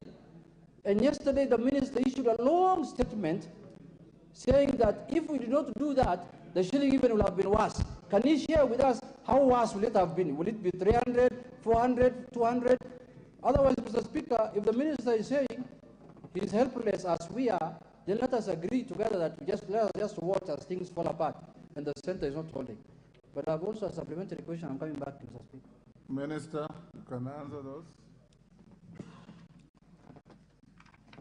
Hold, Thank Minister, you. Hold, let me take one last one from Ruku. Thank you. Thank you, Mr. Speaker. Give him the mic. Thank you, Mr. Speaker, for the opportunity. As my colleagues have said, Mr. Speaker, we as an economy, we are in a problem because of the dollar rate. And it is true that, Mr. Speaker, we have commercial banks which have huge the deposits of dollar, which they are not releasing to the market. And it is the responsibility of the Central Bank of Kenya to ensure there is proper regulation of money supply within the economy. In April this year, Mr. Speaker, Treasury issued an expression of interest for sovereign board, so that probably the economy can be able to get more dollars within the economy and stabilize the issue of Kenya shilling versus the dollar. The question which I have to the minister, Mr. Speaker, how is this getting structured? Because there's a way that can be structured to make it more efficient, more sustainable, and even the economy be in a position to reap more benefit from issuance of sovereign bond. Can the minister explain to us whether they are looking into establishing a company which can purposely be for getting sovereign bond issued within the international market, and probably the same company can be in a position to enter into joint ventures with other companies in the international market for the purposes of issuance of sovereign bonds. Thank you, Mr. Speaker. Minister, you can answer those. Thank you, Honorable Speaker. I have a list of questions, 6 questions that have come up. Let me start with hedging. Using gold to hedge, I think this is a fantastic question, but you do remember that the gold standard ended in 1981, and it's because you still have, it is not a currency, it's a hedging instrument, but you still have to go to a point of sale. And that is the problem, because you may not determine which way the hedging would go. But unfortunately, the flexibility of currencies outside hedging instruments is becoming very, very important, and it has been appreciated. I am familiar with, even 2 days ago, I saw some newspaper reports showing that Tanzanians were buying gold to hedge against currency depreciation, but they still face the issue of moving into a point of sale to actually convert it into a convertible currency. The whole issue is what you do with your portfolio choice is actually very, very important. And what we can do here is to provide information how you can deal with your portfolio choice in given circumstances. The second point is about diaspora dollars in terms of flow. We do believe, and we have recognized this for many years, that diaspora remittances are problematic because you are charged the cost of transfer, and they are also fixed in terms of the exchange rate. It's in a sense, you lose double. That's why towards the end of the 2000 and the beginning of the 2000, the decade of 2000, there were so many what we call pseudo currencies or cryptocurrencies, and they were actually to try and defeat the process. They were actually established just because of the frustrations of cross-border payment system. So in a sense, what I'm really saying is that we have to improve our cross-border payment system just along the lines I said about PAPs, or even a currency or a payment system that is currency neutral, for us to beat this problem, especially from the diaspora. I do agree that the currency, the trading, the payment system that is currency neutral is very, very important. I do understand that there is a feeling that we should go into single currency. But we were there looking at the euro. And obviously, there are lessons to be learned. But single currency is a political decision, and I'm here with you. That would be saying that this is where we need to go. But coordinating so many countries to take one single currency takes a bit of time.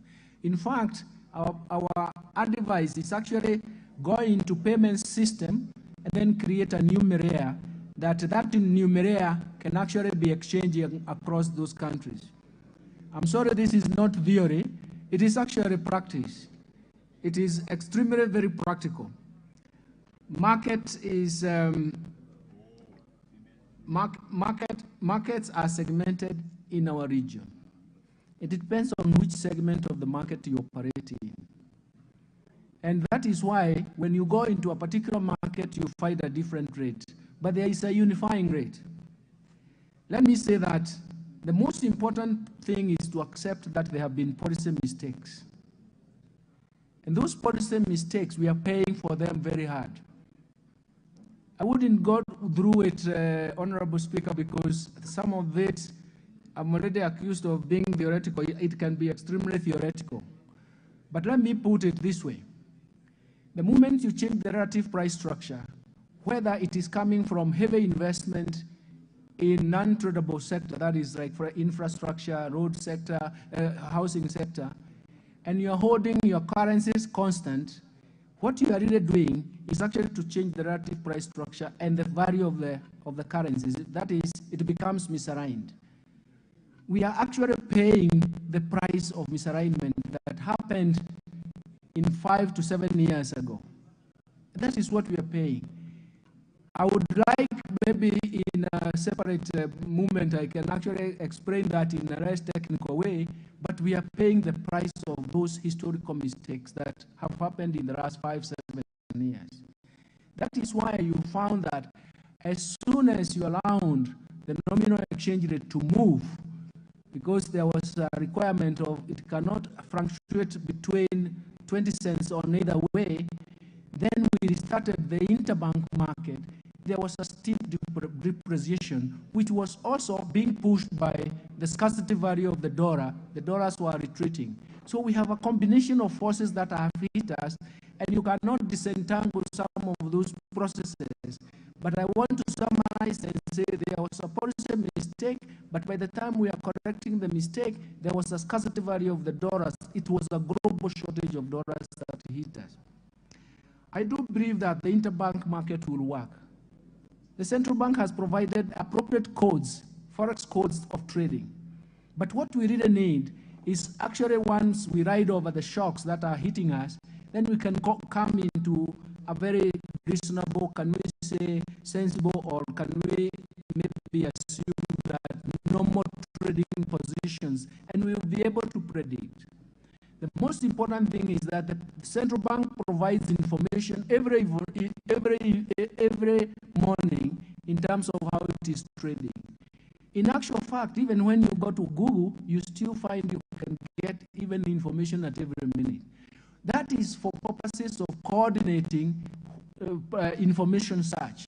It is important, but if the market was working properly, we would be happy with that. I'm very happy about the question of G2G. And because I had to come up with a statement to actually show yesterday, to actually show where we are. And I actually appreciate that we have safeguarded the supply, and we have actually protected ourselves against extreme volatility. It's going to be difficult for me to develop a counterfactual to actually show what would have happened. It's extremely difficult, but at least you can see the amount of dollars we removed from spot trading. That is a good example. As I saw the newspapers reported how much have been paid, how much is being stored by those banks that are holding the LCs. Just imagine that those amount of dollars would have been procured in spot trading. We have prevented ourselves from that kind of expectation. Let me come to the question of free fall. It is not a free fall. It is actually a process of adjustment from previous mistakes. And we have to accept when mistakes happen, let's own them and leave down that bad history so that we correct future mistakes. But at the same time, if you want to see a good example, look at the indicator of current account deficit in those years. You'll find that it was running high. It means you're taking foreign savings. You are consuming what you don't have. So in a sense, something has to give way, and what gives in or what gives away is the price. Every time the foreign exchange depreciates or even appreciates, it changes the relative price structure of any economy, and that is where we are. I'm happy about money supply and even the connection that is being made. But I think the most important thing that we are doing, we can relate that to sovereign bonds, but sovereign bonds are debt. Essentially, what we are doing is actually try to see what we can solve in terms of the development needs that we need, but more importantly, what we really need. It cannot build our foreign exchange reserves because it is a debt to be paid in future, but in the short term, we can rely on that. I do think that the solution to all these problems is actually to look at our trading patterns, the balance of payment. Current account deficit is the one that measures the net import minus exports and shows that we are consuming more from foreign borrowers, and that is the problem. Thank you very much, Honorable Speaker. Yes, Honorable Kajwang, what's the point of order? Mr. Speaker, I've heard the Minister discuss with a lot of professionalism, and I think it is merited that many of the issues that he's adverting to has historical issues in the last 5 and 7 years. But I'm wondering if he would be misleading the House, because if I remember, he served as the governor of the central bank within these years that he's talking about. In other words, he was part of policy making that he's talking about. Would he come clear to us and the country to exculpate himself from blame that he is not part of those that made that policy that he's talking about? Thank you. Minister? Thank you very much, Honorable Speaker. Are you part of the problem? I'm not part of the problem.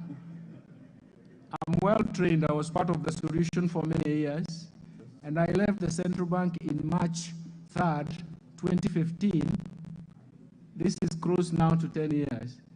So, and I did show clearly from that period, including statistics, that how we managed the exchange rate. There are times we were hit by shocks and we recovered.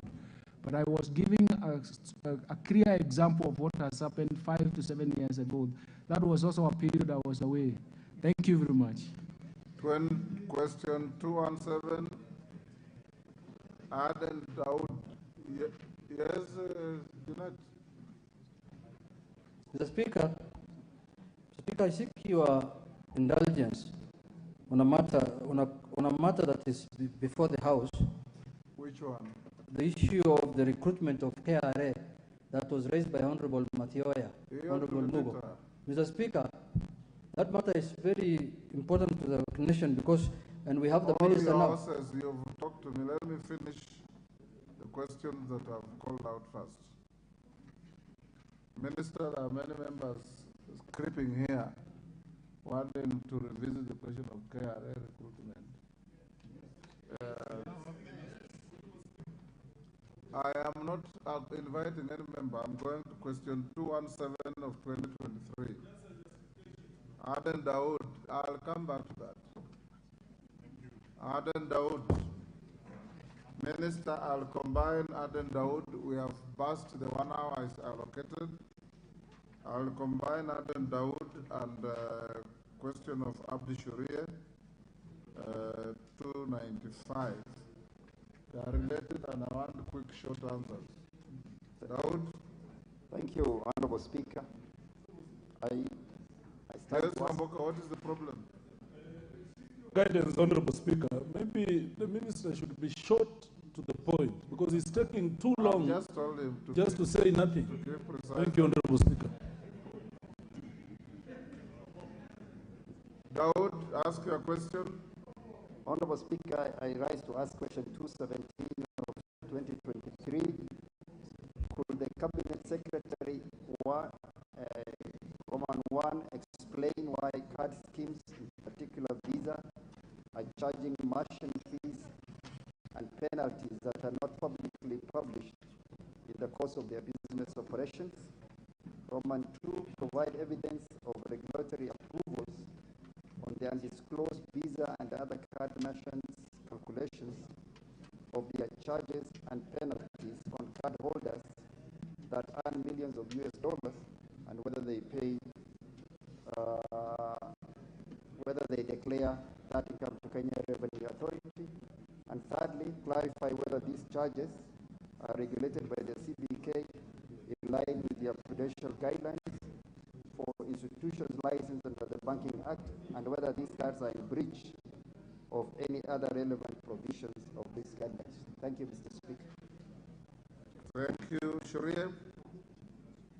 Abdi Sharia. Thank you, Honorable Speaker. Honorable Speaker, will the Cabinet Secretary clarify whether it's appropriate for businesses to refuse cash payments, which is still recognized as a legal tender? 2, state the measures in place to accommodate citizens who do not have access to digital payment systems such as M-Pesa, online payment platforms, or credit/debit cards such as Visa or MasterCard. I thank you, Honorable Speaker. Minister, those are very clear questions. Can you give quick, short answers?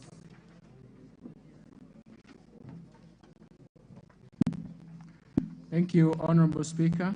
On question 217/2023, my response, Honorable Speaker, Central Bank of Kenya does not regulate international card schemes domestically from a payments perspective.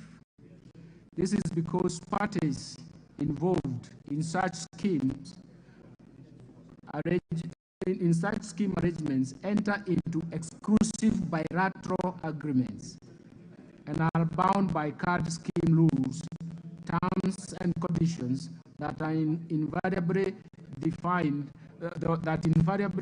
the nature and the scope of the contractual engagement. On further reflection on question 295 2023, let me say that cash is a form of payment amongst other payments instruments that are recognized by law. The central bank recognizes the recent developments in terms of electronic payment systems, especially at the retail level, but does not deter any form of payments illegally.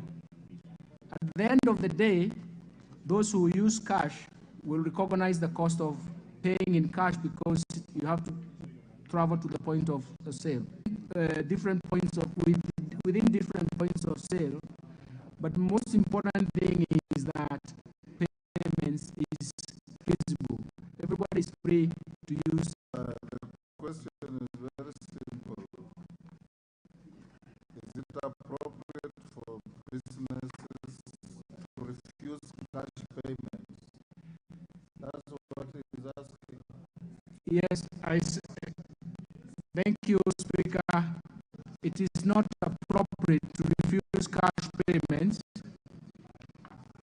It is legal and it is binding. That's what I wanted to say. Thank you. Yes. Daud. Mr. Speaker, I'm not satisfied with the answer given by the minister. I am surprised that the minister will say that they do not regulate card merchants who use cards like Visa and MasterCard. I wonder then, why do we regulate banks? Why do we regulate digital payments like M-Pesa? If this country will not be in a position to regulate Visa, what we are asking is, if there are charges that are hidden and they are charged to Kenyans, these merchants. I rise to ask question number 294 of 2023. Could the Cabinet Secretary, number 1, provide the status of South Nyanza Sugar Company's request for financial assistance in the form of a bailout from the government?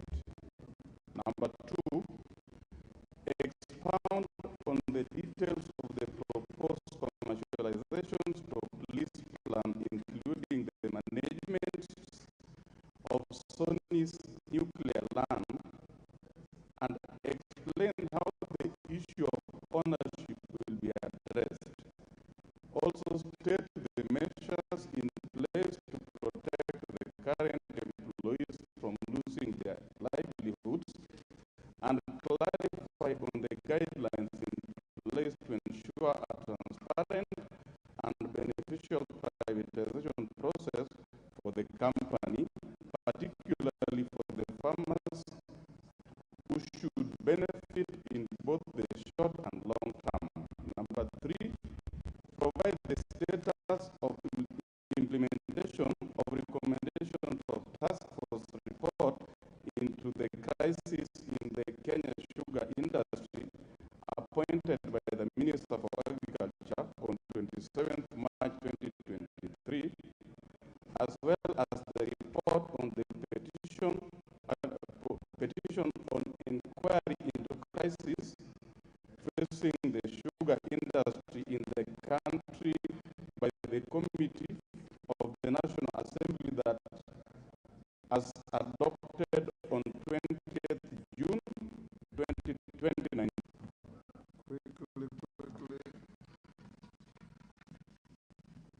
Thank you, Mr. Speaker. I've provided very elaborate tables and answers from page 20 to this question. And let me say that, Honorable Speaker, between the period 2019 and 2023, the company received a bailout from the government through Agricultural Food Authority, AFA, aimed at addressing farm maintenance as detailed below in the table. That is the table 1 on page 20, of table 1A, of table 1B. Table 1A is talking about disbursement in branches. Table 1B is providing the dates of when this happened, and then I have the bailout factory maintenance presented in table 3. I would prefer that if there are any specific questions after this, I can follow up, because I've provided these tables to show the details.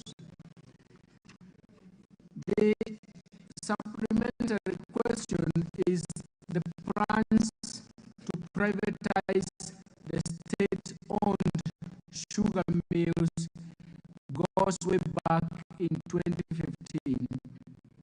And the Privatization Commission approved the sale of government stakes in the 5 sugar companies. That is South Nyanza Sugar Company, Nzoia Sugar Company, Muhoroni Sugar Company, and Miwani Sugar Company. The current status following the cabinet